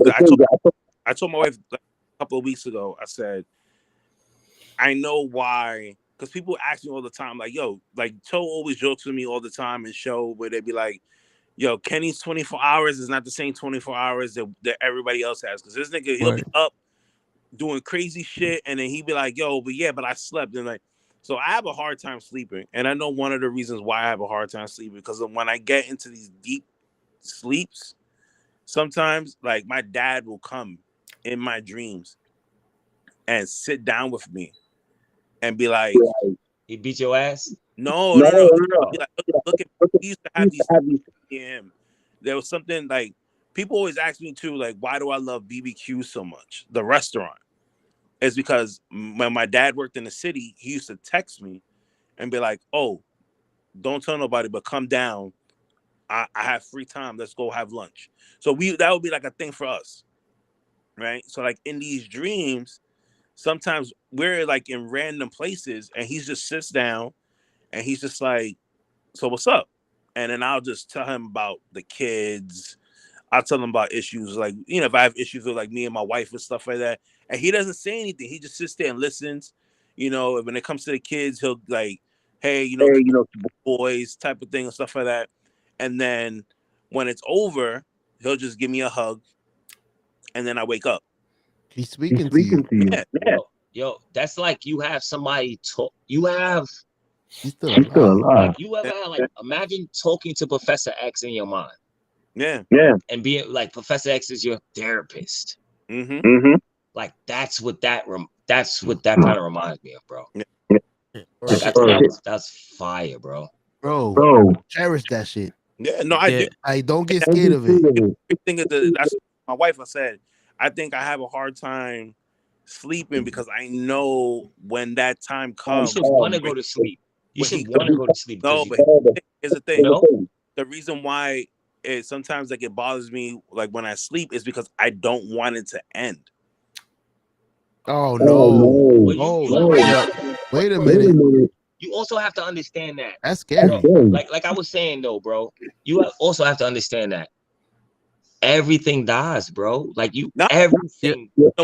There's a beginning. But that's how I tell people. That's how I like when my grandmother died a year ago. I prepared myself because I prepared myself. I was like, yo, everything dies. Everything has to, regardless of how they die or when they die or whatever. They have to go. Right. So you have to prepare yourself to become the best you for them. Like I was saying a minute ago. You know what I'm saying? Yeah. So you seeing him in those dreams to me, bro, I would want to go to sleep like, oh, what's up, Pop? Cherish those, bro. But here's the thing. But the thing about it is that when these dreams happen and they end, I jump up out of my sleep and I always have this pain in my chest. So it's always like damn, like you reliving his. And the reason why I say I don't want it to end is because I always wake up the same way. I always wake up like, damn, like why did you have to leave me, type of thing. Yeah, damn. Yo, bro, it's like Ray's situation where like Ray was like, his dad had a heart attack and he passed, and it was like sudden type of thing. It was like my dad went to work and never came back.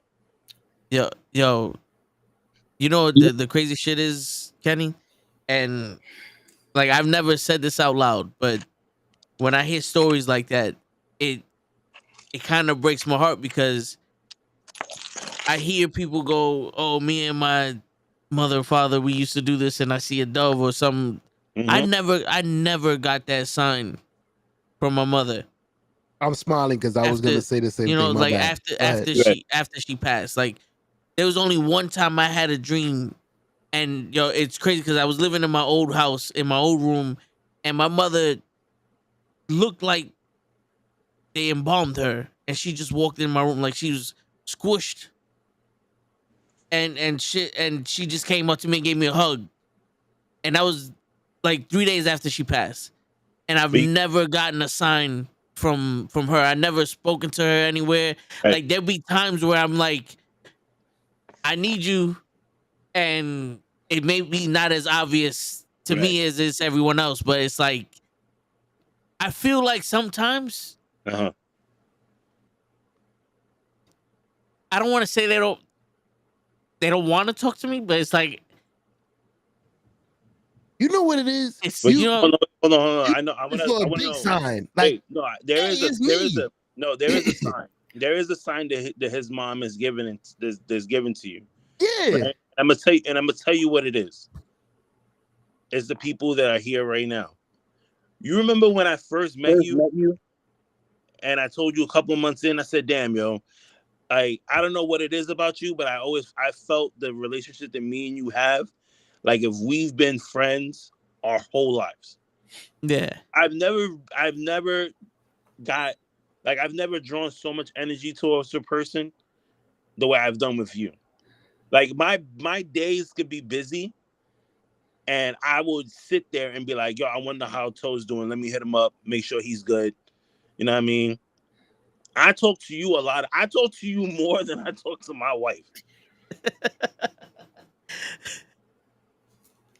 On Mother's Day, I text you. Hey, Yeah. what's I up? How you text feel? him too. Are you good? Yeah. Your mom's birthday, I text, "Hey man, you good?" You good? His Yeah. birthday. I already Yeah. know his birthday is his mom's birthday. That's Yeah. the gift. And the gift. But It's honestly, crazy. Like, We know your mother. we always get that feeling, and that's like with you. You know what I mean? Like I cherish our friendship, and I always make sure, like, hey man, like you all right? You good? You need anything? But whatever. Even the times you tell me, man, I haven't slept. What I tell you, yo, get some rest. Yo, do this. It's not me telling you that. I didn't learn that. That's somebody. That's something in me that's spewing out to let you know, like, hey, stupid, treat yourself. That's Yeah. probably your mother saying, like, you tell my son to treat himself, please. I just want to shout out to like Kenny for being a good friend, man. But great friend, man. But I do feel Toe on like sometimes you don't like. I don't like. My grandmother was this big Christian, and I was never that guy. I do know the Bible, left hand and right hand. I know the Quran, left hand and right hand. I know you get anything spiritual you can ask me, I know it. You know what I'm saying? Left hand, right hand. You know what I'm saying? But so I do try to ask for my grandmother and I ask for signs, but sometimes you don't. So that's why I say I feel so. Because sometimes I be like, yo, the fuck, man, I asked for a sign. You motherfuckers ain't tell me shit. You know what I'm saying? I told you. But then sometimes you'll see the sign and you'll ignore it with your dumb ass. Yeah. You want the obvious shit. You want and the that's big the thing picture. too. A lot of them aren't going to be obvious. Like I said earlier, that day of the interview, that was the biggest sign to like, nah, you pushing through with that interview. You got to, because who else will? Yeah. So that's one of those. Like that's her pushing you through. Like, nah, you got to get through this interview because you've been wanting this interview. Like you got to get through it. Were there any times that like in your life that something happened and you were like, holy shit, that wasn't me, that was somebody extra, whether it be God or the person you like your grandmother or you know what I'm saying, or you know what I'm saying, or the person that passed away? Like, was there anything that happened in your life you was like, damn, that wasn't me, somebody help me?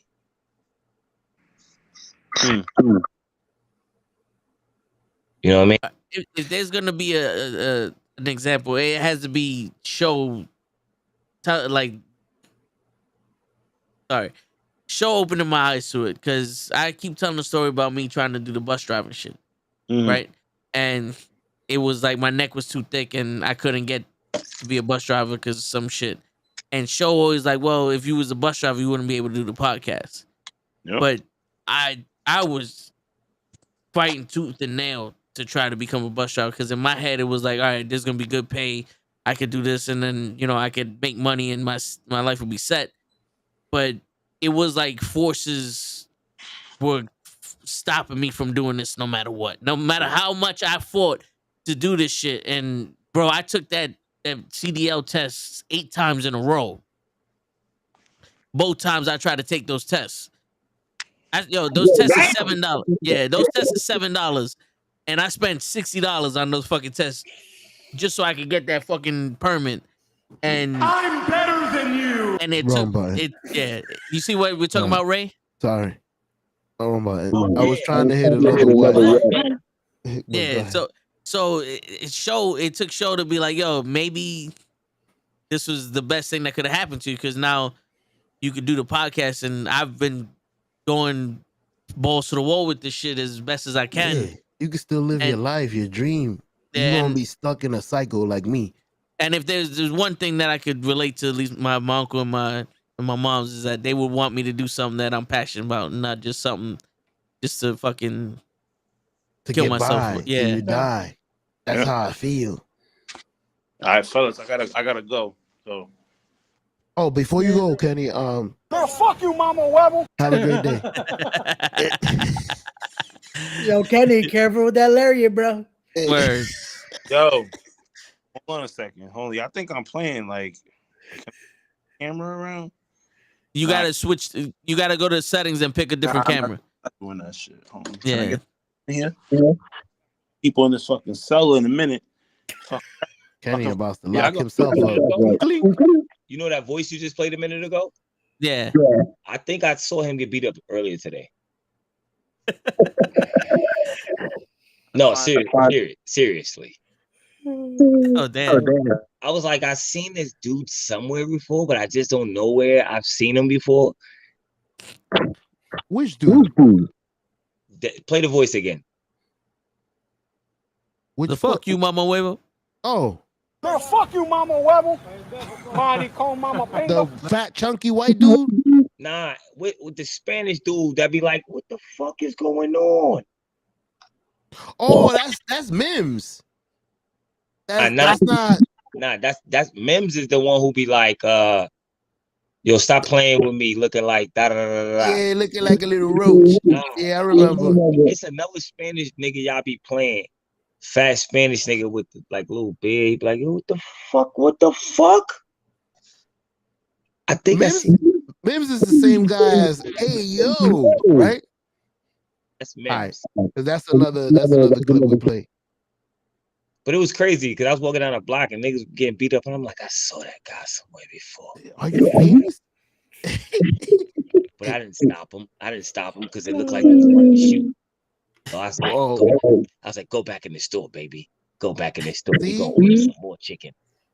Word. That's the lesson right there, ladies and gentlemen. When you from the hood, you know when shit is appropriately about to happen. Yeah. I didn't play that. It looked like something was about to happen. And guess what? Something was about to happen. And guess what my black ass was? In the store. By the time this shit was about to happen, I was in the store. My daughter was sitting down, didn't know what was going on, but I'm looking out the window, making sure everything is all right. I'm like, play with your tablet, honey.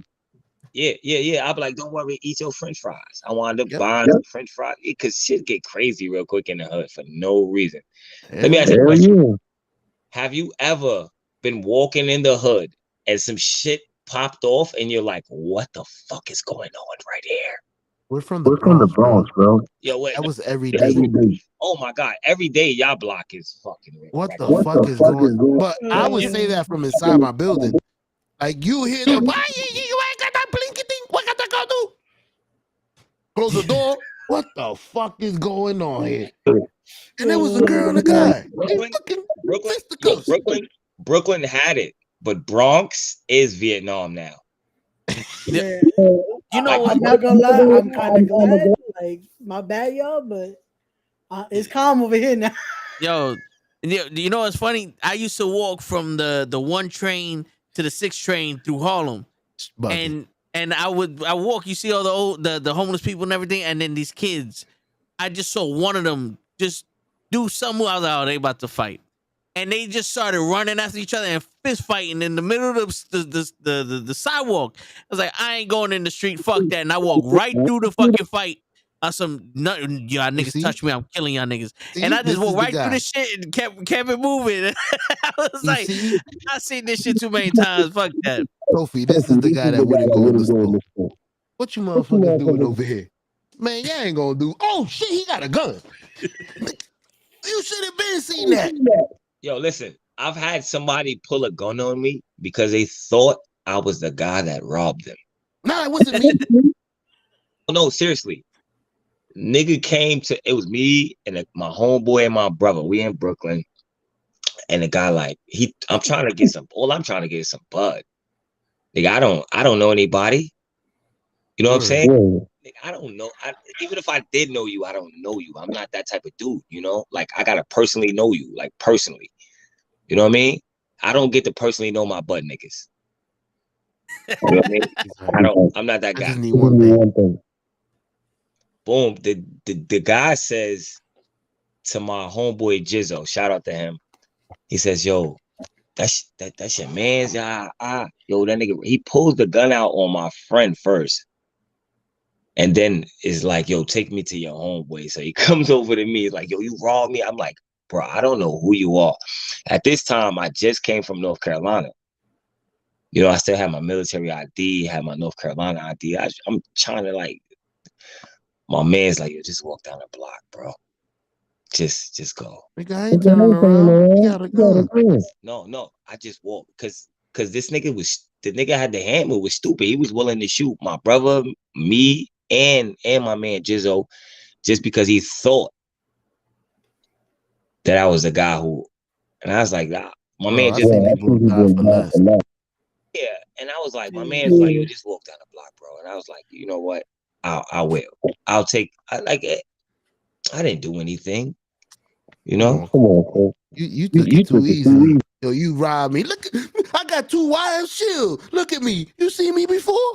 You got wait. I'm sorry. Look, I've never been here. I'm from North Carolina. I got 2 kids, 3 wives. I got 2 girlfriends. Chill. That's when you do the Jackie baby, let's Chan talk on the about this. motherfucking no. And now I got the gun, bitch. Kofi's on come. Nah, I don't know you.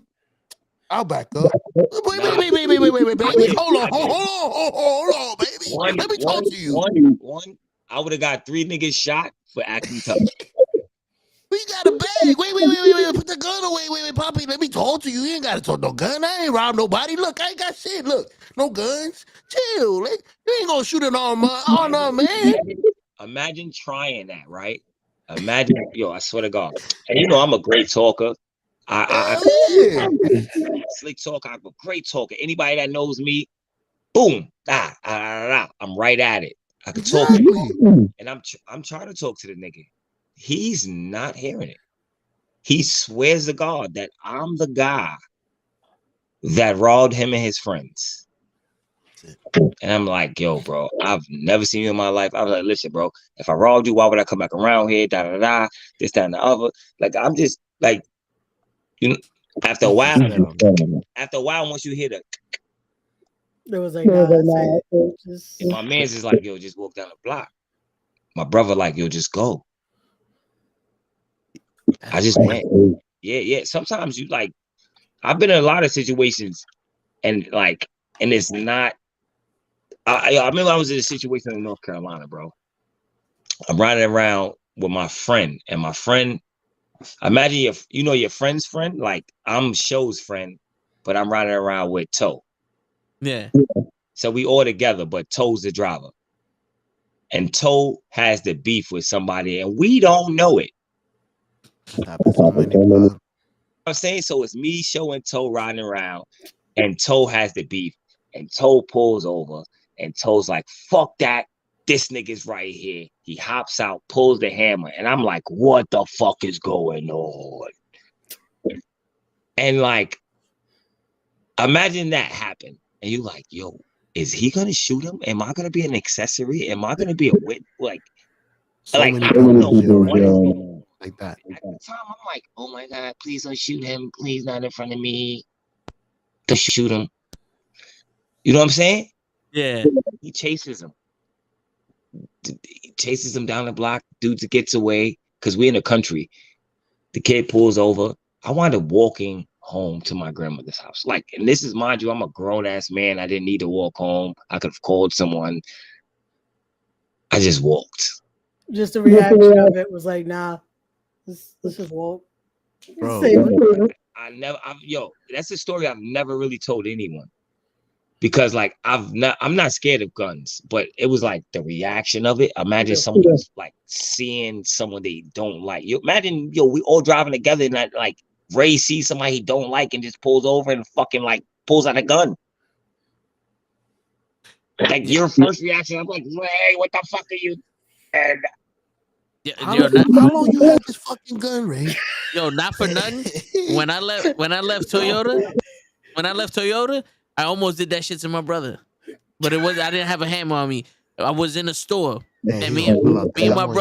brother, was in the store, and I just see some dude. Now we call him Hopping Bob because he walked like this, and I just saw at the reflection, like in my peripheral, some dude walking like that, and I did the, oh no, and I fucking chased him, like he was far from me, so I ran down to go get him, and my brother's like, yo, what the fuck happened? It wasn't him, but I was gonna fuck this nigga up. It was one of those, got him. Just Wait. It was my boss. What It was was my this ex-boss. guy? What did this guy do to you? The guy that you thought it was? So it was my ex-boss in Toyota. Okay, And- because for you to be like, is that happened, Bob? Like you everybody- just gonna beat up on the disabled guy? Yeah. No, no. I don't like that he goes up and down like that. Shut up. Hold on. So everybody My knows. man, so, If you're the you ex-boss, gotta say the story. everybody knows if you're the ex-boss, you gotta get got. Yeah, that's it. You gotta tell that part though. You can't just say No. Hoppin' Bob was moving up and down. I said that when I used Oh to my work at bad. I Toyota. gotta hold on. I'm fucking up. Yeah, you gotta start listening I'm to the fucking story, up. Show. All I heard was Honcho Bob was moving like this around my brother, so I just chased him. He I'm like, said what the ex-boss. fuck? He said ex-boss. Okay, Yeah. my bad. My Okay, I apologies. missed that part of the story too. 'cause I didn't Okay, hear I that. thought I was tripping. Yeah. So in the beginning, I said it. I was like, yo, my ex-boss, we called him Hoppin' Bob. Okay, Okay. me and, Yeah. me and all I Joe heard, just Hoppin' skipped through Bob. that. They is not. They don't have the 20/20 Yeah. vision. That's They what I'm it like, is. you That's what it is. beat That's on what it is. Hoppin' Bob for They don't have- moving wrong? Yo, you can't move like that around Word. my brother. No, yeah, so because the thing was like I was fucking 16 years old when I started working at Go Toyota. ahead. My And bad. I went to college. Yo, dude, it was Wait. Hold on. You were 16 years old and you was working at where? Toyota. At 16, we gonna In nah, high we school, suing I them went to a motherfuckers. vocational high school with Matt Awesome. Okay. Child labor. Yeah. Yeah. All right, so I went to vocational high school with Matt with Matt Awesome. Matt All right. Labor. And during the junior year, they hook you up with an internship as a mechanic, in one of the dealerships. That's dope. So I got an internship with Toyota, but it wound up being 2.5 years I stood with them. So I graduated from high school. They gave me a job. Then I went to college, and I was paying for my own college doing the T10 program, which was the Toyota program. So I was becoming certified as a Toyota technician. That's awesome. And I was paying for that shit out of pocket. And I'm like, yo, I can't afford to work here and go to school, and I'm doing this shit for y'all. I need a raise just so I can at least make it to school. Because at this point, I was working but making negative money, paying for books and all that other shit. Yeah, These motherfuckers was sending you to school and they wasn't paying you for it? I was getting paid $8 an hour, Show. Yeah, but Wait. I thought the school was the job. Like you, No. that's what you doing both. Yeah. Wait, let me ask you a question, Cho. You said you was an intern. Yeah, and then I turned into a loop tech. Of course you was getting paid $8 an hour. He was an intern, and then you gotta think about the time and the area it was. Blah, blah, that was like a little lower than minimum wage. But if he would have stayed, you see the difference? Yeah. Yeah, he would have a podcast. No, but here's the thing though. So He would have been able to buy. Toyota. It would have had stock. It would have everything. Yeah. No. It'd have been a lot. I don't know. Who knows? Well, the thing was, after 11 times asking for this motherfucker and him recycling fucking Excuses and shit. excuses, Yeah. my boy that went to the same school as me, but he was a year older than me, they gave him a raise. And I'm like, my boy told me this. I said, yo, listen, I love you, bro, and I'm happy that you got a raise. And I ain't doing this because of you, but I'm doing this because they gave it to you. And I walked into my boss's office and said, fuck you. And I threw the time card at him. And I said, I'll pick my shit up on Friday. And I quit right then and there. He's like, yo, I was like, bro, I've been here for 2.5 years. You've been here for 6 months. I don't give a shit you got a daughter. I'm struggling out here also. I need money to make it to school. I'm doing this shit for these niggas. I'm saving them $150,000. That's what I was of putting me through school. And like this nigga's gonna give me the runaround. Fuck that. You know what I'm saying? So that's when I just quit like that. And the dude from Nissan, because it was a joint Toyota and Nissan, he's like, "Yo, dude, why you quitting?" I said, "Because I'd rather walk out here on my own 2 feet than in handcuffs. Because I'm about this close to just fucking this nigga up. Because he had that shit where he would talk to you like you was a child. Yeah. And yeah, I was a child. I was 18, 19 years old. But in my head, I was a man at this point. It's like, yo, I'm working here. I'm going to school. If you're not gonna respect me as a man, I'm gonna make you fucking respect me. And I was like, you know what? Let me get out of here. Is that the dopest way? Let me ask you a question. Is that the has anybody ever quit doper than that? Oh, I've quit another way. Wait. Can you top quitting that job doper than that? Because me personally, I've never quit a job like that. I've never like really like if I quit a job, I'm just that nigga that's gonna be like, hey, listen, tomorrow I'm not coming back anymore. Yo, I'll do you one better. The same person can outdo that. Yeah. This motherfucker quits like that from all his jobs. Yo, go ahead, Toe. Well, not all of them. Before Toe says that story, I gotta head out, y'all. All right. Yo, we love you, baby. Yeah, bro. Appreciate you coming on. It's before we tell the story, hold on. I literally tell all my bosses before I get to my job, listen, this is my problem with y'all. I punch people in the face. I beat the last 2 people up. This, that, and the other. If you try me, I'll fuck you up. This is what I tell all my bosses. That's how I leave. Peace, Ray. Appreciate you. Peace, Ray. No, I really tell them that because, like, I got into 3 previous fights. Like, imagine having my 3 previous jobs and they all fights and you, like, fuck everybody up and you got to go to another job and you fuck this person up and you go to this job and you got to extort this person. And this is real talk. No, seriously. This is all true story. And like, so I get to my new job and I'm like, listen, I don't want any friends. I don't want any employee friends. I do not talk to any of my employee friends. Any employee that works with me, I do not talk to them. I'm glad I work with Mexicans because I don't understand, and they're not gonna be my friends. Nope. That's what you think. Mexicans are extra friendly with they drink. Yo, hey, my friend. They are. What's crazy? All right, let me tell you a quick story. So I've been working at this job for like 6-7 months. So I'm assistant manager, right? And it's like a circle. How the kitchen is, you know what I'm saying? Everybody's in a circle, so like you can walk through everybody's kitchen. So the next kitchen is I work at a burger spot, you know, burgers. The next kitchen is tacos. The next kitchen is pizza. But the next 2 kitchens mostly got Mexicans working in them. The pizza spot got Mexicans. The taco spot got the Mexicans. I'm the only black guy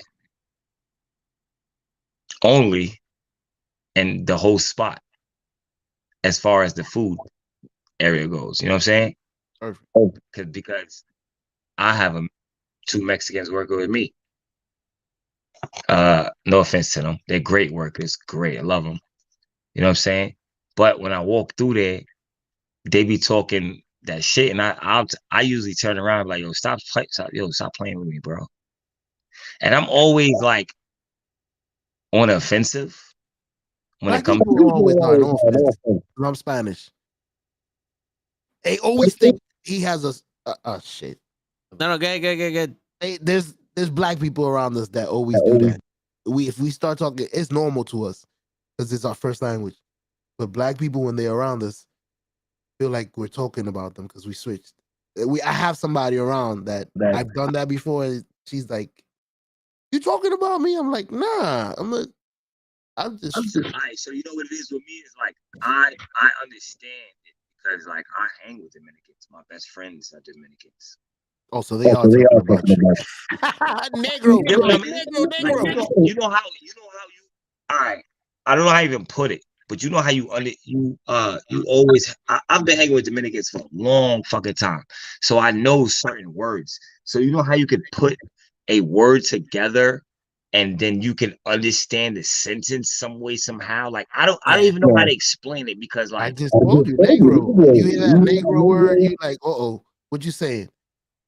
not even If you Negro. know it means Not black. even Negro. I could hear like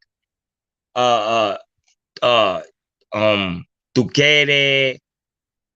So that certain phrases You know what I'm saying? Like I can hear he's doing this in Spanish or this and that. like little phrases Mhm. which would tell me what the Topic what the is sentence is about. Mhm. You know I what know I'm what saying? you're saying. What it is like I realize like Spanish words are long. Like the phrases are long and backwards. It's kind of like Yoda. Mhm. You know what I'm saying? So like if you could understand a phrase and then understand another phrase and just put it backwards, you kind of get the gist of what they're talking about. You know what I'm saying? A lot of the words are easy to like break down because like it's a word, but it just has a little Spanish on the end of it. I totally understand what you're saying. You get that one word, you basically just gotta add the rest. It's like playing Jeopardy. You see a few words, I know what you're saying. Yeah. That's the guy I am. You know what I'm saying? Like because like I said, one of my best friends, my daughter's godfather. You know what I'm saying? He's Dominican. His mom's 100% Dominican, but she don't talk no English. So when I go over there and I bring my girls over there, you know what I'm saying? She's a saying, or he bring his sons or whatever, you know what I'm saying? My man, shout out to my man Weez. It's his mom's 100%. Like it's And you feel that love, the vibe towards you bro, can tell. I can tell if I feel that vibe somewhere else, it's loving. I know exactly. I don't know how I know what she's saying, but she's talking straight, like straight Spanish. I don't know how I know what she's saying. Like she can stop me in the middle of the street right now and talk to me, and I know exactly what she's talking about. Like it's crazy. I've seen like you know what I'm I saying? see Like the you Spanish know lady and the exactly black. what you're talking about. Yeah, but if somebody else was to talk to you like that, you'd be like, I don't know what you're saying, bro. Like no disrespect to the Mexicans. Like the Mexicans at my job, they great, bro. I love them, but I just don't understand them because it's a language barrier. Imagine working with, like, my job is great, but I think for me, it's the language barrier problem I have at my job. I hope this doesn't get me fired. Is it better that way? Because you seem like you were beating on the people that didn't have a barrier with you. So maybe the conversation is gonna keep you crazy. That's the crazy thing. I think it's honestly better that way because like me not knowing and now we're not friends, we're not colleagues. But I also have to look at it like this way. I'm just trying to see who's in here because I don't want to get I don't want to get fired. I look at it like this way. Everybody is, no disrespect to anybody. Everybody far as my timeline at my work, timeline at work. Far as managers, and then you got me and the assistant manager. Assistant manager is black. The manager is black, and I'm the manager. I'm the assistant manager. The manager is black, assistant manager is black, but then everybody's what I'm saying? Right. Yeah. So it's hard to relate to management because, like, imagine if I want to tell management, yo, these dudes keep coming late, man. Like, we really have to do something. And you know what I'm saying? How do you relay that? How do you communicate effectively to everybody? Yeah, I know what you mean. And that's usually my problem at work is like communicating effectively because like I feel like everybody can work. These guys are great workers, man. Like the two people I really have at work, man, they great, fucking awesome workers. But like I say, yo, like my biggest problem is like the communication. And I also think that's my problem, my fault. You know what I'm saying? That's my fault. Because America did give us Spanish in high school, right? Yeah, but I mean, that don't. No. That's also my fault. Because you have to understand, bro. I didn't do my full potential at learning that language, right? Regardless of if I'm going there or not, regardless of anything. That's a language you should have learned because they give it to you. They gave it to me. They was like, hey, here's this language. Don't feel bad. This man is Spanish. Am I wrong? Spanish. No, let's be honest. Like in high school, they give you this language about being Spanish. They throw it at you. Bro, I got an A+ in Spanish. I can't say what I'm saying. This man is Spanish. No, they gave it to him from everywhere.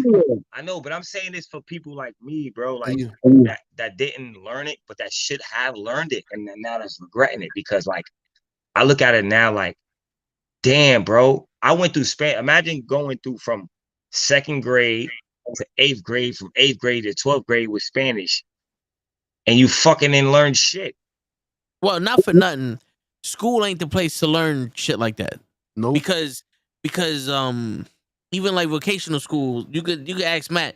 We didn't learn nothing about mechanics in a vocational school. I learned all my shit at the job. You know what I'm saying? They teach you the basic of the basic. Like my Spanish teacher would come into class and be like, "Hey, what I ass?" Like a fucking idiot. And the only thing I know how to ask now is what's the time. You know what I'm saying? Like I'm sitting here going, "Que hace tiempo?" Like I don't give a fuck what the temperature is outside. You know what I'm saying? But I don't know any other things. Like when somebody come up to me and say some real shit, I'll be on some, all right, wait. Speak a little slower. All right, I understood that word. Context clues, put it together. You know what I'm saying?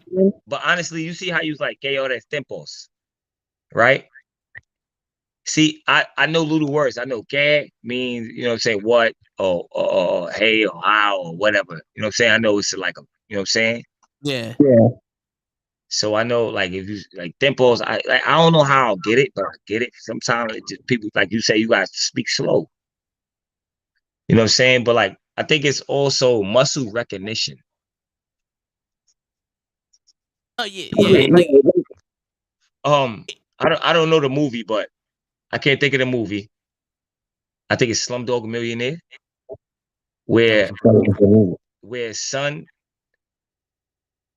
was about to win the millionaire prize, and Who Wants to Be a Millionaire, but every question they asked was based, but they didn't. Every question they asked, he had a point in his life he could relate to that story, and that's how he knew the question. Have you ever seen that? Slumdog Millionaire? Yeah. No, I actually never seen that movie. Wow. One of the greatest movies ever in fucking life. Real hood. I wonder if that's how it is over there. Literally, like, listen, literally, every question. Imagine being on Who Wants to Be a Millionaire. This kid fought tooth and nail to be on that, right? Imagine fighting tooth and nail to get on it, and you get on it, right? And every question he asks you is basically based on everything you basically went through in the last fucking 20 years or 30 years of your life, 20 years of your life. You know what I'm saying? It's just crazy. Have you, yo, franchise, what up, baby? Oh shit, the franchise. Yo, I seen Kofi on. I had to jump on and be like, what's up, man? Yo, franchise, man, you the god, man. Don't do that, man. You know I love you, baby. Nah, man. I'm just here, man. I'm just hanging out. That's better. My girl looking at me all funny right now. Have you ever watched Slumdog Millionaire? Actually, yeah. I watched that show on the plane going to North Dakota. Nice. I was telling him it's a must-see movie. Where is that? Where can we watch it? I don't think it's on Netflix no more. Go ahead. I seen it on HBO Max. Yeah. Okay. Soul Cat. Bro, is that me? Is that fucking? So all right. So this is the situation. Kofi has an echo on his end, so any sound comes through Kofi. So I've been muting him when he doesn't talk, and then when he starts talking, I unmute him. So all right. Oh, the earbuds. Yeah. No, So he said he's gonna get it. and then we can hear your TV through the thing, so it's coming through Kofi's also. So you hear it twice. I got this travel mic I use. Ooh. Oh yeah, the Those are good snowball. ones. The snowball. That joint picks up everything. Bro, I don't know how to I don't know how to fucking tune it down, man. Oh nah, you won't. You could download. I think there's the Yeti. There's like a Yeti EQ or some shit that you might be able to. Cause I use a Yeti. I use a Yeti when I'm at home. You got the other one though, probably the I sticker. got the one. Yeah, I got the one like you got. Yeah. He has the one Kenny had. I one use a smooth jazz voice. He'd be like, "What's up, ladies and gentlemen?" Like, oh shit, take out my panties. Yo, show that's better. Is that better? Yeah, that's a lot better. Yeah. My bad. I had to go get the my headphones and shit. I wasn't. Nah, it's all good. I was trying to manage it. You know what's crazy is I noticed, but I didn't know why he was doing that. You know what I'm saying? But I didn't.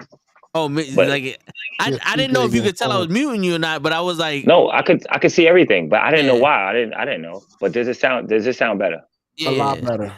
Yeah, we don't hear the echoing. What I can say is the speaker and the mic, I think, are in the same area. So when you hear out your speaker, your mic picks it up as well. You know what it is? I had the little mic in. I have my little mic sitting here. I have my little mic with my headphone. You know, I have my little mic everywhere I go. Yeah. So I have my little mic sitting here. So when I talk, but I have my headphones sitting here, so I don't need it in my ears. But I want to put my Bluetooth in real quick. Shout out to everybody out there watching. Yeah. You know what? It was we was having such a real conversation. I was like, you know what? Let me not, fuck it up with the whole thing. So I was like, let me just, It's all good. It's all good. It's all good. Real good, bro. French out. Oof. Yeah, we had a moment there, Bad Blood. All of us was crying. I was watching. I was watching in this. I was like in the shrubs, like, oh, there. I think sometimes that's good for men though. A lot of people don't realize, like, a lot of men don't really talk. A lot of men don't really express their feelings. A lot of men are also taught to like your feelings. Yeah, suck it up. I don't even know how to even put it. Yeah. Live another day. You'll be okay. Yeah. Because that's how I was taught with my feelings. You know what I'm saying? Like, I grew up with women. You know what I'm saying? A group of women. You know what I'm saying? Grandmothers, aunts, sisters. I didn't grow up with any men too much. So like, my feelings were basically like, hey, suck that shit up. You'll be okay. Yeah. You know what I'm saying? That's so, like, even to today, I'm still like, fuck it, bro. Like, I'll be all right. And I realized, like, that's kind of like a trauma type of thing. You know what I mean? Yeah. Because it's not okay to say you're okay. It's not okay to be like, you're okay and not okay. Yeah. You know what I'm saying? Like, I don't really know how you put that. Yeah, you can't dismiss yourself. Like, you dismissing your feelings. And I know what you're talking about. It's like, man. I'll tell you, like when my mom died, I literally shut my humanity off, bro. And I say that because, like, your feelings and emotions, that's what makes you human. Yeah. When you shut all that shit off, you just become like you're nothing, like you're not there. And, it's cool to be upset. Like for instance, Mother's Day was the other day, and this is the third Mother's Day without my mom. I was in my car, and a song came on, and then we talked about this the other day. Song came on, bro. I pulled over and was bawling my fucking eyes out. Like, I'm a man. I ain't, I tell my son all the time, it's cool, man. You can cry all you want. That doesn't make you less a man. As a matter of fact, what makes you less a man is not showing that emotion, because that just means that you're not in the present. You're not fucking, you're not dealing with your shit. And men who hide that shit and be like, "Oh, it's gonna be cool, man. I'll be all right." You're hurting yourself. You're damaging yourself because you're not getting over that trauma. And once that trauma, you start like you start giving that trauma to other people. You know what I mean? Like facts. once you're hiding that shit and you're trying to like bury it, you're taking it on the wrong people. And That's that's not crazy. cool. Yeah, it's real shit, man. And Yeah, you know what? I'm owning to be okay with that. You know what's crazy is that you're saying as like I'm going through a situation, whatever, and like and another female wanted to be with me. And I was like, yo, I can't right now because like I don't want to bring you the issues and the problems right now that I have personally dealing with this shit to you because you didn't do anything to me. Exactly. That's honorable. So and so I was like, yo, at this point in time, I don't want to. It's not that I don't want it. I don't want to be in a relationship because I don't want to bring you these problems, and you didn't do anything to me. You're innocent. You know, it's crazy. I've and that's done that's yeah. That makes you a better man too. Hell yeah, makes you a better man. But I brought those problems to somebody, but it was like they were passionate enough to be patient with me. But it was because I was still young. I lost my mom at like 22 years old. You know what I'm saying? I was still a kid. So then it got to the point where it's like, all right, I started to look and I just got with the wrong people. And then, it's like you're in a situation like, damn, son. If my mom could see me now, she would have fucked me up. You know what I'm saying? Like I'm with a chick with how many kids? She's in the projects looking for money for some other shit, and then everything I told you not to do. I literally just fucking not like I went like so it took me a while to get over that, because I always thought that I had to be the rock for the family, so yep, that's me. You're the youngest, bro. That's crazy. I think that comes down to all men though. Like period, if you're the youngest or the oldest or the middle, because like I think all men are moms, guys. You know what I'm saying? Mom dudes. You know what I'm saying? Like there's no disrespect to dads or anybody. Like there are some dad guys out there. There are some dudes that are just like dad guys. They're like, it's my dad. You know what I'm saying? But I think for the most part, like most dudes are mom guys. You know what I'm saying? They're there to please the woman. Yeah. So that's how they learn because they want to please their mom. So like when you see that, it's different. It's funny you say that too because most people will say like every man looks for a woman. Every man looks for a woman that reminds him of his mom, and every daughter looks for a man that reminds him of their dad. That's how I want to say that.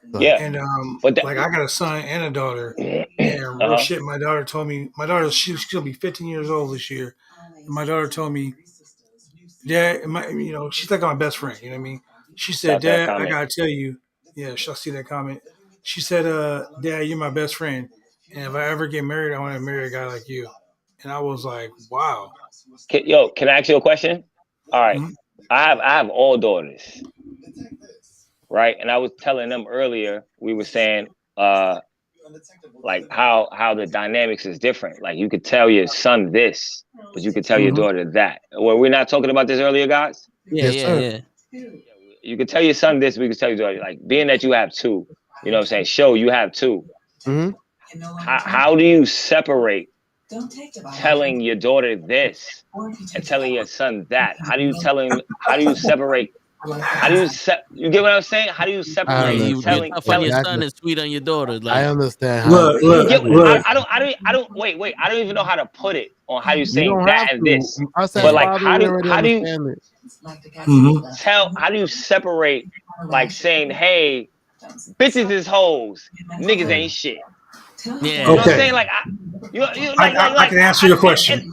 Like, you know what I'm saying? Like, I don't even know how to, like, cause I have daughters, only daughters. Mm-hmm. So like, my whole thing is niggas ain't shit.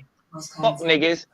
Bam. You don't want no nigga like, I was like, yo, daddy, the best nigga you'll ever meet in your life. You know what I'm saying? Yeah. I don't even know. You know what I'm saying? I don't know how to. Me, it's like, yo, boom, nigga don't look like your daddy. You don't want him. Boom, look at daddy. Hey, You see this hey, mustache? real shit, real shit. Look, Like I don't know. I'm gonna tell you, this is how you do it. I told my daughter this one night. I said, I was the boy. I was the boy that all the girls' mamas was like, you need to watch out for that boy. And now I got a daughter. That's God's sixth sense of humor. I tell my son, don't be the motherfucker that all the parents are like, stay away from that motherfucker right there because he's a bad person. Don't be that motherfucker, right? I always tell him, I say, learn from your mistakes, learn from my mistakes, learn from your mom's mistakes. Like me and your mom, we aren't together. We got divorced a long fucking time ago. It took years before we became friends. You know what I'm saying? Don't be that guy. Like I tell my son, I have a younger brother and a younger sister, right? No man gonna put their hand on my sister. No man gonna put their hand on my sister. Me, I'll slap my sister all day long because that's my sister. Like I don't She see like me. her. You know better than Like that. me. I'm like, no man gonna put their hands on my sister. No man can put their Your hands on any brother. woman that I'm involved with. And for the simple fact that, like, and I told you, I got a daughter. That's why I respect women. Because my daughter taught me how to respect women. Because I don't want a motherfucker that's a piece of shit fucking with my daughter. So why am I gonna be a piece of shit fucking with somebody else? I tell Yeah. my son, don't be that piece of shit. Plain and simple. How would you like a motherfucker to treat your sister like you treating this girl? And they look at me like, damn, that's real shit, Dad. And I'm like, yeah, do you want a girl to treat you like these motherfuckers? No, you don't, right? You treat people the way you want to be treated. And I tell them, your job in life is to be a better parent, a better boyfriend, a better husband, whatever, than I was to your mom, to my mom, and my sister. Because my job is to be a better parent to my kids than my parents were to me. Simple. Bad blood. You said Yo, something that's that hit me fire. because I was gonna tell Kofi. What It's happened? crazy. It's crazy, but I would tell my daughter. If I wouldn't want to tell her this, but I would actually tell my daughter. I wouldn't want my daughter to be with somebody like me. And he said it. And he said it That's himself. that's He was like, I was that guy that parents would say, don't be with that guy. But then he turns around and goes tell his son, don't be me. Because basically I'm the guy, don't be the guy that the parents say don't be with her. So you're telling him don't be me. So it hit me because I was like, damn, I've done some shit in this world. Facts. yeah. Facts. You know what's Big crazy? All facts. right, all right, all But right, the all right. person you are to your daughter isn't the person you was back in the So, day. yeah. Yeah, All right, let me that's tell you. why. you're That's gonna meet why. the back in the day guy. You're not gonna meet anybody. You'll never meet your daughter's never gonna meet anybody that treats them All right, like her father, like a let me tell princess. you. So Real Let me tell shit. you. it's gonna be a Yeah. downgraded version of But me. but All remember, right, the you that she sees ain't the you that you afraid of. True. all right. Let me keep it on. I'm gonna keep it 100 with y'all. Like the perfect dad. You know what I'm saying? But imagine having a hot girl for a baby mother. Okay. Oh wow, it hit in the back. That's a hard note. Yep. But and that's basically it. Like it's not anything else. Like I think it's the music. I don't know what the air. I don't know what it is. But that's what it is. So I decided that I don't want in my kids and my daughters. Like I don't. Like my 18-year-old, she's like the biggest nerd, the biggest anime fan. And I'm satisfied with that. You know why? Because I am too. Just like You know what I'm saying? And like let's relate. Let's if we have to relate through anime, if we have to like whatever it is, I don't care. Like let's do this instead of doing that. Yep. Right, booty. Yep. And that's all I'm about. Like my daughters want to fucking let's go roller skating. I don't care. I can't roller skate. I'll walk the whole time. Why they rollerblade? I'll hold your hand. I But you know what's will. gonna happen? But When that's they me. old, when they're like 40 and they're like 50 and they're like 60, they could be telling their kids and their grandkids, damn, you know what my dad used to do with me? That motherfucker used to walk next to me while I rode a bike, while I rode some skates, or while I was on a skateboard. He never let me fucking do that shit by myself. He was always there for me. That's what your kid's gonna say. And now I gotta do it to you. He passed it down to me. I legit, bro. I started getting pedicures. With my daughter. Because wow. like she liked to do that shit. And I was like, yo, let's go. You know what? I'm next. I'm gonna do that. I'm gonna do that. Yo, that's Get crazy. the hot wax. Get the hot wax. You know baby. what I'm gonna do? I'm gonna take my kids for Father's Day to get us pedicures. How about that one? That's right. That's some good shit. I Yo, applaud you on that shit. That's Do crazy. The story that I kept getting choked on, and the only thing my grandfather always used to do with me, we used to go take a haircut, and in the barbershop back in the days, there used to be this lady in the front doing nails.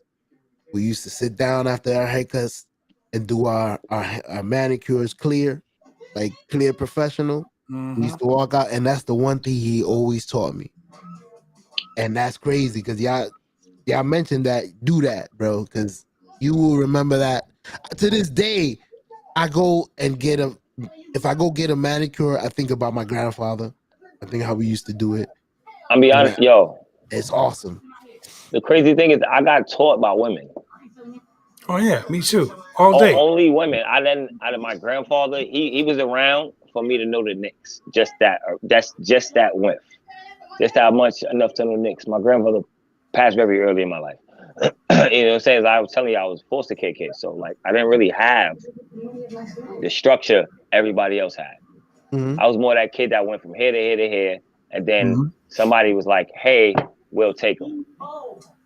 Damn, that's crazy. You know what I'm saying? That, it was a different structure with me in my life. So like, once I finally got structure, I felt it was too, like, as I'm looking back now in life, once I got structure, I felt like it was too late for me because like, you know, you already have this mentality in your head I just think I was a stupid kid. You know what I'm saying? If I could go back, I'd go back to 15 and smack the shit out of myself. You wasn't stupid, bro. It was your no. environment. I just felt it was environment. I would environment. literally, if I could go back, I would smack the shit out of my 15-year-old self and be like, "Listen, motherfucker, you're gonna listen to every fucking thing. You're gonna go to school." You know what I'm saying? Because like, you know how sometimes you just like me as a kid, I thought I was the man. Like, you don't understand what I mean. I thought I was the man, because like, imagine being the most popular kid in school. Yeah. I was so popular that I was selling clothes out of my locker room, Like I was the only New York guy. Oh, that was good for North Carolina. I mean, I would literally come to New York. And remember when 28th Street was popping? That's where the Chinese people was at? Yes, 28. I would come and buy clothes from 28th Street, jerseys, hoodies, all this, and sell it. I would have it. I would have a locker.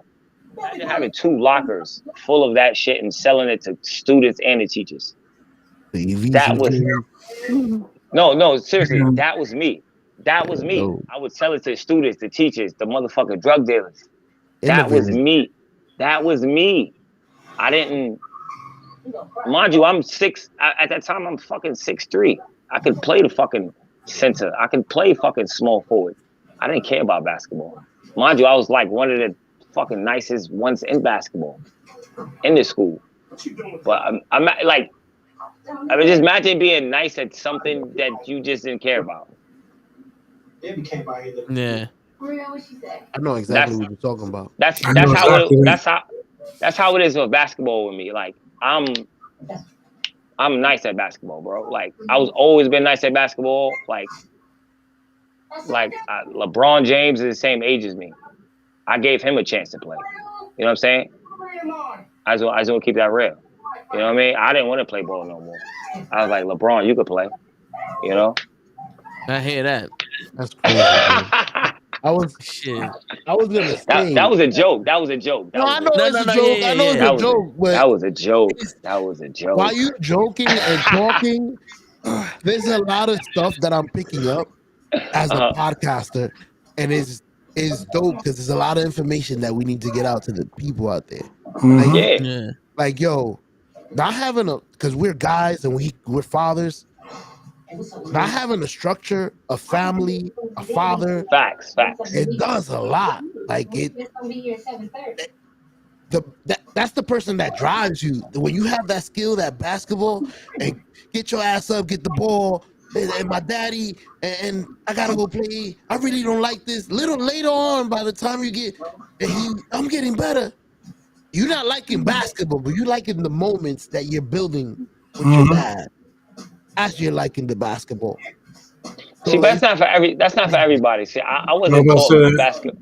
I wasn't taught basketball by my father or by anybody. I was taught basketball by the streets. That's what I'm saying. If it was taught to you by your father, you might have had yes. No, if it was taught to you by your father, you would have honestly, if it was taught to you by your father, I feel like you would have a 70% more chance of going to college and at least trying to get in the NBA, I feel like fathers mean a lot more. Like for me, that didn't have a father, and I had a lot of uncles that were like, you know how we all got uncles. They uncles. Yeah. They're not there, but they there. Yep. Like, it's funny you say that. Like, a lot of people don't know this, man. I'm gonna put it out here on the podcast. Fuck it. I play volleyball from 5th grade all the way to like my senior year of college. I got a scholarship. I got a scholarship to play in college. I played on the beach. I got the CVBA AA rating. Oh, you could have been in the Olympics. 2 years junior national team, all that bullshit, right? Nice. Like I still, I mean, like you could have been Olympics. That. Yeah, I mean, I could have. I did that shit. Olympics. I mean, 2 years junior national team. That's pretty good. Yeah, you're supposed to be Olympics right after that, bro. But I did that shit. I did that shit because like my grandmother, who was like a very key integral part of my life. My mom and dad got divorced when I was young. I didn't want to live with my mom or my dad, so I wanted to go live with my grandmother. And no lie, I was a little bad motherfucker. I was always into some shit. So it was like it was either sports or gangs. So my grandma was like, "Oh, we ain't playing that shit." So she put me in sports. Smart. Play volleyball, got a scholarship, all that shit, right? The gangs. That's all the gang banging. See what I'm saying? My brother did too. But like she moved me to her house and she enrolled me. She got me put in like amateur wrestling, right? That's how I became. That's how I got into wrestling. So I come home from practice one day and I hear this noise, right, just bumping around. I'm like, what the fuck is that noise? So I go in her backyard. I look over the fence. Mondo Guerrero and a guy named Bill Anderson. They're there and they're training. Rey Mysterio Jr., Psychosis, Chavo Jr. All these guys are training in this ring in a backyard. This is your backyard? No, this is their backyard next door. Next door. So I see them. So they have a ring there. So I'm like, I look over and I'm like, hey, what are you guys doing? And they said, we're training for wrestling. I said, oh, it's a fake shit, huh? I said, I do the real shit. And they were like, oh, you do the real shit? Come over here and show us the real shit. So, I hopped the fence. I got my A6 on. I got my motherfucking A6 singlet on. I'm like, yeah, I put my fucking headgear on. And they beat my ass. They stretch your ass to a press. Wait, I have so many questions. I have so many questions about the beating your ass right now. I'm sorry. All right. First. Hold on. Right. They beat my ass for 2 weeks every day. What? Mondo says to me, he says, you want to make some money? I said, how? We'll teach you how to do what we do. And that was the start of my career. All right. Shit. All right. All right. Let me ask you a question. You said it was name the people that was across the fence real quick. Mondo Guerrero, Bill Anderson, Psychosis, Rey Mysterio Jr. Those are all legends. All legends. Every single one of them are legends. And they're next door to you. Facts. And you looking at them. And you looking at them. Were you not like in awe? Yeah, No. yeah. I don't even know how to put the word. Were you He not doesn't know like who they are back then, so he's not in awe. I was like, now. So you weren't in tune with these guys back then. You didn't know who they were. Nope. He tried to be their ass. He ain't know. Wow. Like, I'll come over there and show y'all. Okay. Question two.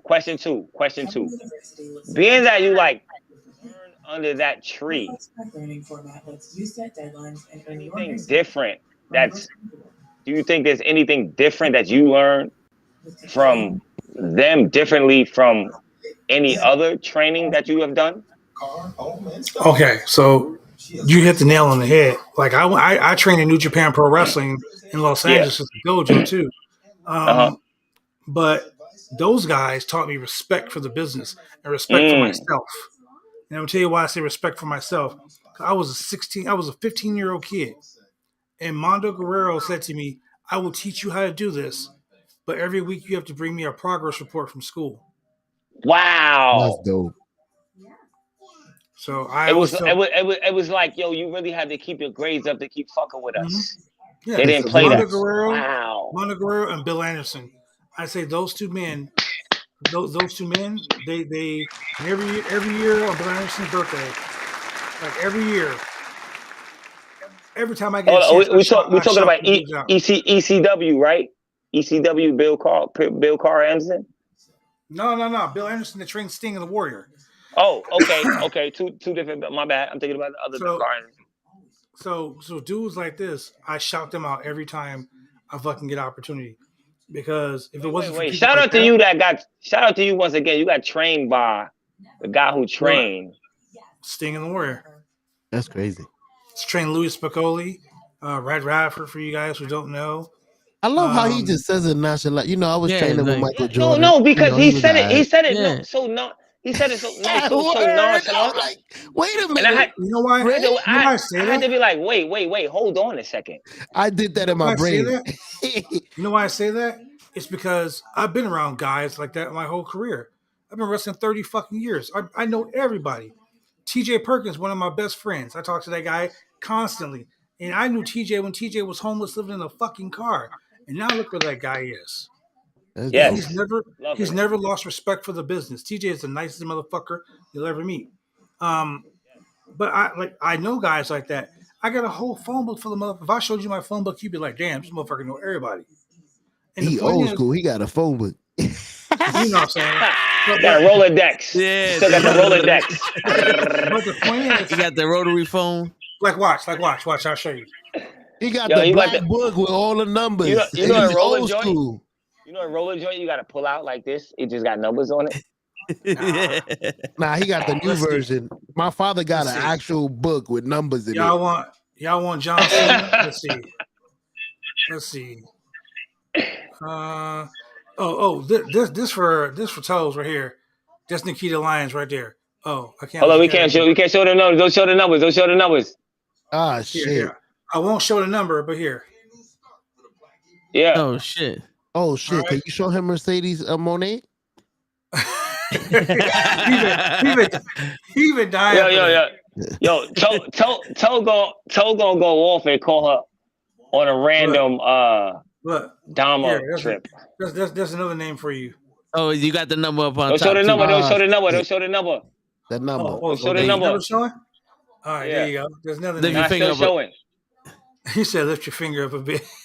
Not because the number right next to the name you was covering the bottom of it. Oh, but yeah. Matter of fact, don't show no more. Just name them. Yeah. I mean, it's like I had like Road War Animal. Here, I'll show you a picture that I found a while ago.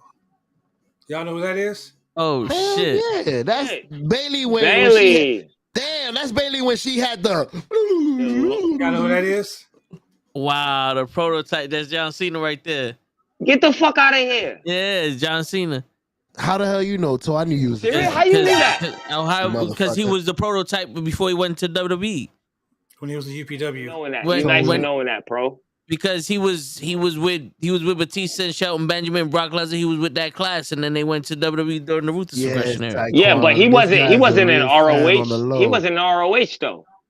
No, he was a UPW, Ultimate Pro Wrestling. See, I knew all the ROH guys that came that era, but when I saw John Cena that era, I was like, who the fuck is this? No, because he was in the like Ohio Valley Wrestling there with Jim Cornette. Oh shit! That's New Jack. We just that's Lala. We got Lala Devon, and you. Oh shit! We had Lala on yesterday. Lala's my auntie. Yo, Lala's been wrestling for a while. Okay, that's Alberto Del Rio's announcer right there. Oh, that is from AAA. Oh, is Mike, that it's not my fault. Snitsky, right? It's Mike Knox. Mike Knox. Okay, that's Mike Knox. Mike Knox. I got him. Mike Knox, Lufisto, Nicole Savoy. Like these are people like me and your boy Paul Orndorff. Oh shit! Yo, that's fire. Rest in peace. Fire. Me in Japan with your boy Masao Tanaka. How young you are. You see, yo. You out here look like Hannibal different person. I was like 17. I was like 17 years old, bro. Like a young whippersnapper. Here's a horrible picture, but y'all know who that motherfucker is. Yeah, and you got the title though. I you got even the know title. who that is. Wait, go back. I need you to go back. Hold on, he froze. I need him to go back. There you go. Yeah, all right. Let's talk about that title you got in your hand. What is that title you have in your hand? That's the NWA Continental Heavyweight Championship. Oh. How did you get it, and what did you have to go through to get it? You won. I'm the longest reigning champion in history, bro.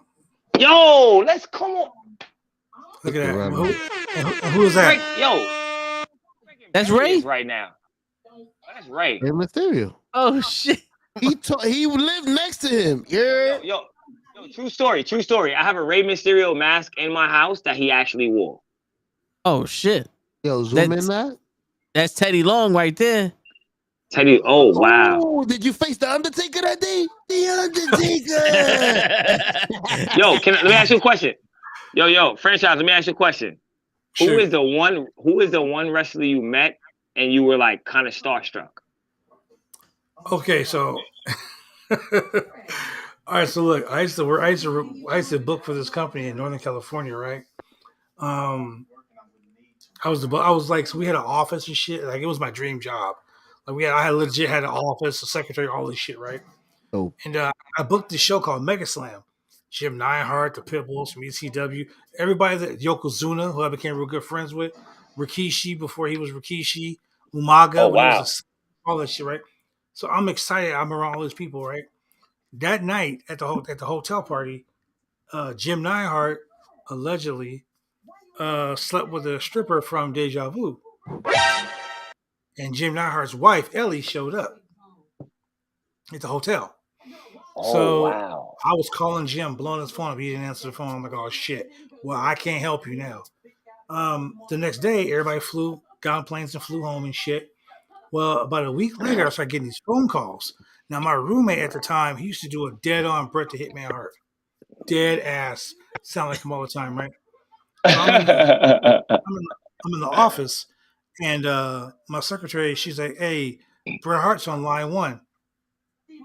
I pick up the phone. What do you want, Ryan? And he was like, I don't know who Ryan is. This is Bret the Hitman Hart. I'm like, what the fuck ever? Hung the phone up. What? 2 minutes later, the phone rings again. Now I'm a big-ass Bret Hart mark. I would know if it's Bret Hart. I'm like, hello. And she's like, dude, Bret Hart is on line 1. I'm like, put him through. I'm like, Ryan, what the fuck do you want? He's like, I don't know who the fuck Ryan is. This is Bret the Hitman Hart. I'm like, dude, this shit ain't funny. Stop playing. I hung the phone up.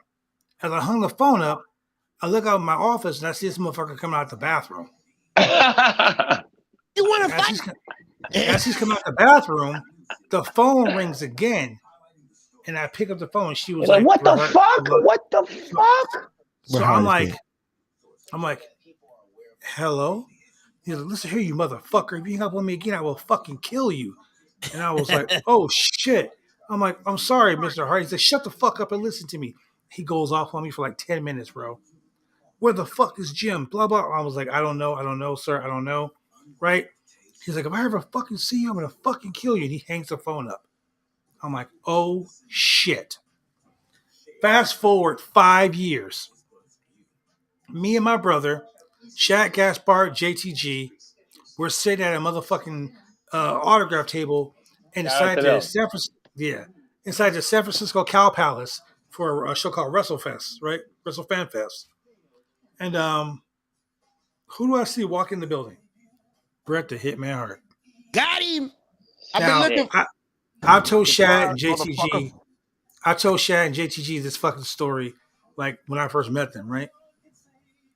So Shad goes, "Hey, Bret, how you doing, man? Come over here and say hi." Oh shit! Bret's like, the guy that hung up on you. Bret's like, "What's up, Beast?" And Bret starts walking over. I'm like, "Oh my fucking god!" But he doesn't know you. He doesn't know you like he doesn't know you physically, right? Yeah. Exactly, right? exactly. So I put my head down. All right. I put my head down, and he's like, "Hi, blah blah blah," shaking hands with everybody. Then he says, "What's your name?" And I'm like, "Oh, my name is so and so, so and so. My gimmick name is this." He's like, "Oh, okay. You guys have a good day, man. I'm gonna go over here and sign some autographs real quick. I'll be back later on." He walks away, and Shaq goes, "See, I told you he wasn't gonna kill you." This motherfucker, I swear, he walks like 12 paces and he stops and turns around. Your fucking voice. And comes back to the fucking desk, and I'm like, "Oh shit!" And he's like, "You sound familiar." I was like, "I get that a lot, man." He's like, "No, I remember a fucking voice." I've been looking for you, motherfucker. And I was scared, bro. I was scared. I was like, I'm about to get my ass beat by Bret Hart. And he was like, "Hey man, I just want to apologize to you for that. I was going through some shit." But I was like, "Oh my god." But hold on, wait. He remembered your voice and the conversation, or did you have to like explain it to him and all that? He remember everything. Wow. I had never been Bret so Hart? fucking scared, bro. I thought Bret Hart was about to beat my ass in front of all these people, bro. I remember your voice. Like in the movie Taken. You see that I'm phrase that Canadian. reminds I'm Canadian too, man. I'm Canadian too. Don't beat me up. Yeah. He turned around like in the movies. Bro, he did. You I swear. You know how like a bunch of people are around you and then all of a sudden he goes quiet? That's what happened. He said he took like 12 paces. Like literally, like it was like imagine stealing something from someone and they take 12 paces and realize it's gone. Bro. You're scared. Hey, remind me some other time to tell a Virgil story. That shit happened the same day, but yeah, man, that's why. And then I was talking to someone that night. I think it was Devon, and Devon said, "Don't ever mark out for guys in the business." And I said, "Why?" He said, "Because we do the same thing. We do the same thing, just on a different scale. That's it." He said, "Would you mark out for a motherfucker at McDonald's if you were the fucking cashier and they were the manager?" I said, "No." Wow, I never thought about it like that. He said, "Then why?" He said, "Then why would you mark out like this over other people?" And I was you know what's crazy? That makes sense. You know what's crazy is I don't think New Yorkers. Us as New Yorkers, when we see celebrities, we don't mark out too much. We like, bullshit. You know what that? You know what? No, you know what I think it is? No, seriously. Well, it depends on the celebrity. On the rank. I've seen celebrities. Listen, celebrities. Listen. We live in Bronx and Harlem. These motherfuckers walk around here. True. I'm trying to tell you, I've seen them, and they're like, just like, all right, cool, all right, whatever. Like I've been next to him, and like, all right, cool, whatever. Same way. Like right before DMX, like, no, this is a true story. Right before DMX died, I bought the nigga Icy. I didn't even ask for a picture. I just bought the nigga Icy and was like, yo, I love your music. And he was like, you want a picture for your daughters? I was like, no, I'm okay. And I just walked away. I didn't walk out, and then, but when I walked away, I walked out. When I walked away, I was like, ah. So let me tell you what I do for my shoot job. I work at Nike World Headquarters in fucking Beaverton, Oregon. Look, you can't even mark out. You work in Nike headquarters in Oregon. That's like my job. My job is to deal with the top five biggest. That's one of the top five biggest one of the top 5 biggest Nike outlets there is, bro. I know for a fact. Bro, that's like the dude. Me, I'm good. I'm cool with Phil Knight. Like I see him every fucking day. See, but that's crazy. But my job is to deal with the athletes and entertainers when they come on campus. So like I freaked out one motherfucking time, and this motherfucker to this day won't let me forget it. I walk in. I'm at work, and I'm looking at my fucking phone. Right, I'm scrolling through my phone, and I walk into the Michael Jordan building. Right, and I back into the elevator because I was like, I just pressed the button, step in. Security dudes is on each side. Right, they're like, "What up, B?" I'm like, "What up, man? What's up?" Right, and I'm still looking at my phone, not paying attention. And this guy, this fucking deep ass voice from the back of me, was like, "Yo, man, those some cool ass shoes you got on there." And I was like, "Yeah, man." Oh shit, you're Michael Jordan. What? And he was like, "Now you need like 10 of those, show." Bro, he was like, "So." There you go. That's Michael Jordan, nigga. He was like, "That's what they call me," and I was like, "Oh shit!" I'm like, "Oh shit, sir, I'm so sorry," right? And he's like, "No, you're cool, man." He says, how many pairs of those shoes you got there?" And I'm like, "Honestly, sir, I got like 150." And he was like, "Damn, you got more of my shoes than I do." And I was like, "Yeah." He goes, "What size shoe you wear?" "Size 12. He goes, "Oh, Bigfoot gang, huh?" I'm like, "Yes, sir. They're hard to come by here." And he's like, "Yeah, man. Well, you know what? What is your name again?" And I tell him my name. He's like, "Man, you have a good day, man." I'm like, "You too, sir." I get out of the elevator. I'm like, "Oh, fuck, I'm about to get fired." Because the rule at Nike is you see an athlete on campus, you don't fucking conversate with them unless they start talking to you first. You know what I'm saying? So I'm like, I'm about to get fired. So the next day, I get a call from HR. They're like, "Hey, can you come over to the Michael Jordan building?" I'm like, "Oh, fuck." So I walk in. I legit walk in. I start taking out my fucking staff badge. Like, I'm about to get fired. It should have been the dreary music. The doom music. Right? You gotta put the doom music. Doom, doom, doom. I was like, they're about to fire my ass. So I walk in, and they were like, "So, what did you say to Mr. Jordan yesterday?" And I was like, "Oh man." So I took off my badge, put it on the table. They were like, "Why'd you do that?" I'm like, "If I'm about to get fired, man, just tell me." And they're like, "Why would you think you're gonna get fired?" And I was like, "Because I said, oh shit to him." They were like, "Yeah, he thought that was funny." And I was like, "Oh yeah." They're like, "Yeah." They're like, "Well, he wanted you to have this," and they push a box across the table. Rule number 2 at Nike. Hold on. Rule number 2 at Nike. One, you're not supposed to talk to the athletes. 2, you're not supposed to accept gifts. So I'm like, I'm really gonna get fired. They push this box across the thing, right? I open the box. It's a pair of Rebellionaires. I was Do you still have them? Do you still have them? Yes, sir. Have you wore them? Hell no. Twice. Oh, you got some balls. Why would you wear them? No, you don't wear them. I got 345 pairs of shoes, bro. You ain't got nothing given what to you size by sneaker you Michael wear? Jordan. Wait, what size sneaker you wear? He said 12. 12? You know what? I'm gonna inbox you after this, and we're gonna figure something out. So bad blood. You have 350 shoes. First, only one 350 shoes. Listen, I wear size 12. This motherfucker over here. And we gonna figure this out. He said, "Tell them to me, cause you ain't valuing it. You know what it is? Do you know how hard it is to find a size 12 in Jordans? He knows. He told Jordan. Nigga, I work at Nike. I know. It's mad. Yo, listen. And it was the crazy thing is, I only like if I was to buy a pair of Jordans, it would only be 11s. I'm wearing Jordans right now. Oh, I wear Jordans. See, I wear Vans now. I'm a Van guy. Look I switched. The Lucky Greens. Greens. The Lucky Greens. Those is the Ray Allen. They don't even sell those. Bro, come on, man. Hold on. My favorite 11s. Look, they gave me these shoes right here the day motherfucking Air came out, like the movie Air. Yeah. That's what they gave us, a bunch of airships. Oh, come on, man. Oh, you don't wear Listen, man. You have how many pair of sneakers? I got 300. I'm trying to get 365 so I can wear one pair of shoes for every day of the year. All right. Let me ask you a question. Out of 365, every male has that one pair. They're like, hey, I'm wearing these shits today, regardless of anything. these is my go-to sneakers. They're comfortable. What are they? Oh man. Like you said you have almost 365, but I'm gonna take away at least 2 pair because men, we wear 2 pair of sneakers all the time. Those are the sneakers we wear. Those are dope. Pandas?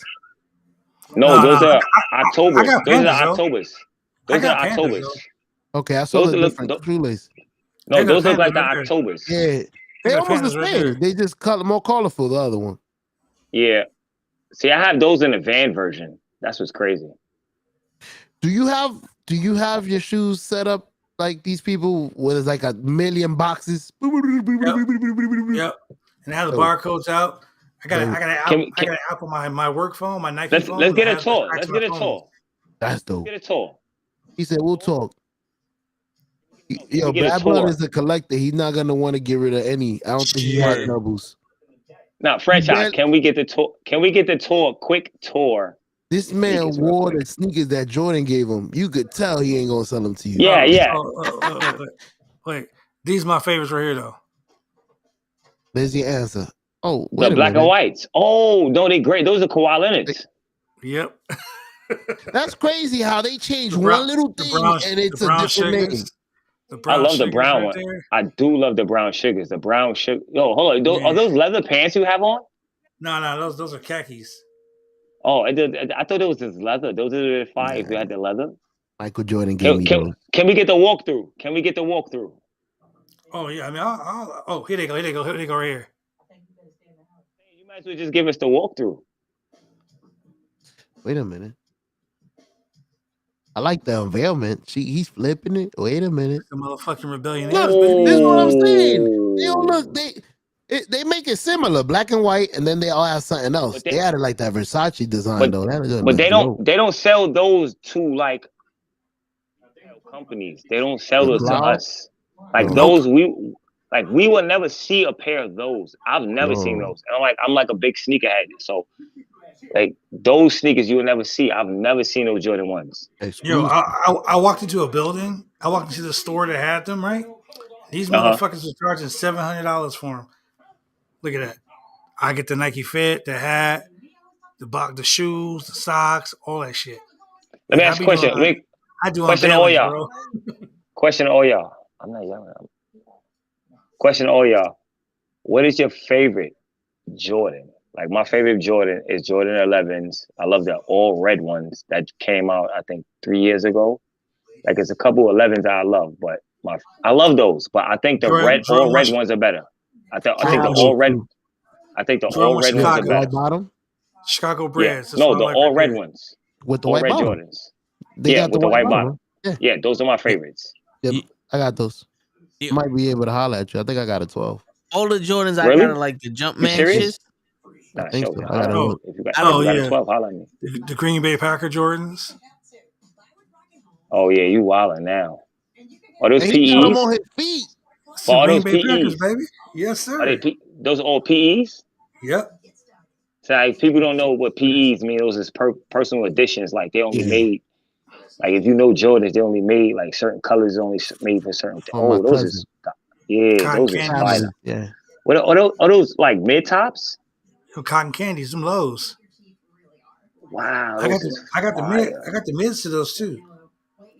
You know what's crazy? Me and Toe got the same face because I'm a better look at the Green Bays. But I'm like, wait a minute. What are those? The bunny bears? You know, we like me and Toe got the wait a minute. I got to keep this.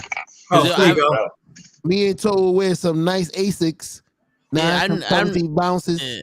I've never owned a pair of Jordans that were in the line. I had Jumpmans, the Eddie Joneses. Those are my favorite. Exactly. I don't got no Jumpmans. No. I always loved the patent leathers, but I never brought myself to pay $200 something for a pair of sneakers. I'm the same way. I did it now out of nostalgia. I don't pay that shit. My bad. My headphones. Toe. My headphones went dead, so you might hear the echo. I don't hear it as of late. So. Okay, because I turned like this audio shit down or something. Yeah, okay. That was the problem. Yeah. It was too loud and it was going in your mic. Okay. What's those? I'm trying to. That's a Jordan building right there. That's just me going to work. Oh, okay. I thought it was the unveil to the sneakers. He was showing the building, the Nike building. Oh, here you go, a couple other ones. Hold on. You know, you can't show too much. You can't show too much. Nike don't play that. Oh no, they don't. They don't, bro. Yeah, you can't show too much. Don't show too much. Don't show too much. I bought these. I just thought about that. Nike don't play that. You start showing too much, they start thinking he stole those sneakers. Yo, those is fun. I never seen those in my life. You ain't gonna see those. Look at the back. Go that extra smile. No, not even that. I've never seen the all black with the yellow check. You've always seen the all black with the yellow check, but you never seen a black and white with the yellow check. With the smiley face? What are those called? Remember, you know what I'm talking about? You've seen the black and yellow with the yellow check. You've seen the all black with the yellow check, but you've never seen the black and white with the yellow check. Yeah. Not no Jordan 1s. Yeah. You guys could have a... Well, I ain't gonna lie. Everybody's gonna try to rip them off because all people want to do is buy sneakers to sell them again. Nobody want to buy them for what they worth. Here's the rule at Nike, though. The rule at Nike is you can't do that. Like, cause see, we get so many like customized shoes, and we get some real like all my J's are like people don't realize that Jordans have serial numbers in them. Like facts. Like in the tongue, Jordan got serial numbers. So if you like, I got a pair of Travis Scott's that Travis Scott gave me. I can't do that with him. There's a dude that we had Travis Scott come to our JDI day.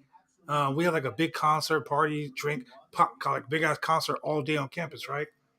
This motherfucker, we had these limited edition Travis Scott shirts, like Travis Scott JDI Just Do It Day shirts. Like you can't buy them anywhere. This motherfucker he got them and put them on Craigslist. I mean, put them on a Facebook Marketplace. Dude worked at Nike and put his face on there. So they got him for grand theft. They got him for what's that shit when it's defamation. You're still a trademark infringement. Oh shit! All of this shit. Like they got this dude, bro. Like they might as well put that motherfucker Rico in his ass. Like he did so much shit. Word. He got arrested. Jaywalking in 2004. Man, they were like, man, your mama got caught jaywalking in 1976. She Word. going to jail with She you. going to jail with you. Yeah, they don't fuck around, bro. Like I couldn't possibly sell you a pair of Jordans. Like if I gave you a pair of Jordans, I literally have to sign a piece of paper and send it with you to say I gave you these as a gift. Or I can fire. And because I'm so high up in the chain, like I legit could get in trouble. Like I got in trouble one day. I got a write up because I was like walking. I was doing a Snapchat, and I walked past Phil Knight's office, and a picture of Phil Knight's office got put on my Snapchat, and I put it on my story. And like I swear to God, bro, it was like let's say 4:05 p.m. I put that shit on my story. 4:08 p.m. Nike security was calling me and asking me to take it down. Jesus. Why? Man, they don't fuck around. He works here. He works at Nike, right? Yeah, but you don't know what building, you don't know what building Phil works in. You don't know where his office is. That is true. Like Phil's a very private person, and to see his shit, they were like, "Yo, you could have been all the NDAs you signed. You could have been fired and sued." They were like, "Just take it down, bro. We know you, so just take it down." I was like, "Okay, that's crazy. Take that shit down real quick." That's crazy. But Phil, cool. Phil roll up in the morning. Y'all want some donuts? Get crumble cookies all the time. Get Blue Star donuts and shit. Like he cool as fuck. Man. I wonder this may sound like a dumb question, but what do you like better, working at Nike or being a professional wrestler? Man, see, one's a job and one's a career, one's a calling. Yeah. You tell me which one you think's the calling. I think the wrestling is the calling. You'll never pick anything over your calling. You trust me. This man would not take a body slam for Nike. I can tell you that much. I love Nike, but I ain't taking no clothes off top of a ladder again. Word for Nike. I can tell you that much. Yo, I ain't go front. I just wanted to show y'all. I got a pair of Pro Kids. Let me see. That's the protection we deserve. The get down. Nature Valley is committed to protecting our national parks. The fire. That's wild. That's wild. To experiencing out there. Never worn. Now I Brand can new. tell by the white and the bottom Oh. brown. Oh clean shit! I gutter. got motherfucking shoe white, baby. I take off my shoes. I hit the shoe white. Boom, boom, boom, boom, boom. Put it right back in the box. I used to do that in high school. When I was in high school, I would shoe whiten the shit out of my sneakers. I ain't never heard of shoe white. What? Yo, bro. I used to like when I used to wear. So what it was when I was down south, you get a pair of Air Forces and you gotta give it to the next person. Yeah. You shoe whiten them and then you give it to the next nigga. Yo, I used to wear Payless shoes until I was a junior in high school, bro. We don't wipe Nike. Yeah, Nike just created some shit like this. That's What's crazy. It's the shoe. It's like a little white, like a little, white. like like them little, like a wet white. Yeah. This shit has a chemical on it. The shit they give Can you you in the send us restaurant. samples? Can you send us samples? I mean, this is a sample. He gonna get fired for that too. You sending out samples? Fired. Fired. The shoe in your shoe. Can't do shit. I've had these Jordans for 3 years, bro. Look, and they look brand new in the bottom. Yep. Yo, I saw a pair of Jordans today that I was like, damn, I wish I could buy. This shorty had them on, and like I'm big on 11s. The only Jordans I like is 11s. You like 11? So like, yeah, only 11s and 5s. If I'm gonna buy any Jordans, they're gonna be a 5s, 11s, or maybe 14s. And they barely come back out with the 14s. So for me, it's gonna be 5 or 11s. So I have all of the alligator 11s. You know what I'm saying? The snakeskin 11s. Yeah. I seen it doing a plane today. Yeah, far as male versions, I have them all. Right. And I was walking today, and one of my daughter's old teachers, she had on a yellow pair of snakeskin 11s. Yo, hold up. Something just fucking happened in my house. Yeah, you can talk. I just heard it. Something just fell. Yeah, what I the did fuck? too. But anyways, black and yellow. No, it wasn't black and yellow. They were white and yellow snakeskin 11s. All white sneakers. And then But yellow. the snakeskin was yellow. But everything else was white. Do y'all get back in the days when you saw something weird like that? It'd be like, yo, he never made those. Those are fake. Yeah, back in the day when you like, it was crazy as if I didn't personally know her, I would have thought they was fake. Like, because I know her, right? And I know she's like, first off, shout out to all AGs, but dykes don't buy shit fake. Nope. They like us. Yeah, so when I saw her, she was a dyke, you know what I'm saying? Like, no disrespect to her, but so when I saw her, like, the sneakers were so fire, like I know her personally, and I was like, yo, those shits is like, what the fuck? It was like that when I saw them. I was gonna actually ask collectors, do those count? Because I'm not a collector like you guys, but I'm more into. I'm not a collector anymore. That I saw on him. Other ones that are crazy, I'm like, okay. Like that yellow and white, white and yellow, I would have been like, okay. I don't like that one. Mustard. It's not yellows. Jordan wore the mustard. Not Jordan never wore yellow. He wore mustard. Oh, that's fine. I don't like them. The other one, the purple one. You saw the purple I don't know why I don't like those. Short, low. I don't like low tops. I like the high top ones. Yeah, I like high. Purple I like rains. lows. Yeah, I like the high top. When it comes to the dunks, I like that. Are those dunks or ones? Those are dunks. Look like dunks. Yeah, see, when it comes to the dunks and the ones, I like the high tops. The lows were I'm not a fan of the low tops. That's crazy. Now I can tell the difference. The dunks have like a thicker top. Yeah. What do you think about them? Those is crack. Those are ones, right? There's one of those. Yeah. Those is see, you could tell a difference now, right? The ones and the dunks. Yeah, they're a little less. These are a little more simpler than the dunks. The dunks are like the dunks a little bootleggish looking. Yeah. No disrespect. because the dunks have a bunch of colors that are fire. Yeah, the dunks, they do come in some fire ass colors though. I'm the cheap one that get the dunks if they look like the ones. No, it's crazy. I just bought my daughter some dunks to go with her graduation uniform. Oh, congratulations! Nice. Yeah, like why not, right? Walk down the aisle with nice J's on to go with your uniform. You know what I mean? That is gonna take a lot of pictures. People were flocking to them fucking pandas, right? I was like, okay, cool. So I finally got a pair of pandas. Yo, my homeboy was at Disneyland. He's like, dude, because he work at Nike too. He was like, man, I've seen 300 pairs of dunks, 300 pairs of pandas. They ain't so special no more. But I walk into the store. Because I'm in North Dakota right now. Yo, this dude has some fucking dunks. And these pandas. He was like, yo, man, we sell them for like $600. I was like, I bought them $50 at work. Yeah. I was like, I buy them for $50 at work. Y'all might like these though. I just got these the other day. Nah, it was the Knicks. Come on now. Shit. That's the NYCs.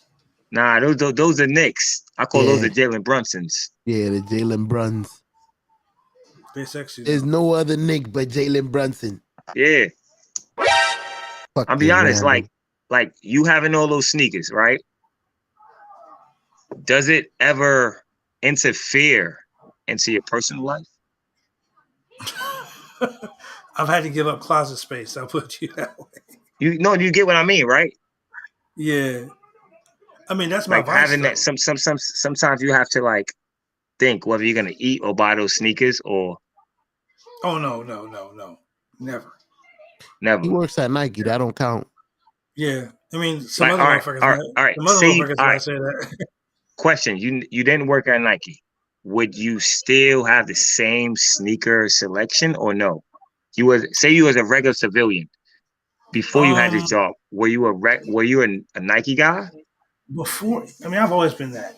I mean, 98% of my clothes, even what I'm wearing right now, like socks, nigga, the socks, the hat, the t-shirt I'm wearing underneath, the underwear, everything.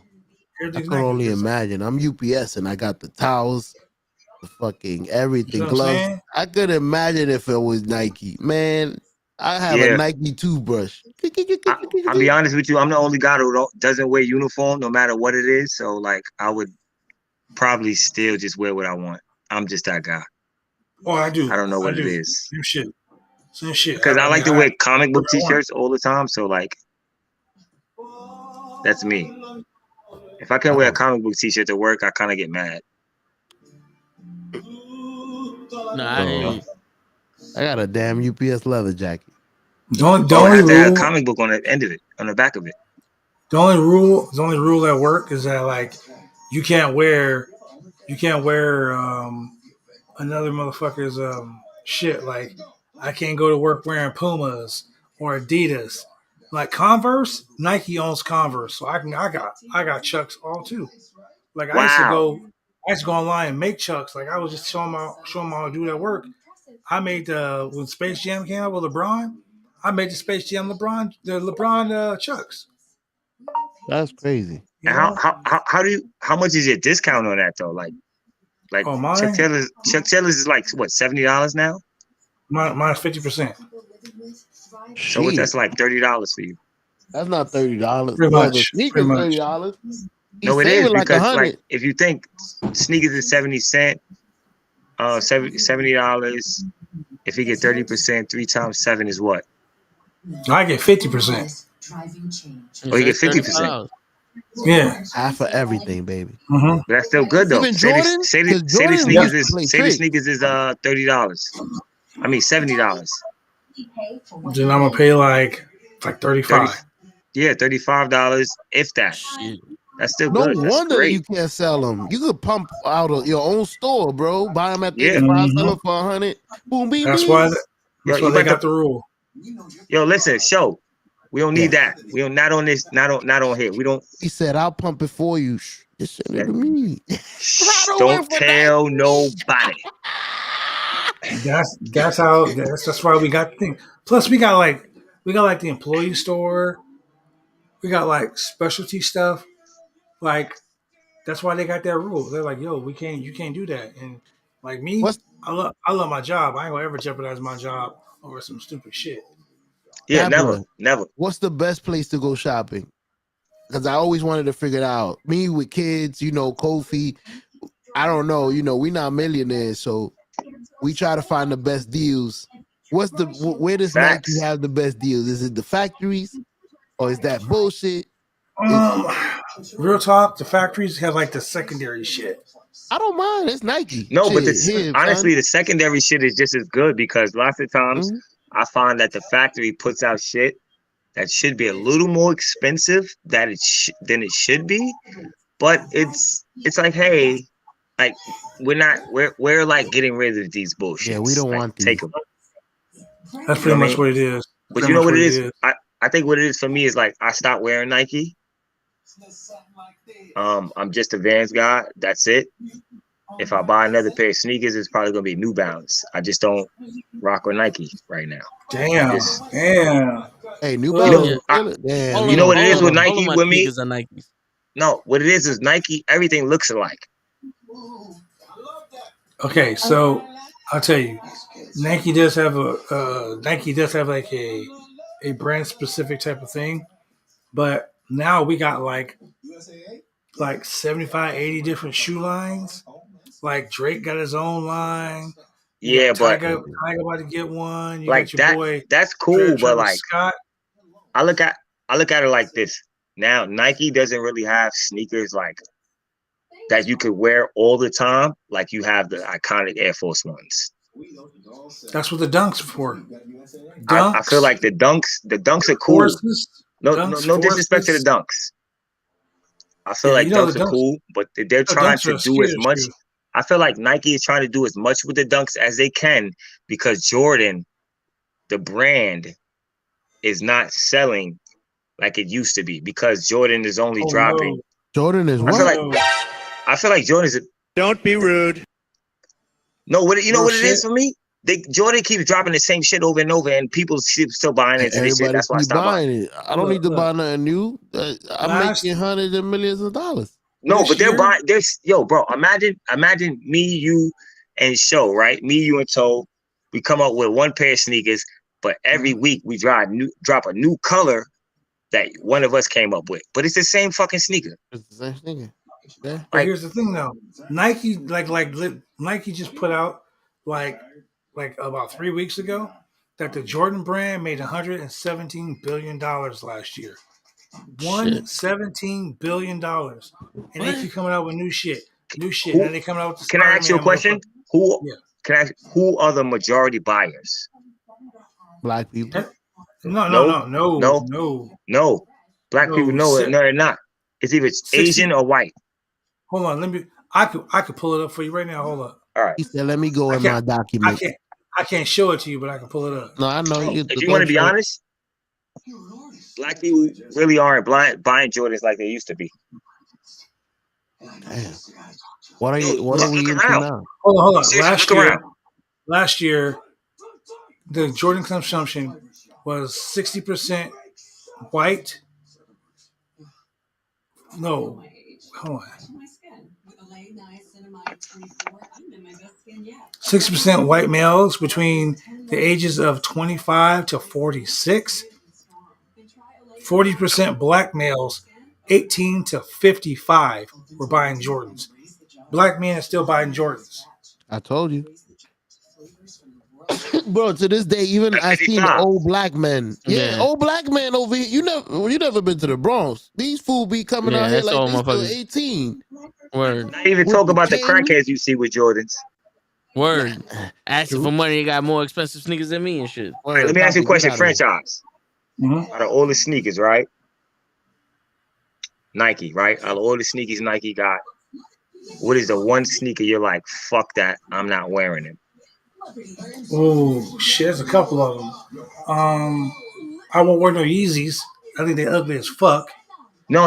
You said they're not Nike. They're not Nike. I said Nike. Oh, you said Nikes. Okay. No. See, the first you could get that because the first Yeezys was Nike, right? Yeah, they were, but so you could get that one. Damn.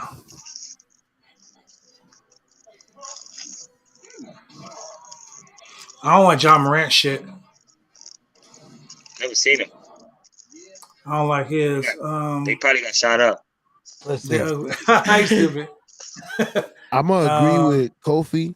All the Nikes are beginning to look like Kyrie's. But go ahead, continue. I won't wear no Kyrie's. That's why I wanted to mention it because that was fun. I agree. I can't wear no Kyrie's, bro. They look like Kyrie's look like the Paul Georges. The Paul Georges look like James Hardens. The James Hardens look like the Kobe's. The Kobe's look like Kyrie's. That's what I said. They all look like Kyrie's now. Real shit. When Kyrie did that shit, motherfuckers at Nike, you couldn't give us them shoes for free. That's the only shoe they allowed you to resell and not give you problems.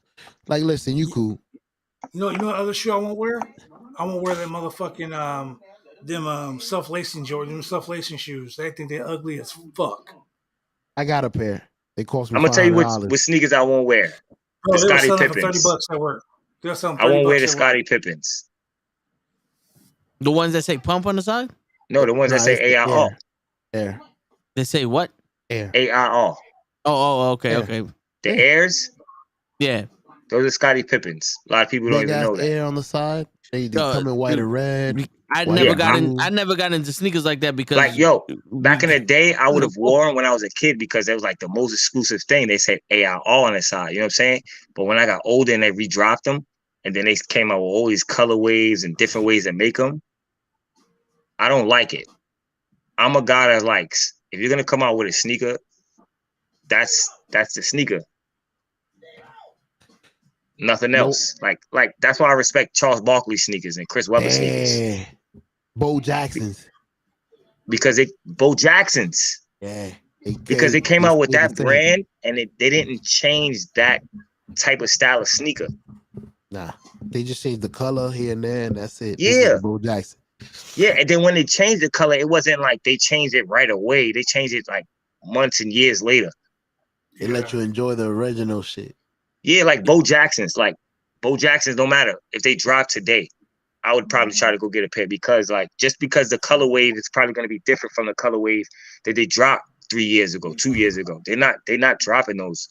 It's a lot different from the way they drop in Jordans and Air Force Ones and like even the Jordan 1s and the Dunks. They drop Dunks every week, bro. New color wave, new person. Yeah, that's true. And it makes it difficult to actually enjoy a pair of sneakers. You know what's one sneaker I would want again that I haven't seen in a while? The Dennis Rodmans that look like were wrapped up around your toe. I had a pair of those. Yo, I'm not gonna lie. Ooh. The first pair of sneakers my grandmother bought me over $100. Ooh. Were the Dennis Rodmans. Dennis Rodmans? Yo, she would never. They just dropped right now. I got a message about a month ago for a Wait, what are those?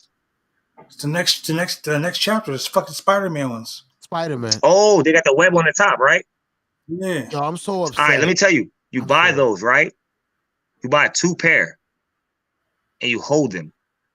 Bro, Kofi, they sent me a message to buy them, and I didn't buy them. I didn't think they would. I was like, it's okay. No, you buy them and you hold them and sell them. I should have. I didn't know if they was gonna. I don't like them because I don't like those. I don't like those because the back is all white. No, it's cream. It's not white. It's cream. Yeah, put those back up, franchise. Hold on, but I'm reserving them right now. Hold up. How you feel about these, Toe? I like them. You know why? I don't like them because the back is plain. They look like Jordan. Those look like Air Force 2s to me because the back is plain. I had some sneakers like that. That's why I like them. They used to call the Sea Crystals. They was SBs. They were gorgeous. That's the only reason I like them. They were white and light blue. They worth like $500.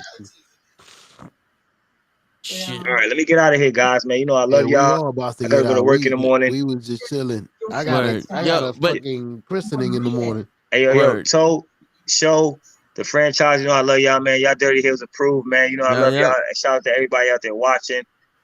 You already know what it is. Make sure y'all like, share, subscribe. If y'all don't, I'm gonna come and fucking find y'all. Y'all know it. If Toe don't come and find y'all, I will. Word. And I ain't playing. This is Dirty Hills approved, man. Word. That's why I jumped on with you motherfuckers. I love y'all. I'm at the gym too. Love you too. Yeah, we all my Mac's like about to die. I just texted him. I was like, I still gotta clean. Nah, yeah. We went on way later than usual, but you know what? It's always good though. The Tone the Show. It was a good Appreciate one. you being on, Bad Blood. All day, Bad Blood, brothers. You thank know you. me. Hey, thank you guys. I'll check y'all tomorrow. Yeah, definitely, Yes, bro. sir. Yo, now on that note, it's your friendly neighborhood knuckleheads signing out. Peace, everybody.